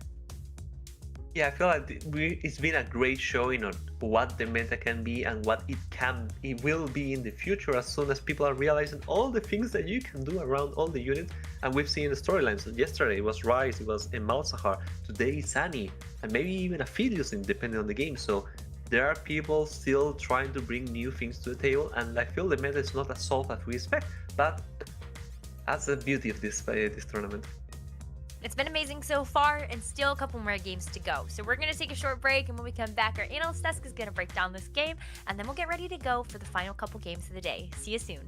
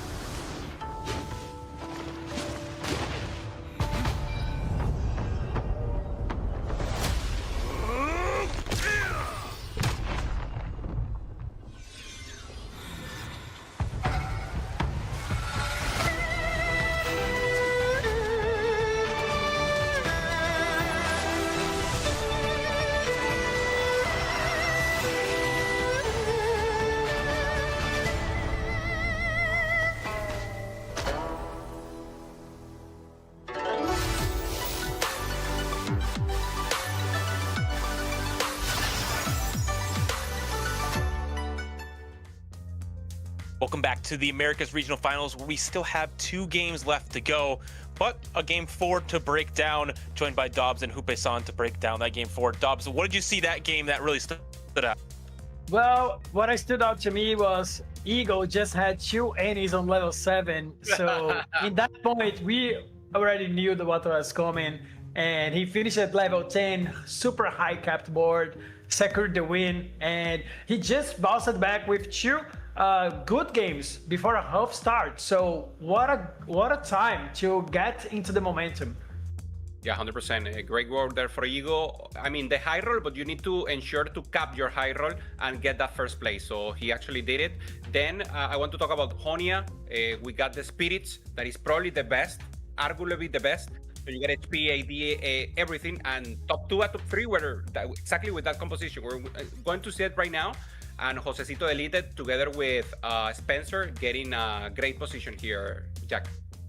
You see all the gold on the board. So much being farmed from this Ionia. We got to see Vygar being played. I'm sure you heard Necra talk about that infinitely while she was casting the game. But just a lot of different compositions played, and that AP flex, specifically just around Arcanist, that Annie 2 being the shining composition. Not one that we've seen win too many lobbies so far. Yeah, one thing that stood out for me was also Deleted just had 3 economy augments on this game, and he did quite well on that Ionia line. So that shows that this line is very powerful right now. Yeah, getting early, pressuring the lobby. In a moment, he was pretty good. In the end, obviously, it wasn't enough. He didn't have the premium units. Spencer did have Silas, got to set 2, and we see here final fights, exactly what you were saying, deleted, just with a humble board. A humble board, but staying in tempo, fighting it out, ensuring his HP is as good as possible, and getting a great 3rd place. And Spencer being able to hold on for that second, which was much needed for both him and Ego in the scoreboard. So really fantastic showings for them, exactly when they needed it to make it much more comfortable going into day number 2. Yes, I'm really hyped to see the standings right now, and there is something that I've already seen. It's Konda and Bapusera top 1 and 2. I mean, this is it is a very good feeling. I love these guys. They're close to me throughout the TFT career, and they deserve to be on that spot. So hopefully they can still make it. For parabéns tomorrow. for Brazil there, totally amazing. Shoma also making a showing here in a great position. Brothe with a 1st place here, Jack, together with Ego, ramping out and getting now to the top of the leaderboard. Real quick call out. Of the top 4, 3 of them are from our play-ins yesterday, which means maybe the warm-up day it really does matter in getting you in form for the rest of that. But the scores are quite close in the middle of this. And reminding you of our format, today we only lose the bottom 8, which is past this part of the scoreboard. We see Kambuli once again having his 1st or 8th kind of performance today, going 1st, 8th, 1st, 2nd, or 7th. So not a lot of consistency there, but throughout this, a lot of players still around that 19 and 20 points, putting themselves right in the middle of the pack. Yeah, on the middle of the pack, I would say Tehua bouncing back with a 1st. So he's now sitting on the middle. Hopefully he can make 2 last good games right now. So it would be very important for him. Yeah, you mentioned it, Jack. The competition is very close. So Ego was here in the last game. He got a 1st and he's already in the top 14. So now the same can happen to these guys. Maybe Jungle Boy is a little far away, but Kiki, Pani Andrew with the TikTok, and innervating. All of these guys still have a chance, 2 more games to go. And of course, you only want to avoid to not be in this top 8, in this bottom 8. These are the guys that will be eliminated after game 6. And the big news is today is the battle stage. This is lots of games, not a lot of eliminations, because tomorrow, as you might have guessed, it's called the elimination stage because we have a lot of people getting cut and a lot of people moving on. But we have 2 more games to happen before we get to that. And I personally, I just can't wait. I can't wait for 2 more games of TFT. So we're going to be taking a quick break. And on the other side, we're going to be right back to take you through these last 2 games. So don't go anywhere.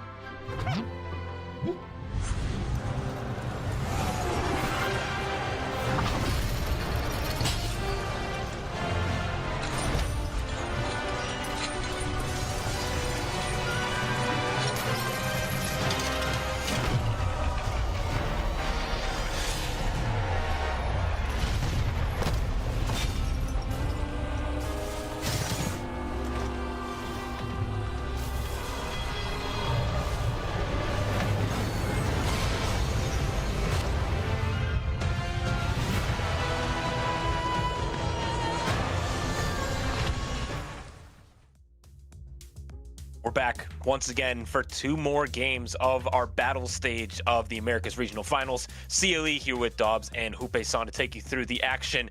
2 more games and a lot of players in different situations now. Some further ahead, playing for those high placements to get themselves out of the tournament early in a good way, and some players just trying to catch up.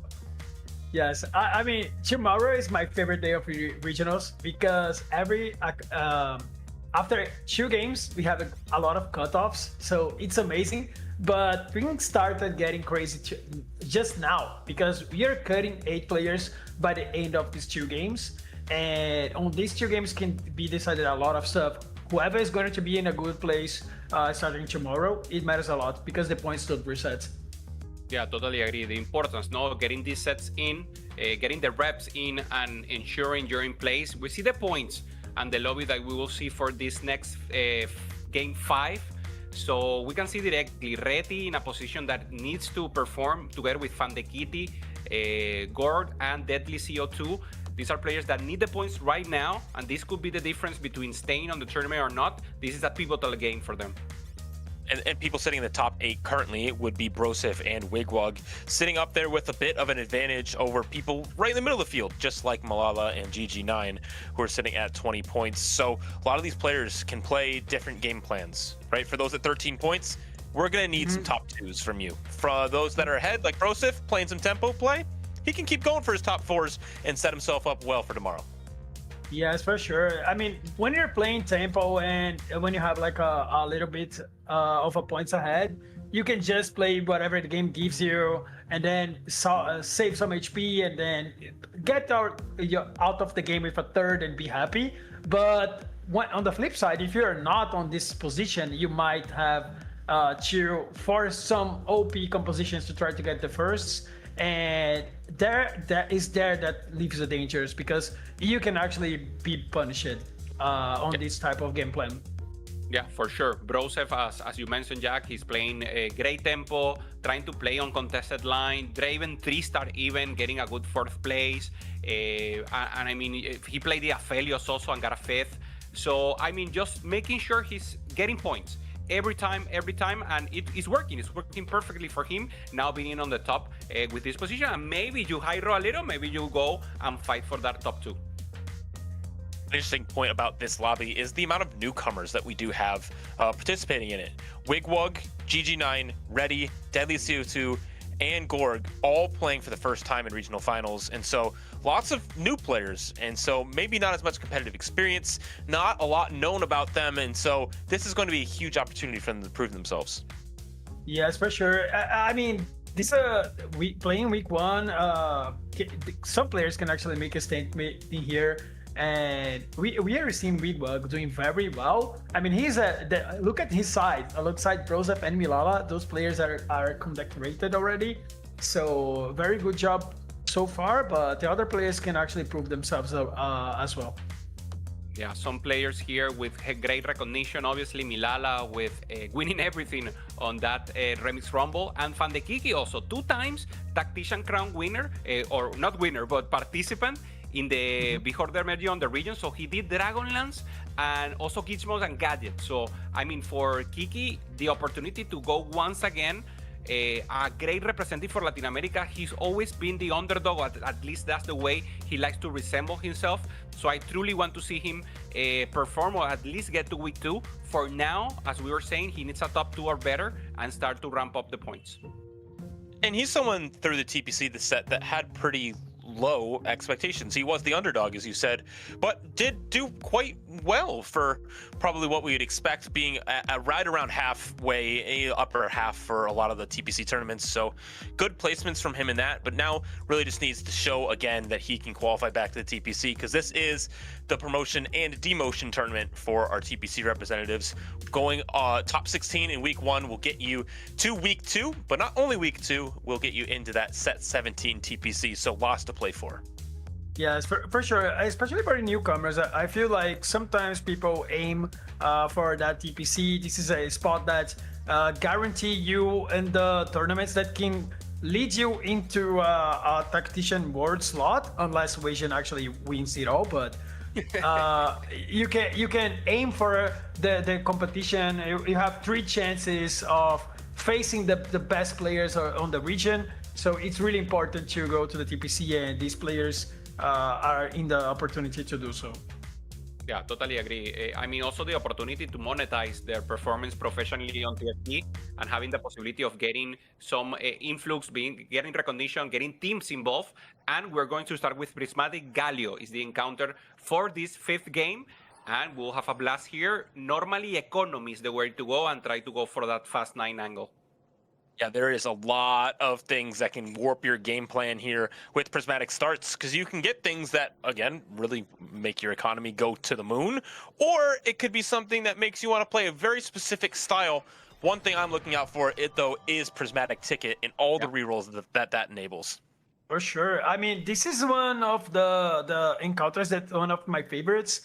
The open possibilities are amazing. I mean, you have so many great choices on 2-1 as a prismatic. I like comeback story. I'm down to see some. The story will continue. Gorg once again here. Normal waiting for the game.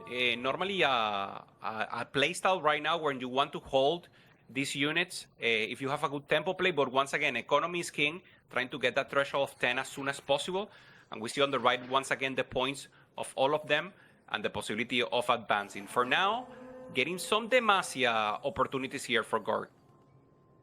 Looks like it's going to be quite a normal loot drop from our opening creeps. And so Ione is a good option. You know, we hoping for some Zahen hero augment here. I'm down to see it. I don't think we've seen it yet in regionals. Am I wrong? Yeah, I don't think we did as well. And having the 2 Jing's out, it can actually get you to start there very soon. So it might be a good choice. So let's see. Yeah, I mean, in this spot, as you were saying, maybe it's a good possibility. I know it's not a priority. We know it. Players are not looking for that hero augment. But of course, if you have the perfect spot and you see yourself contested, why not? Obviously, we'll not see any start. We're going to start with Prismatic. And now the opportunity to catch those possibilities. So combat story, there it is. But no, goes directly and gets a collector. No chance. He wants the economy, and this is the selection right now for Wigwood. It's a very interesting snap pick there. Like, that was clearly what he wanted immediately for Wigwug there. Looking at the right side of our screen, we can see what the rest of our players are choosing. For GG9, we're taking the Azir augments. Yeah, it's kind of crazy. Yes, I like that. And there are 2 players on it. So they are getting Azir on 3-5. So let's see which Sharimans they can actually open first. It can actually also change the way that you approach the game. Yeah, it's also economy, right? It gives you a little gold, probably like 10 It gives gold. you 10 gold, yes, it's a lot. Pretty good. You get the threshold. You know you're going to play around the Azir, so you can already think about going for the defender so that the Sand soldiers are a little buffier. And now, good position. So we see 2 players immediately taking, and now that possibility. So if you're playing ranks, be sure to get it. What you were saying, Jack, Reti going for that prismatic ticket, already committing to that reroll line.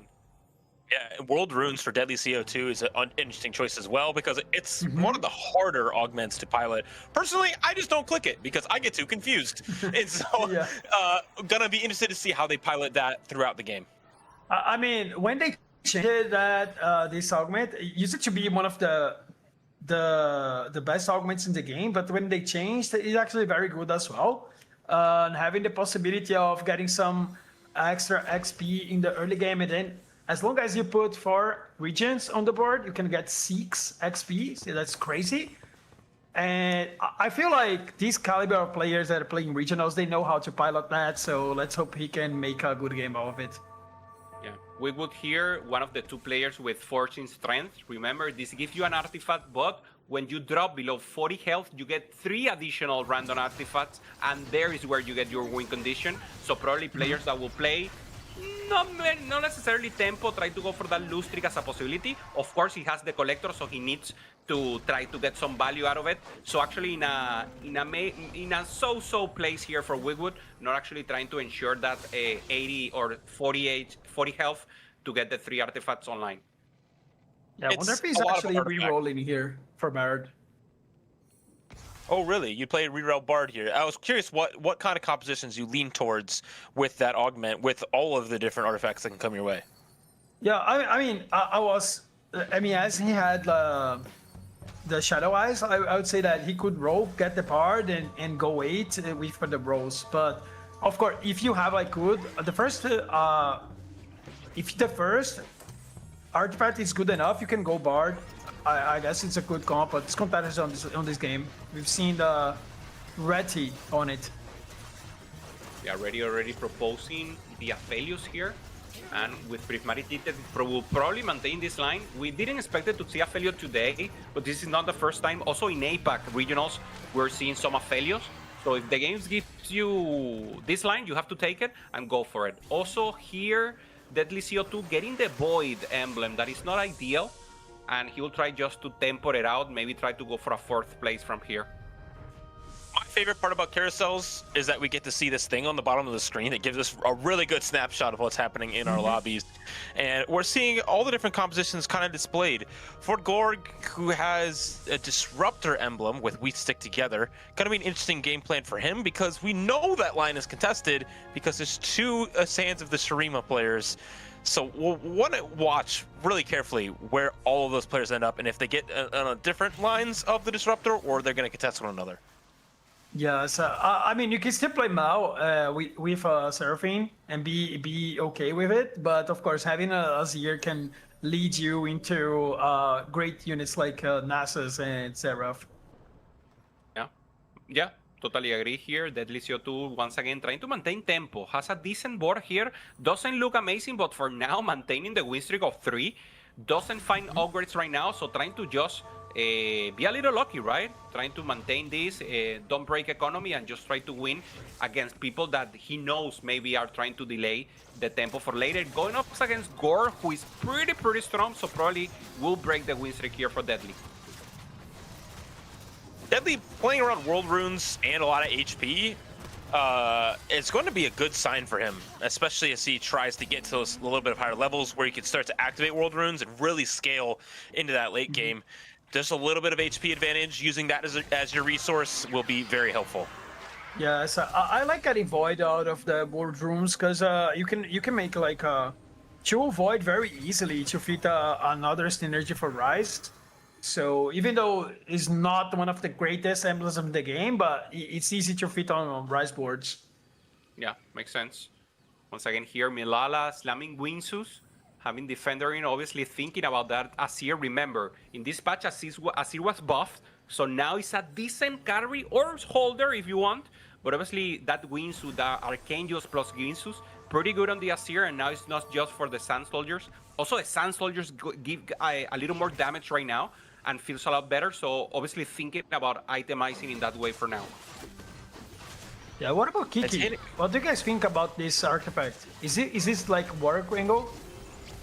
That would be my immediate lean, is playing around Warwick, but we're going to have a lot of gold and lost a lot of HP, so I think we have a little bit of options to work around. Obviously losing HP and stabilizing around Zon is a common game plan right now, but I'm not sure exactly, you know, as far as the stats go, which unit is best with Titanic Hydra.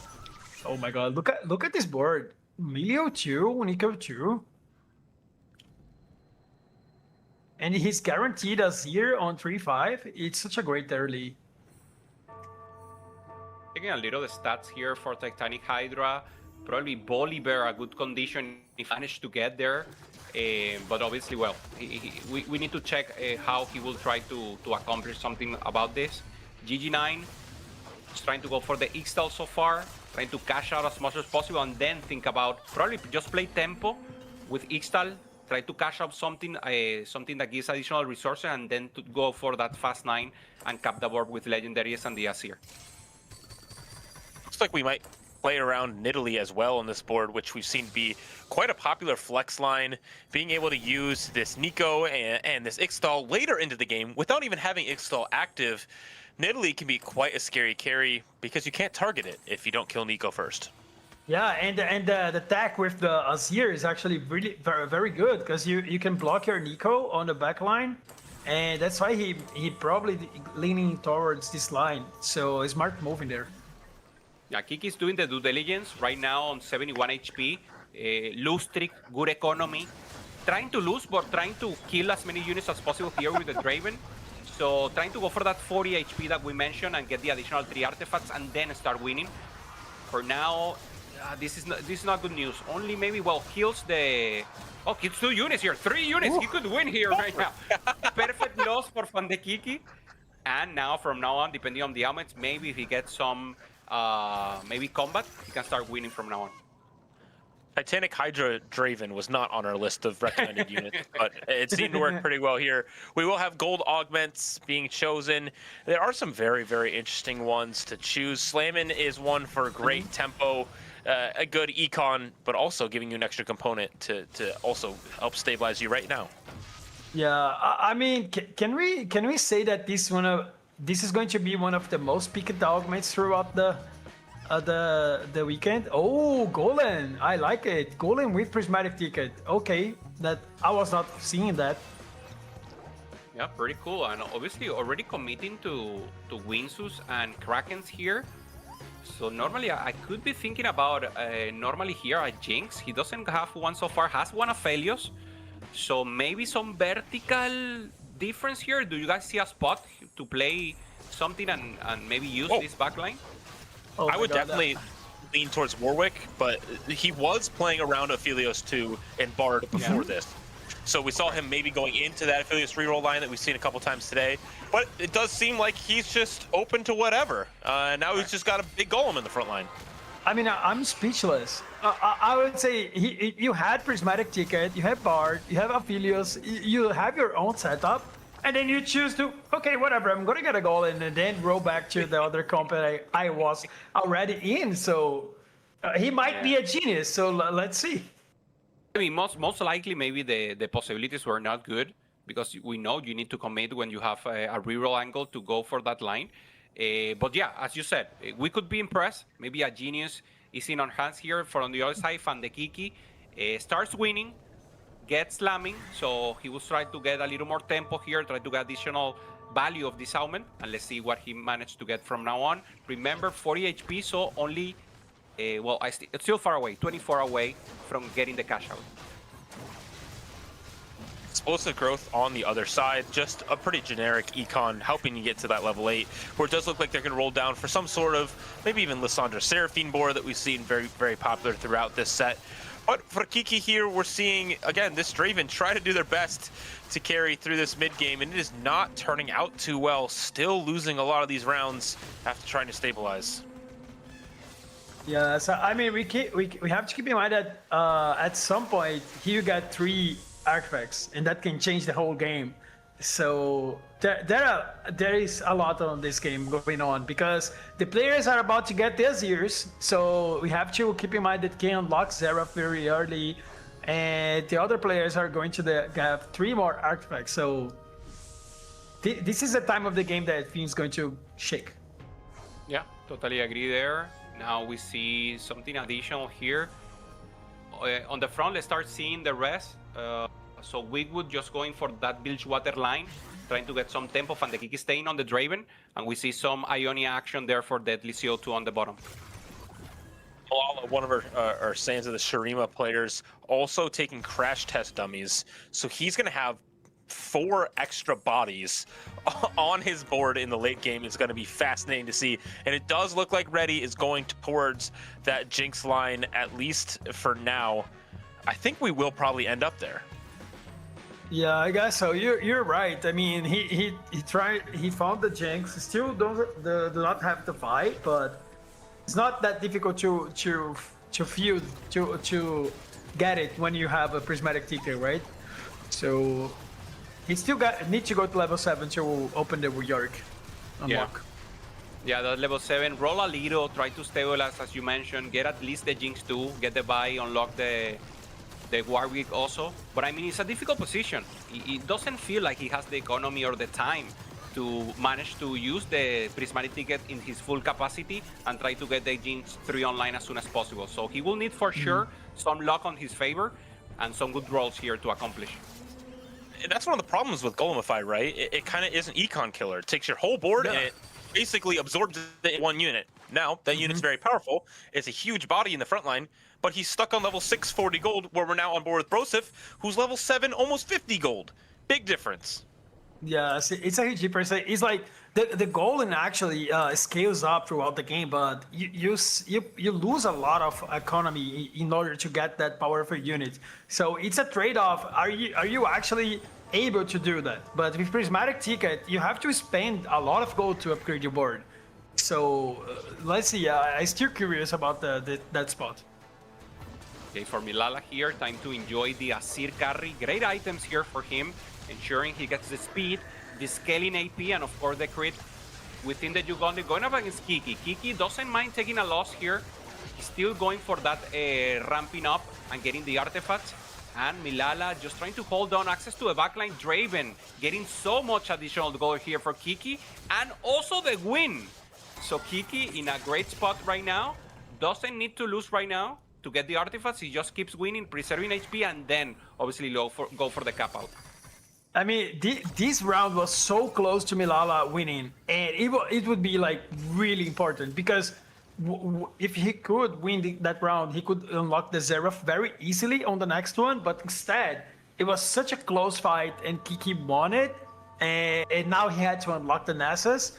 Very good though, but unlocking Zeraf first gives you an extra edge on the game. But let's see what Milala has in store for us. Going for the Force Rima is going to be extremely difficult. It's extremely difficult no matter what. So it is.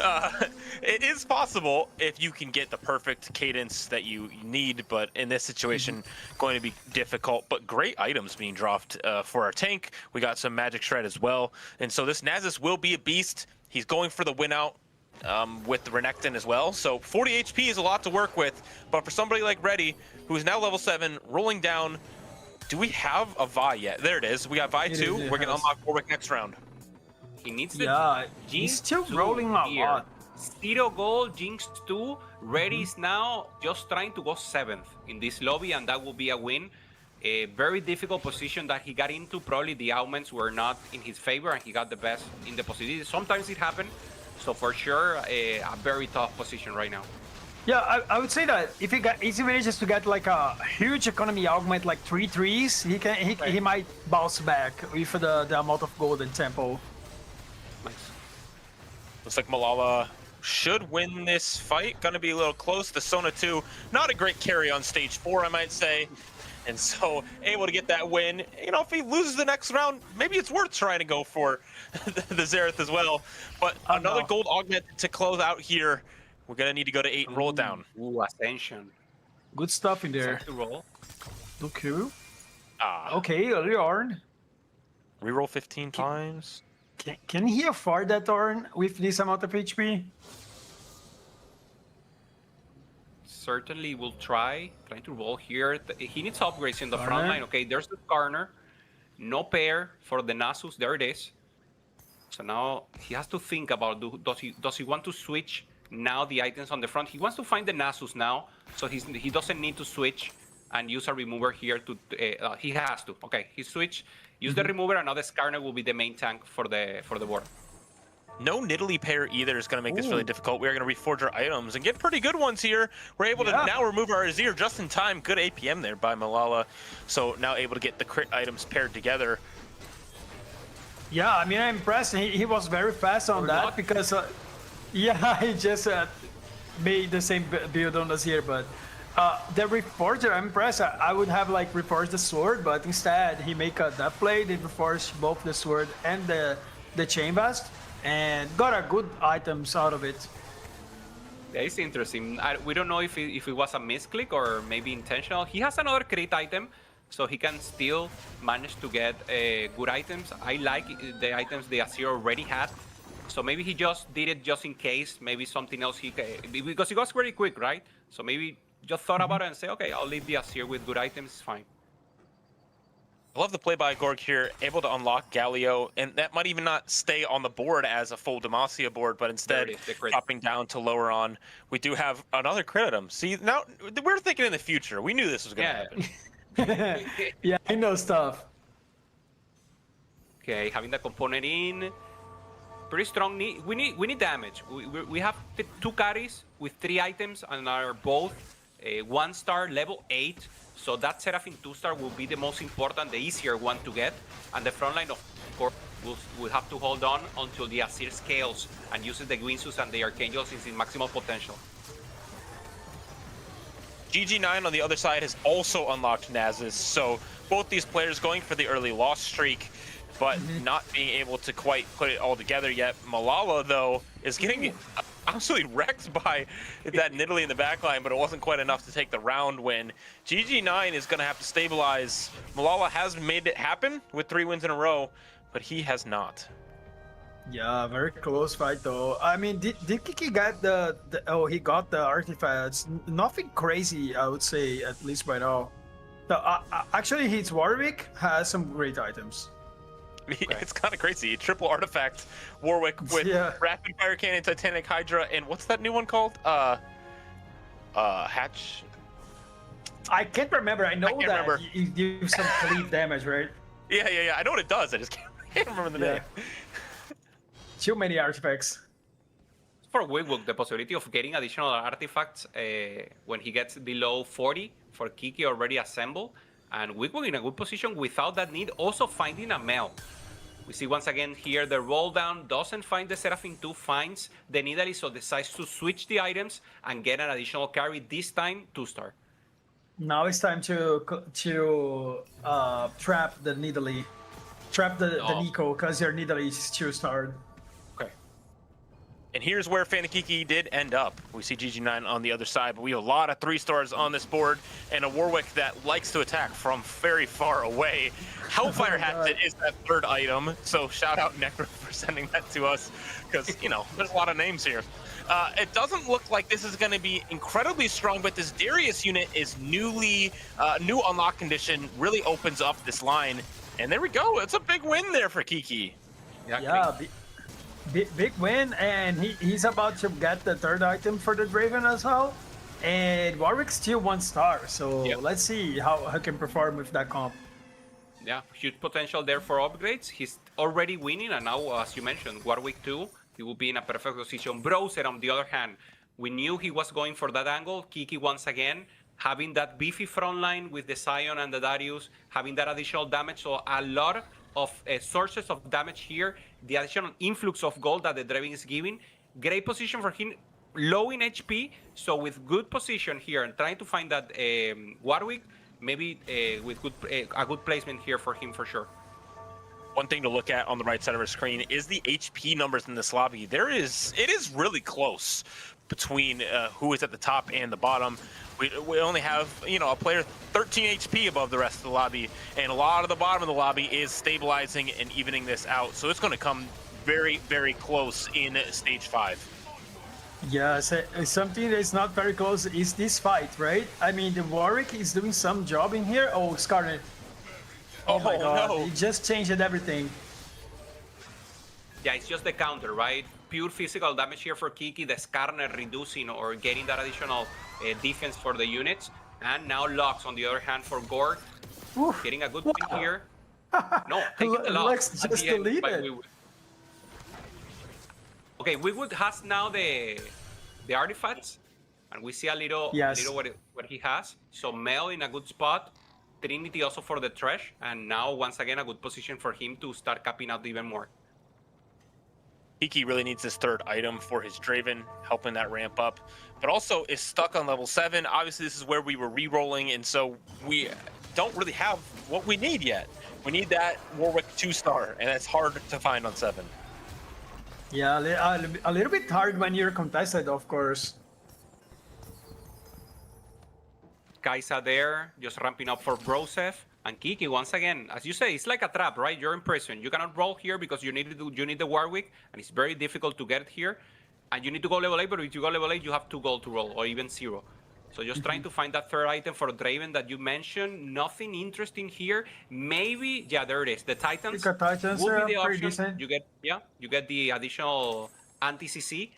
He could go with Strikers. Strikers would be not that bad as well. Okay.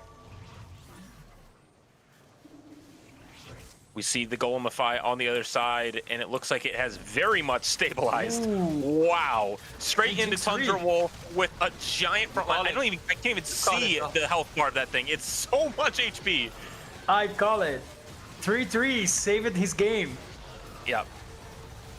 So huge here, and now in a great Whoa! spot because he has additional damage. Ooh. The Draven access to the backline, the Jinx is down. Oh my god. And Red This doesn't work, man. believe it. My god, he got the Hail Mary augment and still losses against Kiki here.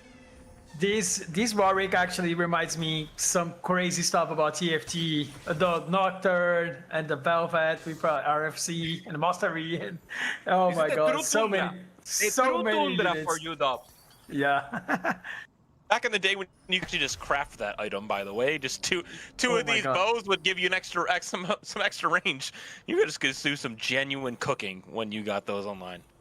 Of course, yes. I mean, some crazy times in TFT. Deadly here, just trying to maintain as much tempo as possible here with the Kaisa. 4 Bruisers, 4 Void. Going up against Renekton here. So Renekton already unlocked. Renekton 2, Nasus 2. Still 1-star the Asir, but a lot of threats here for Milala. Access to the backline also with the Nidalee. Is it enough? Renekton is in the backline, but the dash from Kaisa is able to dash and just avoid the additional damage and stay alive.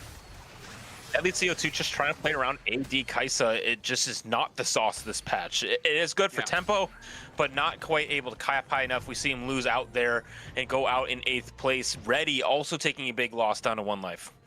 Well, I feel like he was trapped in his own items because when you think about global runes, you can play like tons of legendary units, but instead he had AD items, so he didn't have a spot for Rise. He tried to do the best what he could with the Kaisa, but when you play Kaisa AD, you need another carry to help her. He didn't have. Okay. We have something additional here on the front side, on the top, GG9. Also with the Asir, but thinking more of a flex board. Has the Lucian Senna. And just trying to hold as much as possible here, Dobbs. Jinx is very strong. 1 life here, the Ascension comes down. And it doesn't feel like if enough for the Jinx. Access in the backline, Jinx. Oh, the stun! Get out control. Oh man, the Jinx just goes crazy and wipes the whole board there. GG9 now down at 1 life. And it looks like, oh, is Kiki out? Down. He's Wow. out, yeah. What a loss. Kiki, good board, but he was low in HP and probably facing one of the most strongest here right now. Probably Wigwood could be a one that was facing him and just got the best out of him. I also got word from production that the Golem that is on Reddy's board is 11,000 HP. That's a lot. God. Oh. Yeah, so you got a huge upgrade on the stage 6 as well. Yep. Oh my goodness. He can manages, if he manages to survive in there and Kiki is dead, maybe he can cook something. Because he has prismatic ticker. I don't know how much gold he has. Yeah, you're doesn't right. have Warwick much. 3, why not? We already saw the Seraphine twice. So Warwick could be a possibility. Nice call. Warwick reroll, Dubs, the way you like it. Yes. Yeah, he's zero gold. It's not happening.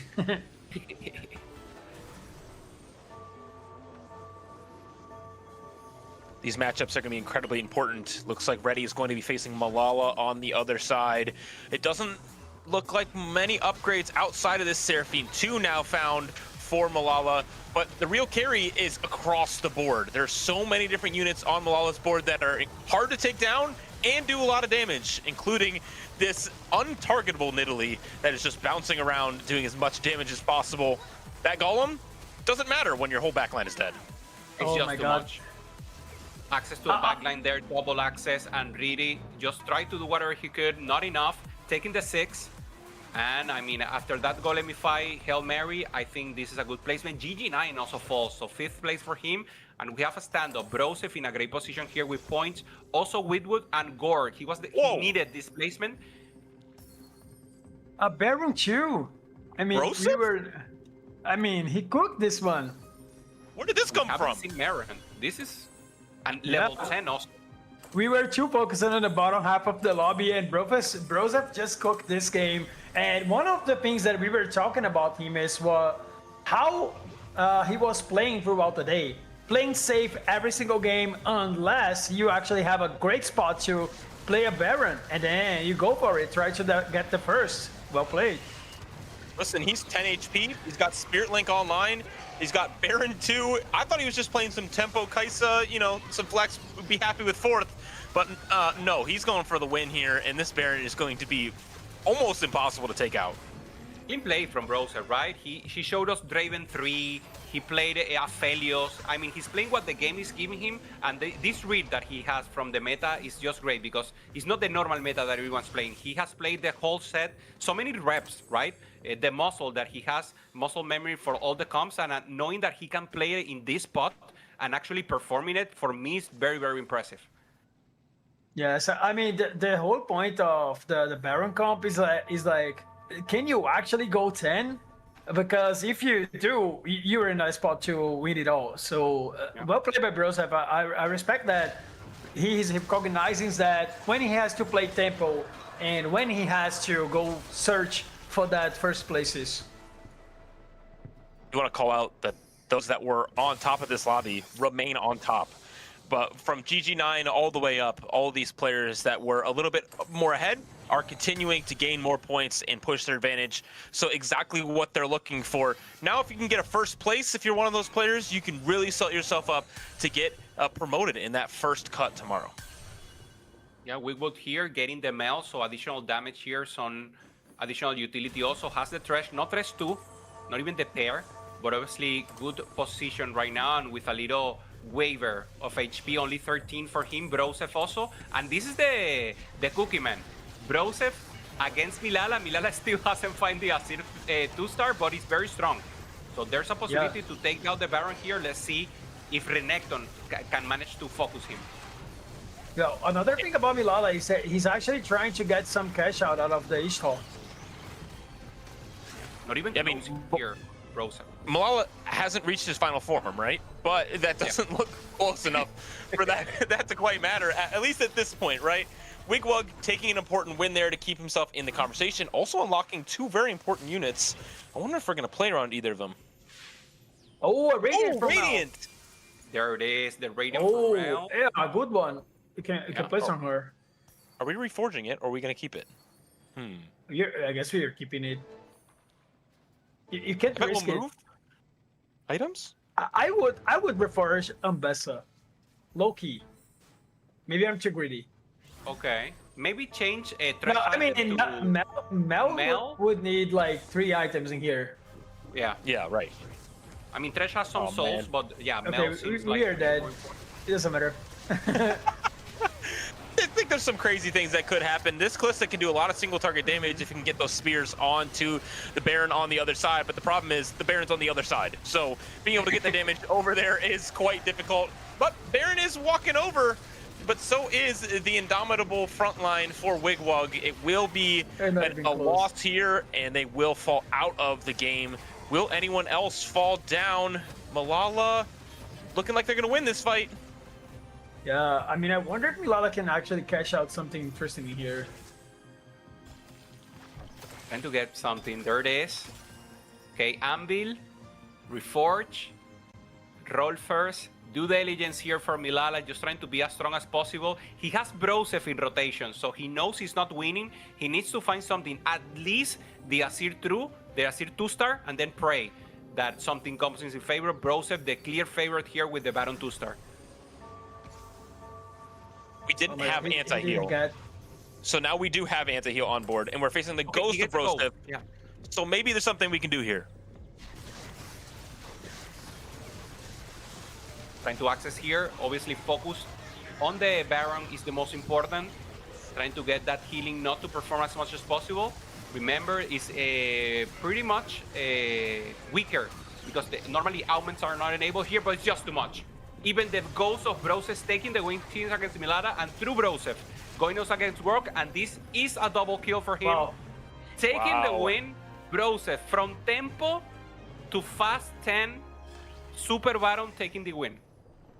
Again, another unique comp taking a victory here in the regional finals, just showing that this patch may be the best patch of the greatest set of all time. Yes, this match is so good, actually. You have such a variety of compositions performing well. We've seen a bunch of 3-costs. You've seen some flex board with legendaries. You've seen some great stuff like Baron. I love this unit on TFT, and so far, week 1 has a lot of stories and a lot of comps. I love it. Well, guess what? There's more stories to come. We still have one more game left for today and an analyst desk to break it down. So we'll be heading to a short break, and they will be on the other side to tell you all the spicy things that happened.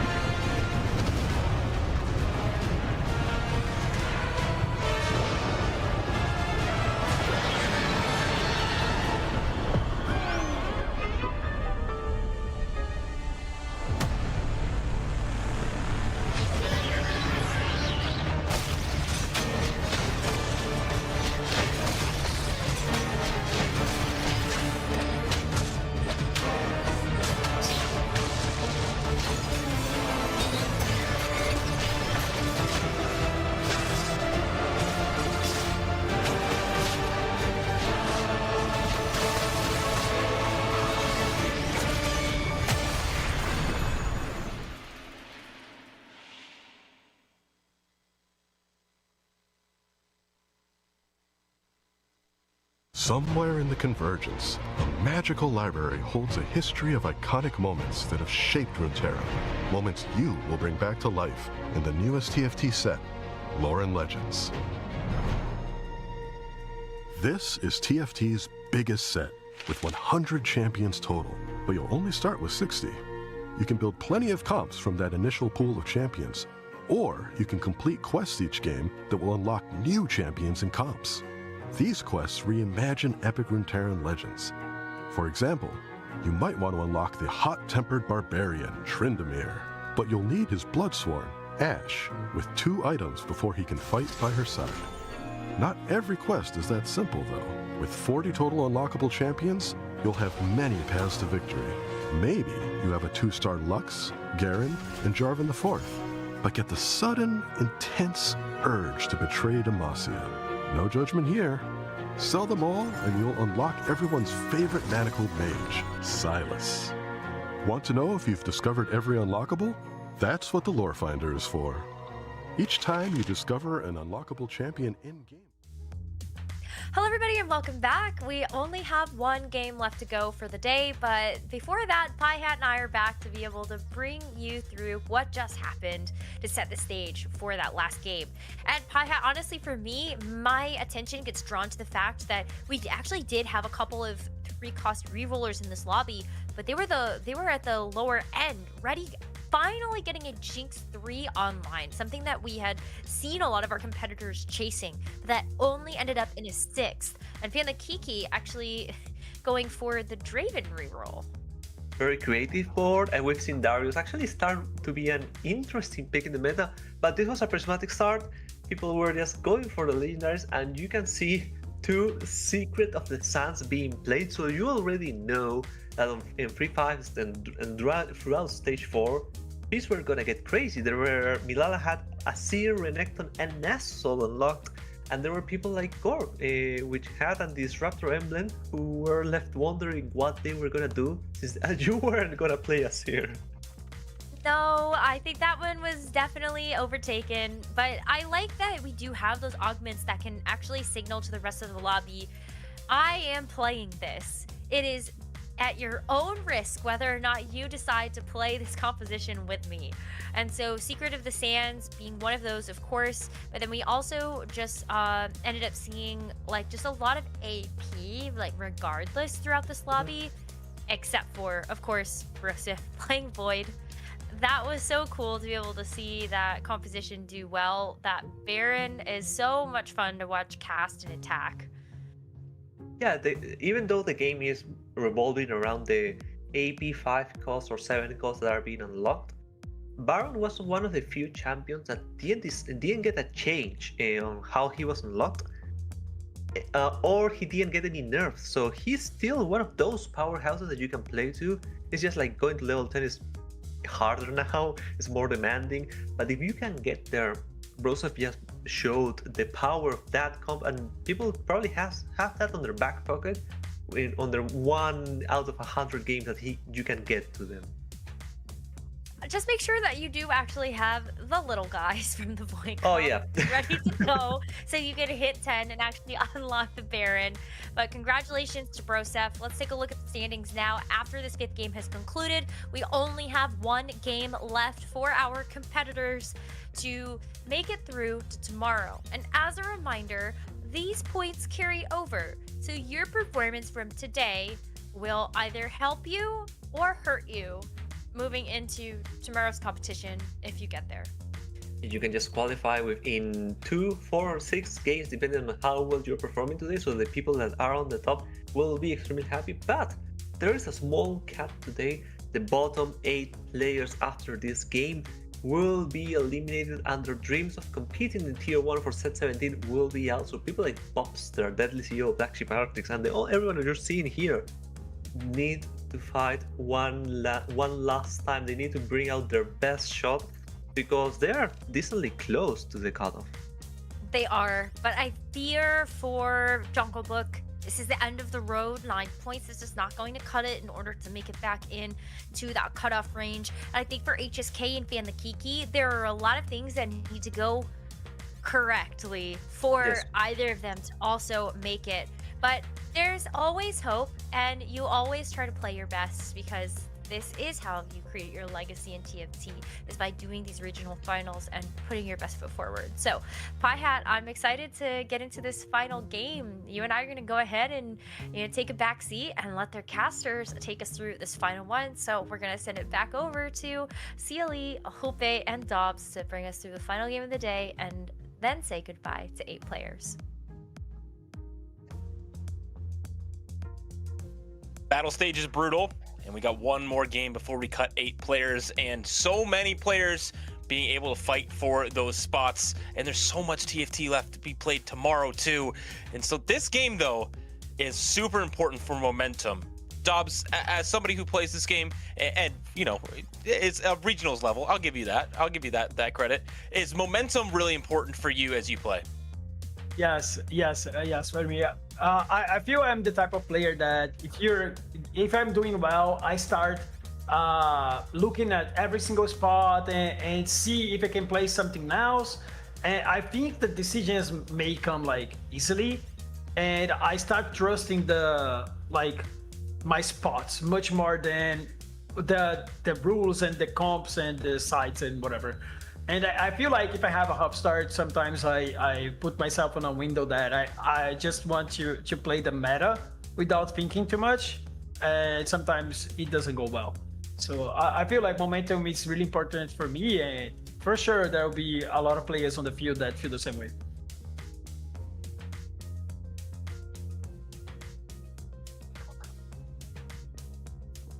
I've seen you live there, Dobbs, I believe in Vegas.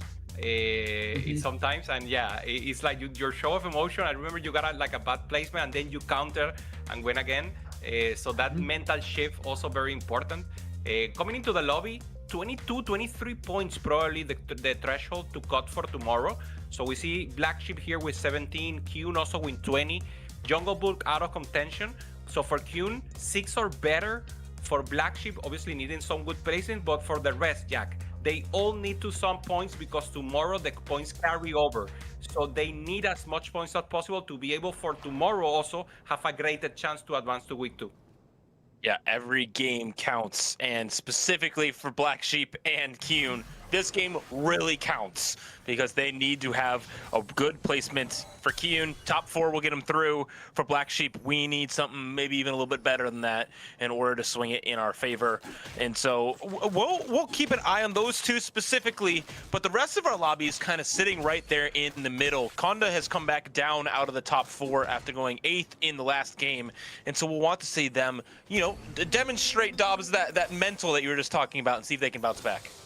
Yes, it's really important to like if you have a 8 finish, maybe it's not enough to pump you down. So it's important to keep calm and keep going your streak, because if you look at Konda's spot, it's very good. He didn't get a single bot for until last game, so it might be just a bad game, and you just have to keep going. Yeah, exactly. I mean, you need to do what the game gives you, right? Sometimes you need to adapt, sometimes not exactly what you're going for.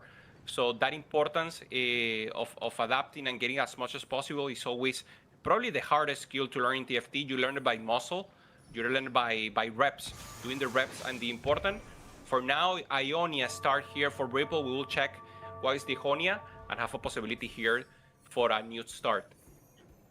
On board with Crazy Cat, who's playing the Doe Cat. You know, that makes sense. That's his little legend. But is this player that has one of the most fascinating story arcs, because last regionals, when he made the second weekend, he had no idea that he was making it to TPC, and now has had a great weekend so far and looking to repeat and make it back to the TPC next set.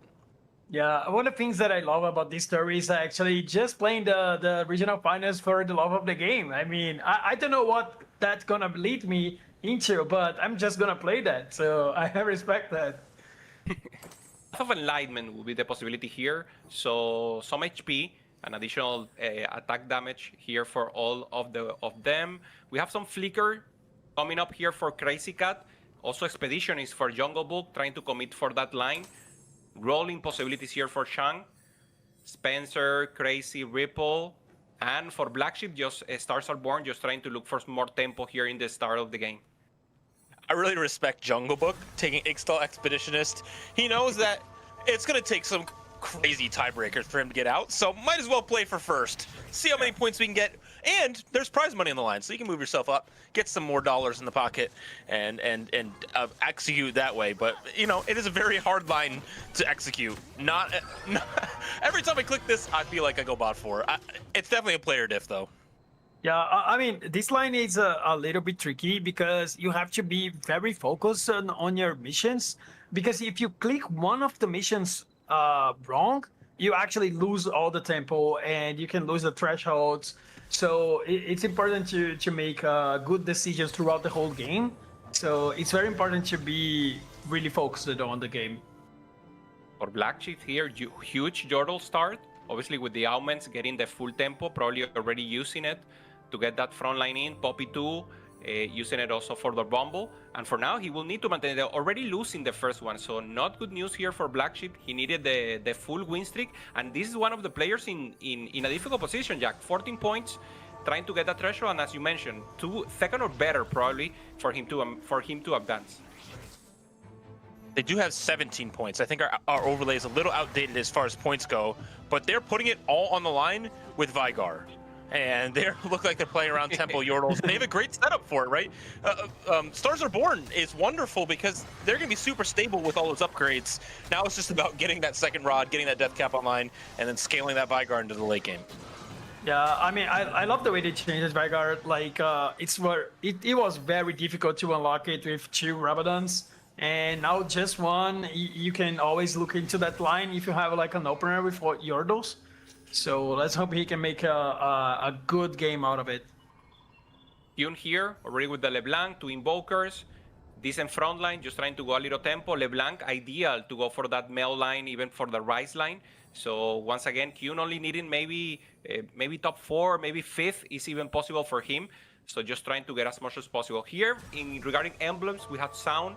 and Slayers. And for now, Ripple just going also flexible AP, trying to go probably for the Demacia line. Jungle Book slamming items now. Curious what his quests are, because again, those are super important. For Ripple, though, looks like we're playing around AP Flex, which is a very popular line right now. I'm curious, though, of where we're going to end up. Looks like we have the Noxus line is already contested around Mel, but the Demacia line could be wide open, and we have a good setup for it.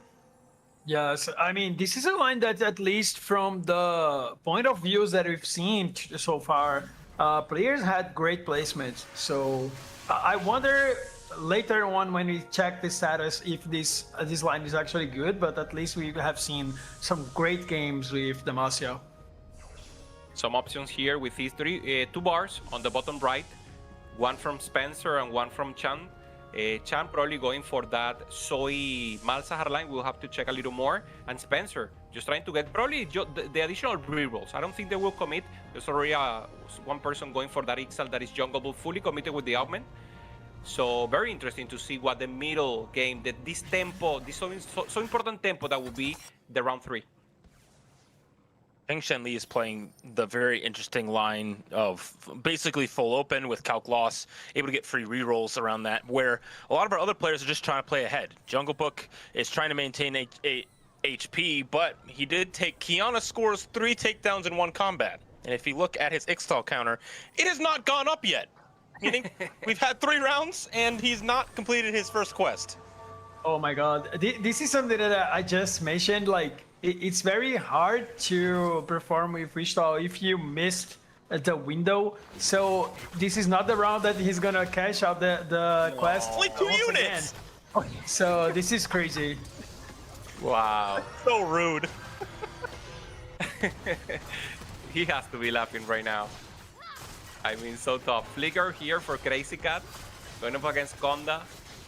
Crazy Cat, one of the ones with win streak right now, probably going to lose it, but no, the Quillana is trying to smurf access to the backline. Jin with the force shock taking the win, so Crazy Cat will not maintain the win streak and will try to stabilize a little less in economy from now on. Looking to reestablish themselves at the top of this lobby, where we have 2 players that are going for that big loss streak. We'll definitely want to keep an eye on them to see if they face one another, Spencer and Cheng Shenli. Those players wanting that extra gold. Both of them sitting at a pretty solid spot in the leaderboard, so don't have to play risky. But yet, here we are. They are playing quite risky. Yes, I mean, sometimes if you do not have a good opener, you have to lose the early game anyway, so it's better to just execute these type of strategies. But of course, you can still make some not so risky decisions throughout the rest of the game. But in the stage 2, sometimes you don't have any good options to push the game, like trying to win. So it's better just to lose the early game. Yeah, makes total sense. The win streak from Conda, I believe, is broken right now. Crazy Cat going up against Black Sheep, also taking a win there. And Conda, no, maintains the win streak. So Conda will be the one with a joyful economy from now on, and just try to keep pressuring the lobby from now on. And Spencer did take a win there versus Cheng Shenli, so it will be a streak broken there, where Cheng Shenli is quite strong, but Kiyun, look at that. Look at this board right now. This is looking quite good. I mean, how? I mean, Swain. I mean, is he going to stage 4? By the way, Swain and LeBlanc too. I mean, level 9 right now. Let's do it. Yeah. We don't need anything else. Yeah, it's such a crazy setup. Yeah, also having here a possibility of slamming Gunblade, probably going for the crit. Yule Gauntlet. He will keep open TG. Nerax possibility. So let's see. Oriana unlocked. Caitlyn's We do have out. salvage bin, so we can change our items quickly to whatever we need. Exactly. He has great items on LeBlanc. Oh, we broke apart the TG as well. I guess when you broke the TG, you get another chance to have a good item on it. So he might rebuild the TG, but maybe not. Let's see. So now what? I guess it's still the best item. Gipslo, maybe? You know, the Master Zero LP player I would definitely have slammed to Morello already having Sunfire built, so. I guess the best way to do was like broken Scion items as well. Yeah. Yeah. I mean, he has a lot of damage. He's lacking a little front line here. But it's definitely very strong right now. Okay, Konda maintaining still this win streak. Slamming for Pressuring the kill, lobby. very cool. Here we go. Hey, Oh, there we go. 5 LeBlancs. Wait, we're re-rolling this now? We gotta re-roll this. I mean, for sure, you right? have to, right? I mean, you have 5. I mean, the game is Hey, giving to you.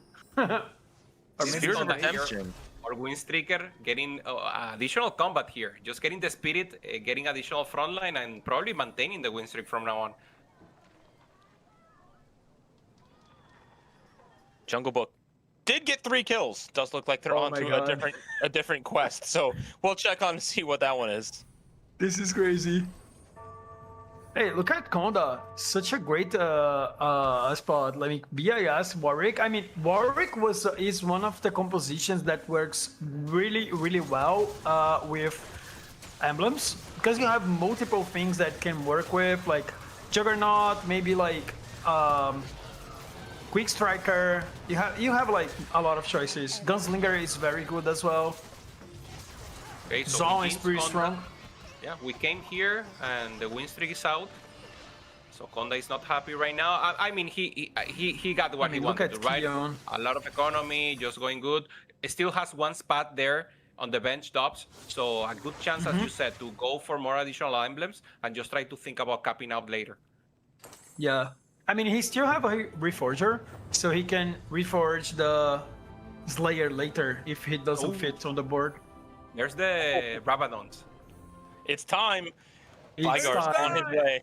We got to go to level 7 first, though, and then we can start stacking that. But I'm sure we'll do that on 3-6.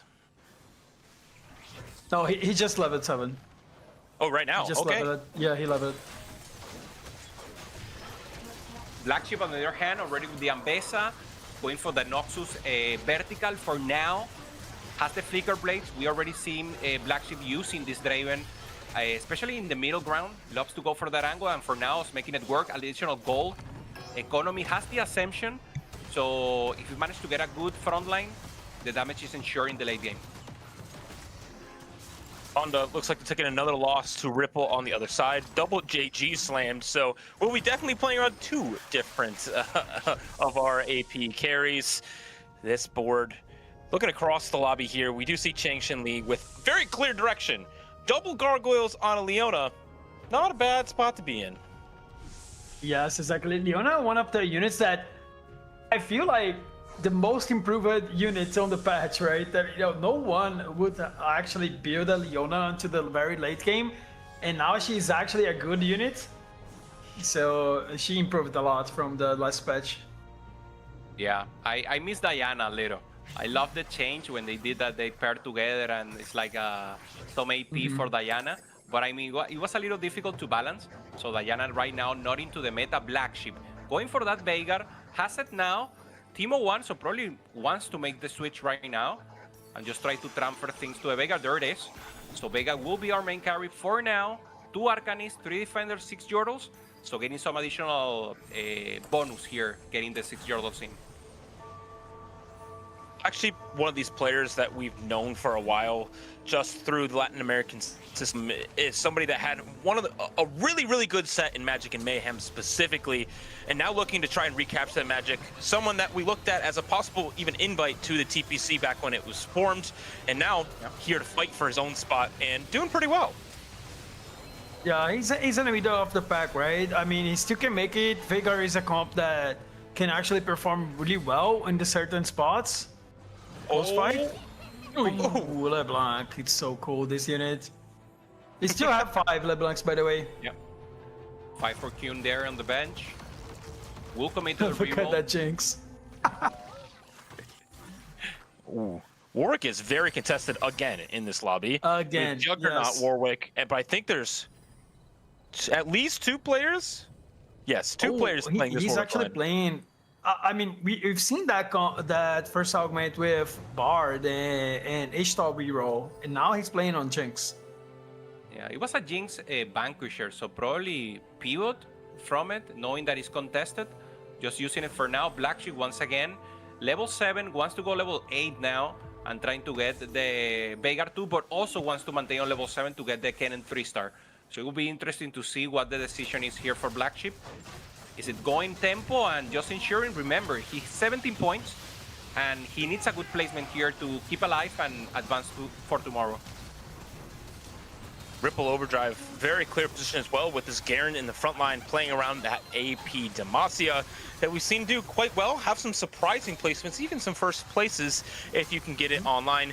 Black Sheep, though, getting these kills with Veigar is very important to start stacking that AP, just like it is in League of Legends.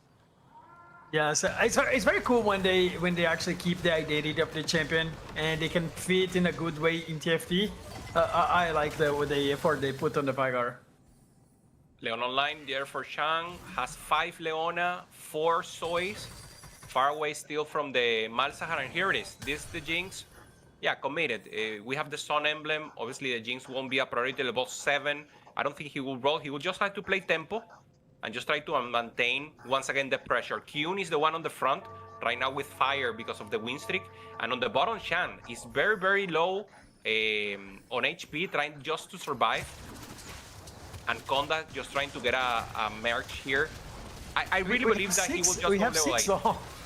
I mean, 6 long, Kindred on bench. I mean, hopefully he can realize that before the next round. Good items, though. Understand. On level 7, this is the big roll down. Cheng Li on level 7. Lots of rolls to use and lots of units to upgrade. We do have a good amount of Leonas, but we're pretty far away from Malzahar and Zoe. Needs to catch the wave from Leona, decides to stop. Just stops. I mean, no, I would say that he's a bit low, right? He still can make it. This comp is very strong, but he's a little bit low. Yeah, I'm far away, right, from the rest. Obviously, Leona the priority here, just to give time for Malzahar to spread the virus for the rest of the units. And for now, just trying to hold up. Gets additional grab cap here. A comp that really needs the 2 carries online together with the Leona.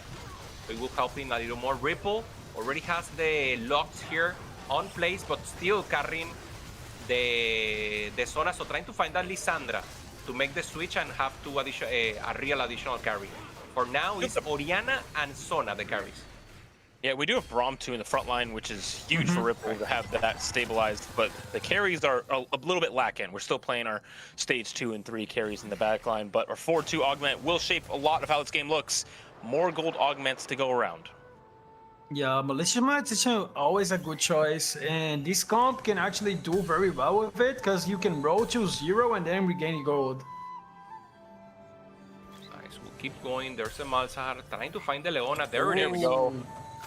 This is huge. Now we can stop, regain economy, and as you mentioned, Dobbs, it's not that we have a great augment here of that economy situation, but now the Leona stable. We have time for the Malzahar to spread, and now we see a little of the rest of the augments.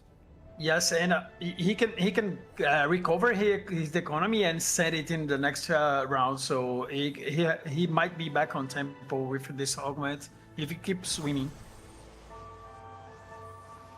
Cheng Li, one of our players that qualified through Tacticians Cup #1, hasn't really played in turn since, didn't have a great showing in Cup 2, but is back and doing right in the middle of the pack here in our regional finals. So really making a name for himself and trying to establish a little bit of that lore behind himself. Yeah, look at this round. It's almost impossible to kill that Leona. Okay. Yeah, trying to hold. The Leona is doing the work. And of course, the Atakan is just not enough. On the other side, for Crazy Cat, doesn't have an additional carry, so Atakan alone is not enough. 5 Noxus for him, trying to assemble a good board. And in the end, Jungle Book. Try to go for the Xr Specialist, already out of contention. Just trying to have some fun here. And the Kasha is not going in his favor. Jungle Book. Do we still only have 30 on our stacks? It looks like it. I mean, Yeah. he probably cashed out something, right? Or no? I mean, he got really stuck there on the one from Kiana. So yeah, let's switch. Let's go with the rest. Remember, some of the players here in contention, especially Kyun and Black Sheep, are the ones who need points here to be able to advance for tomorrow. Black Sheep Guys, on Vigar here at level 8. So looking to go level 9 here playing the Yordles, which is the big cap for this, playing around that Ziggs as well as the Vigar as your secondary carry. And it's looking quite good as he's killing all the units on Jungle Book's board. wow. I mean, winning this round is very good for him because he's trying to go 9. I wonder if he's actually keeping the Vigar or if he's changed it to like any Silas the board. Ooh, Changchen Li lost.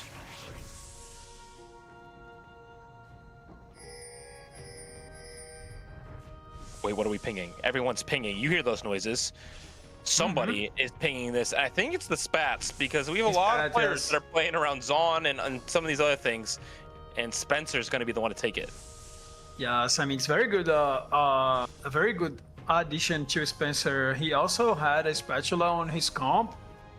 So it's important that he can make something else out of it. Does he have a spatch on the bench? Yeah, he had a chance a while ago. He had one. Oh There no, it is. he has the Juggernaut. But he's got Zon emblem. Yeah, wow. Right. Okay, this is definitely a great Yorick, and he has Yorick pair, but he has Jinx 3. It's in a great spot. Finally, she has been very shy throughout the tournament, also very contested. And now Spencer will show us the power of the arcane protagonist. And Jinx just trying to hold up here. Remember, Spencer in a great position right now in points. Just needed to sum as much as possible here for 21 and get as much point as possible for tomorrow. The interesting thing is he's hit this while being contested. Konda is playing the exact same composition and even in vertical Zon and still being able to hit Jinx 3 and upgrade a lot of his other units. That Warwick 2 is the last thing that's needed, but Jinx, obviously, as we're seeing here, does a lot of work. Wow. I mean, these augments that he just took was like every single one. It was great for his game. I mean, gets some combat with the reroll as you reroll gain more HP, and then spatula is great for the comp, and then later on, okay, just have like 2 dupes for get your Jinx 3 and more gold. Like it was such an amazing combo of augments. For Black Sheep, also very tough here, the position. Doesn't have the Veigar, just keep holding here.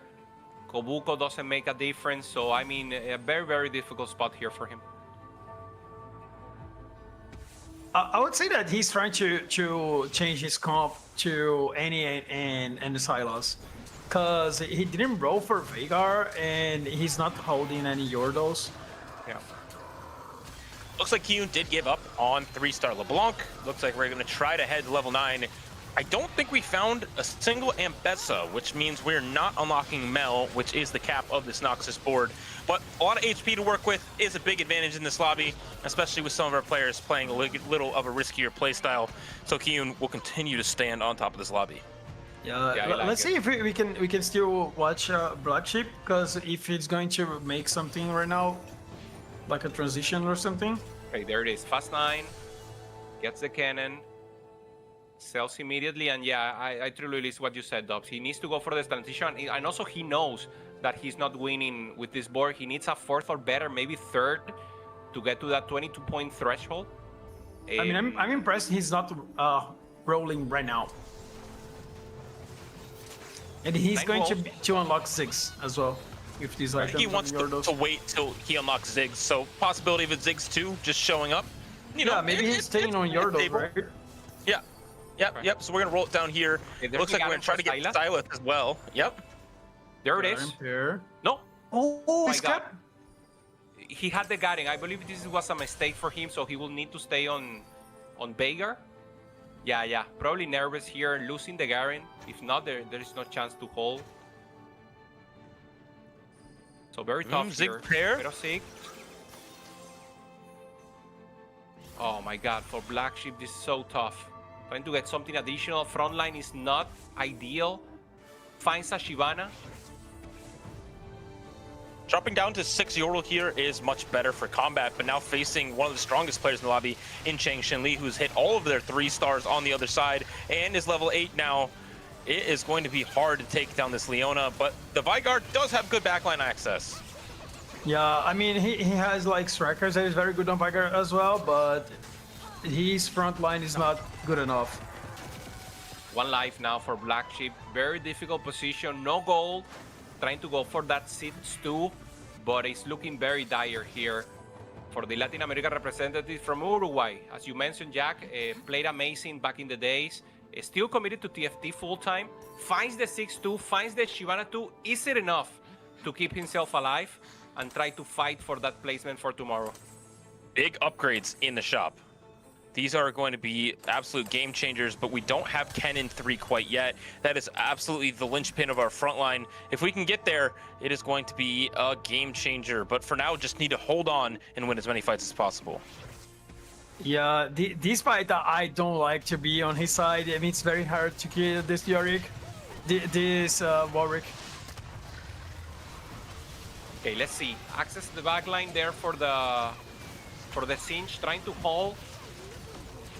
Good damage here coming up for the 6. The bombs is incoming. Veigar doing good damage also. And access, but it's just too much. Warwick accessing the backline. Jinx comes, and it's the end here for Black Sheep. Points will not be enough.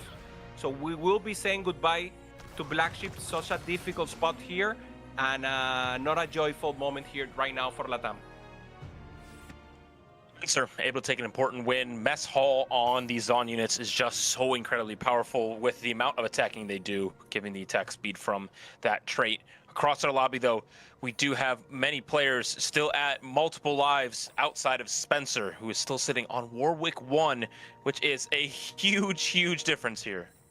Yeah, look at his board. I mean, 7. You either go 7 Zom or for Juggernaut, and he has like both.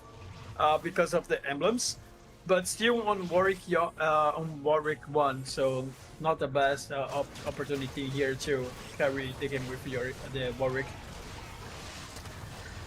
There's a point. Kyun was the one in difficult position, now holding strong there, high in HP, and just trying to get as much points as possible. Jinx, full damage here, trying to access a little more.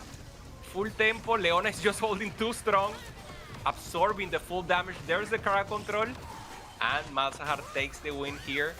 So Jinx falls, and game changing here for the other side.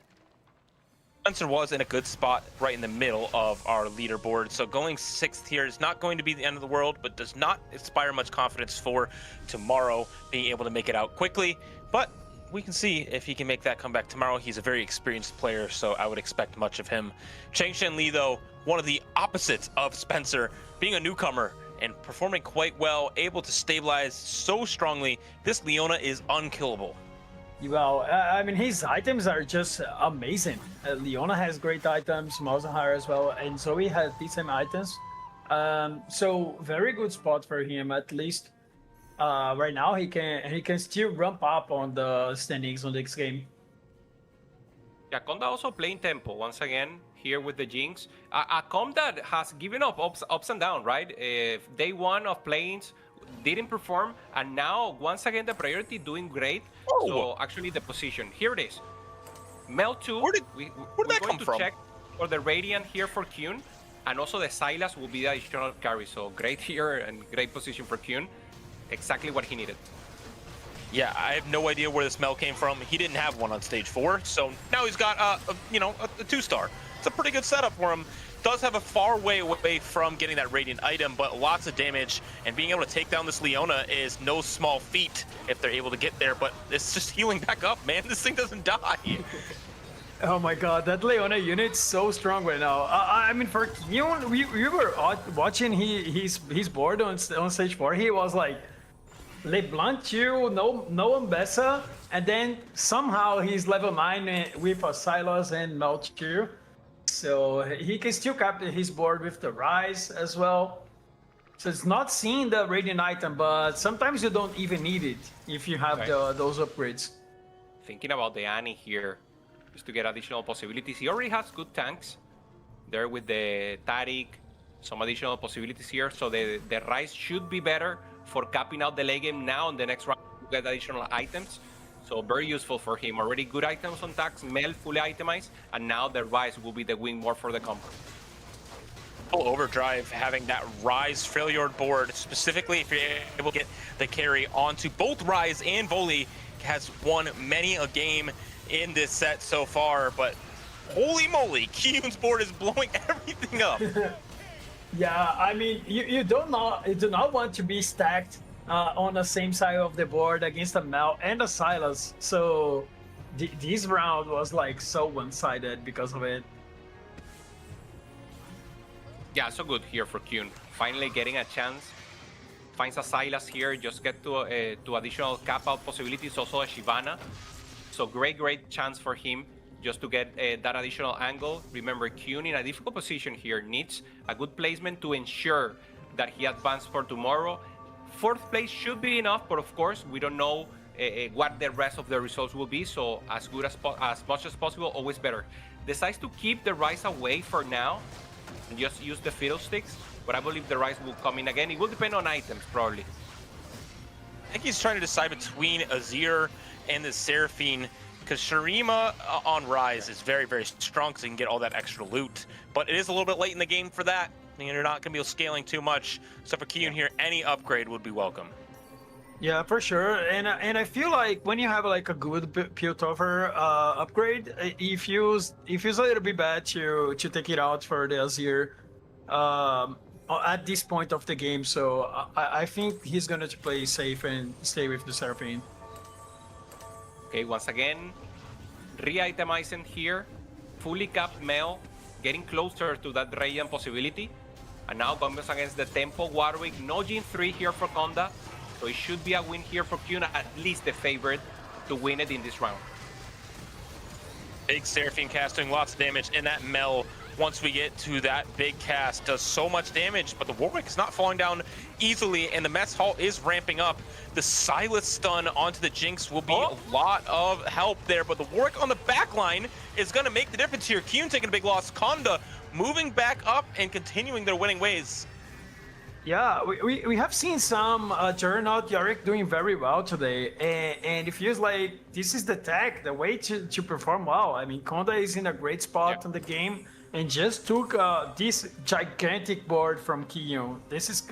Such a crazy matchup. Yeah, the importance of obviously you want to get economy, trying to go the fast 9. He went almost full combat damage. And as you mentioned, Jack, the Mess Hall being so good, ideal augment here for the Jinx. Even though she's not 3-star, it's just too much. You get the ramping, you get the additional damage. So now Kyun will go against Chang, who has the full cap board. Let's see if he can pass this full tank Leona. Access for the backline here for the Swain. The crash test dummies are going to do a lot of work here onto the back line with the anti-heal as well. Is super helpful against the leeching on the other side. The displacement of the Leona allowing the splash damage to come through as well. It's looking like Kiyun is just outscaling. The Leona finally falls, and so does Cheng Shenli. Yes, but like on the flip side, another good game for Malzahar. Another top 4, so consistent. Not able to take down those legendary boards, but always scoring good points. Yeah, so Kyun proposing once again, going up against Conda. Conda already got one battle from him. Maybe positioning difference here. Needs to put the Taric just in front, the main carry. So Taric should be in front of Warwick, should be in front of Jinx, and then try to get the CC from the Swain also to go for that side. So let's see if maybe some change in position in the last second here for Kyun. Conda will have 2 lives, so if they're able to pull off a win here for Kiyun, it will be another battle going forward. But the level 9 versus level 9 is the name of this patch. Which of these compositions will come out on top? The Warwick is on the opposite side, so will not be taking immediate damage, but the stuns from this Silas are going absolutely insane. But Seraphine cast on the other side does not hit its mark. The Mel 3rd cast, if it does not come through, will not be able to take out the Warwick. And again, we're seeing the unkillable Warwick on the other side of Conda is not going to be easily taken down. But Kiyun falls out, Conda takes the win. I mean, what an answer for what we have discussed before this game, right? I mean, he had such a great start throughout the day, and he finished it at 8, and then suddenly just wins the last game of the day. So just got back all the momentum. Yeah, totally. The importance of getting that combat, of pressuring the lobby in the exact moment. And yeah, we were surprised of him winning against the Mel. Maybe the Radiant from Kyun could have made the difference. He was missing maybe just a few rounds there, Jack. But once again, that's the priority, right? He didn't find the Mel early. It was a very late Mel, even though it was 2-star. So maybe some chance there to outperform in the late game. We knew going into this lobby that's exactly what Kyun needed. He needed a solid top 4, get the top 2 to move him on to the next day. But the good news is we have our final scores being calculated right now, and going to an analyst desk is going to be exciting because we're going to find out who makes it on to the elimination stage tomorrow. From CLE, from Dobbs, from Hupe-san, we will see you guys tomorrow. But analyst desk, take it away after this break. Vamos! The magical library holds a history of iconic moments that have shaped Runeterra. Moments you will bring back to life in the newest TFT set, Lore and Legends. This is TFT's biggest set, with 100 champions total, but you'll only start with 60. You can build plenty of comps from that initial pool of champions, or you can complete quests each game that will unlock new champions and comps. These quests reimagine epic Runeterran legends. For example, you might want to unlock the hot-tempered barbarian, Tryndamere, but you'll need his Bloodsworn, Ash, with 2 items before he can fight by her side. Not every quest is that simple, though. With 40 total unlockable champions, you'll have many paths to victory. Maybe you have a 2-star Lux, Garen, and Jarvan IV, but get the sudden, intense urge to betray Demacia. No judgment here. Sell them all, and you'll unlock everyone's favorite manacled mage, Silas. Want to know if you've discovered every unlockable? That's what the Lore Finder is for. Each time you discover an unlockable champion in-game for the first time, you can open the Lore Finder and see your whole collection.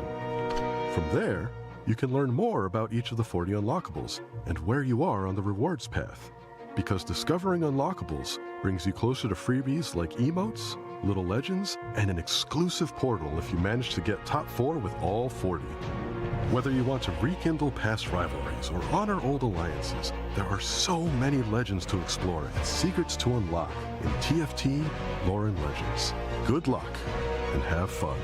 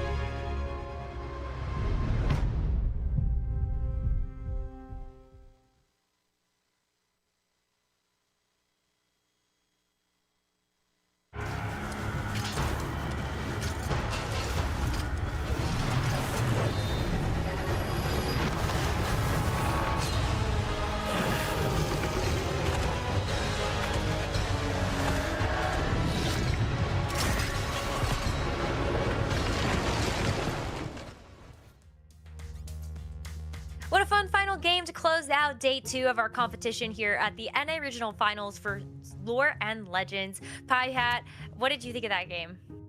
I feel like it was a snapshot or a good showing of all the things that you can play in this patch, because top 3 ended up being a free cost reroll on Soy Leone, which has been very important throughout the day, and both days actually. A 5 cost legendaries with Mel in the side of Kyun, and just a couple of 4 costs that can work, like Konda just taking out the Warwick and using him just steamroll through the whole lobby. So that's a good way to show all the different playstyles that are currently ongoing.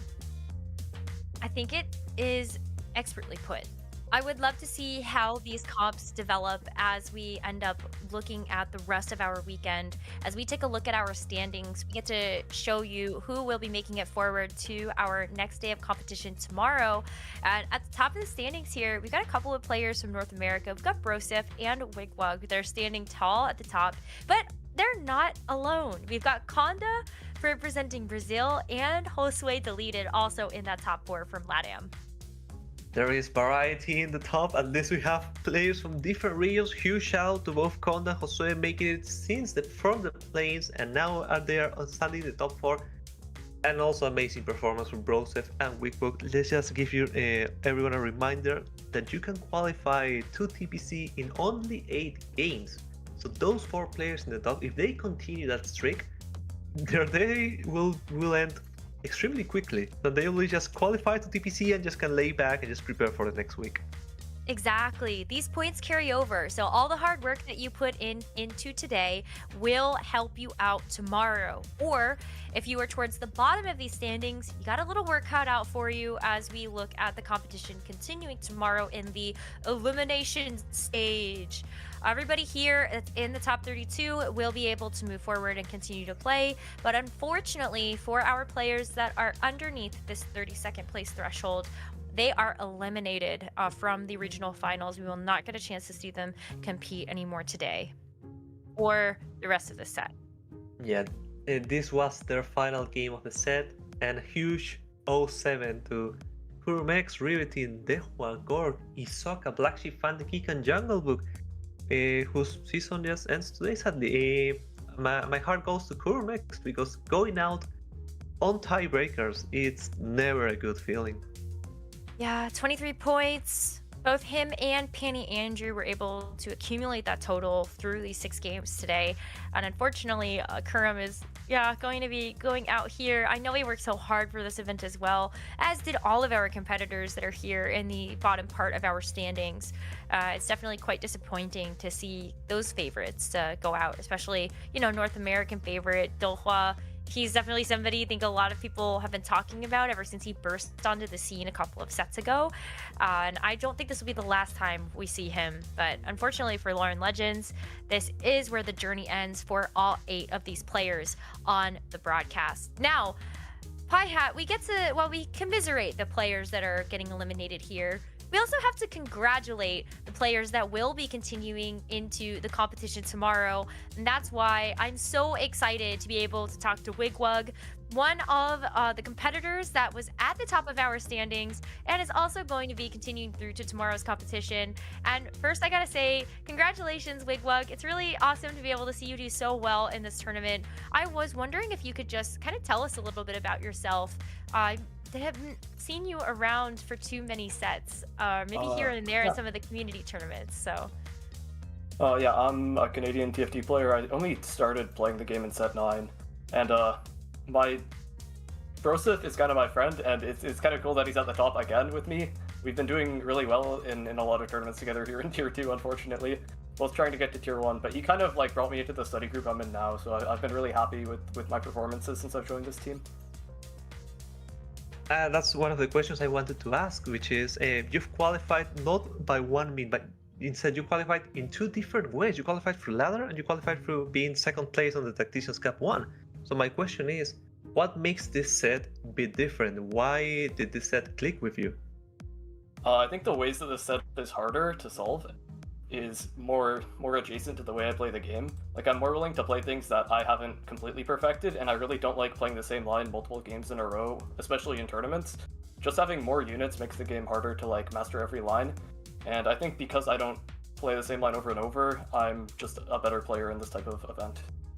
Yeah, we got to talk to you about that second game we saw in broadcast. You got first place with Xerath. You went level 10 with the Dragon's Armor Augment. And so can you talk to us a little bit about, was that a comp that you were prepared to play? Or was this just you saw the stars align and you wanted to build this board? Was that the game where I played the build floater or no, in the mid game? I'm not sure if I remember, but that might have been a different one. But you had some crazy games then. Tell us about these. Yeah, that one was, I believe, so I was going to play for Mel, and then I just saw the Zillion, and since I had so much health, Zillion is kind of an insane amount of gold. And I'd already taken another like augment for gold, the Mogul's Mail augment, Dragon something like you mentioned. And I knew I could just keep pushing levels. I was able to find this Aerith and then win streak and get the 3 Shurima win out. So it felt really high cap, and it was a close fight at the end. It was not an easy win.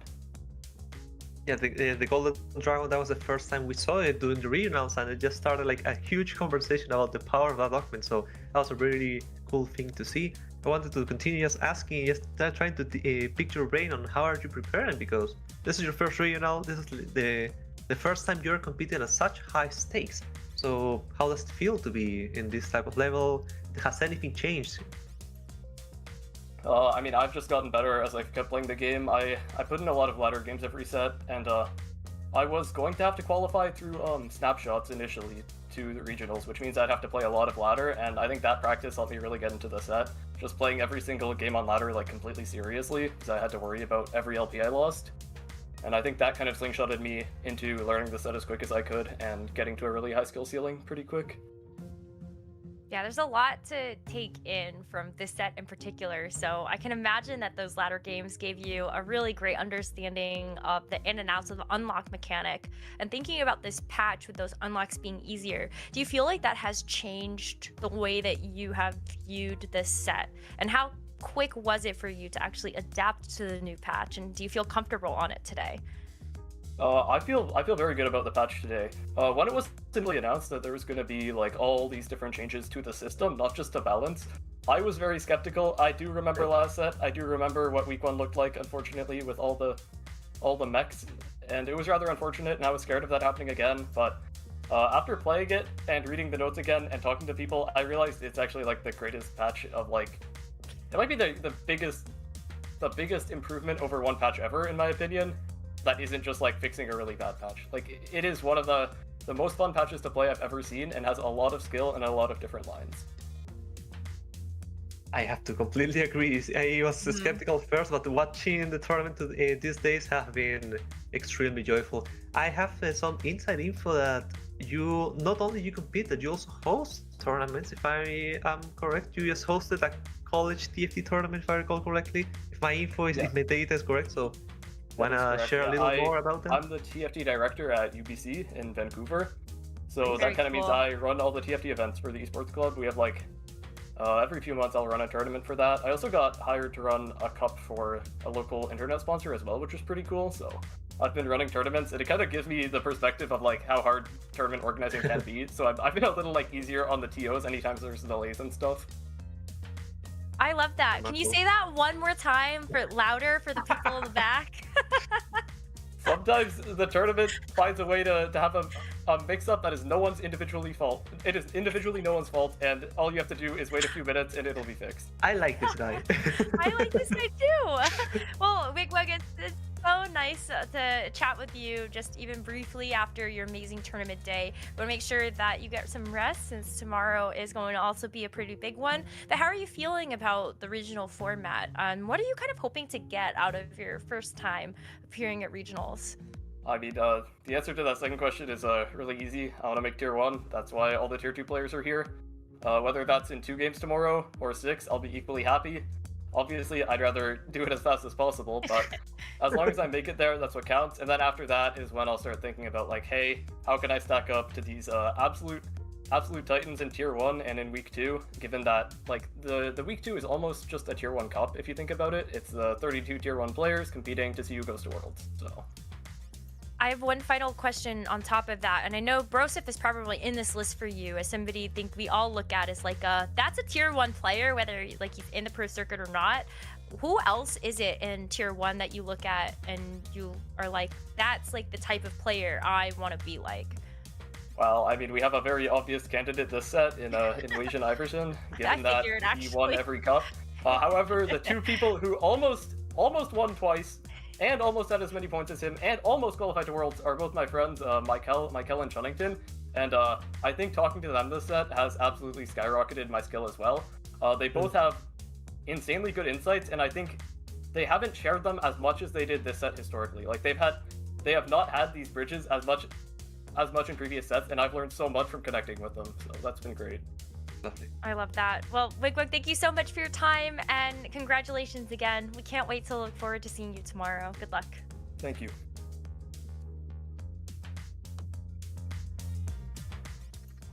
I love that. I feel like we What a great got a guy. great insight on like when Wigwag started, who he is as a person, who he is as a player, and I can't wait to see more. And we actually get forward to tomorrow's competition. Pie Hat, what are you looking forward to outside of just like Elimination Day? It's gonna be wild. I like what he said, which is like all of the tier 2 players want the spot, the tier 1 spots, and you already see Broseph and Weibo being up there, being extremely close to get to that spot. And alongside them, there are a couple of stories going as well. There's a dozen of players from tier 2 that are still aiming toward that goal, and it will be a huge step in their career. So I want to see those underdog stories or the newcomers just rising up to the challenge. Today was just the battle stage. We got to see 6 clean games of TFT and a pretty baby cut in terms of the number of players we are saying goodbye to. But tomorrow is where the work really starts. 6 games for our players to promote themselves up into the TFT Pro Circuit or get sent home. It's going to be really exciting, and we cannot wait to see you there for the start of the action. So make sure you tune in to the Americas, to the Asia Pacific region, as well as the EMEA regional finals, day 3 of competition. We'll see you tomorrow. Bye bye.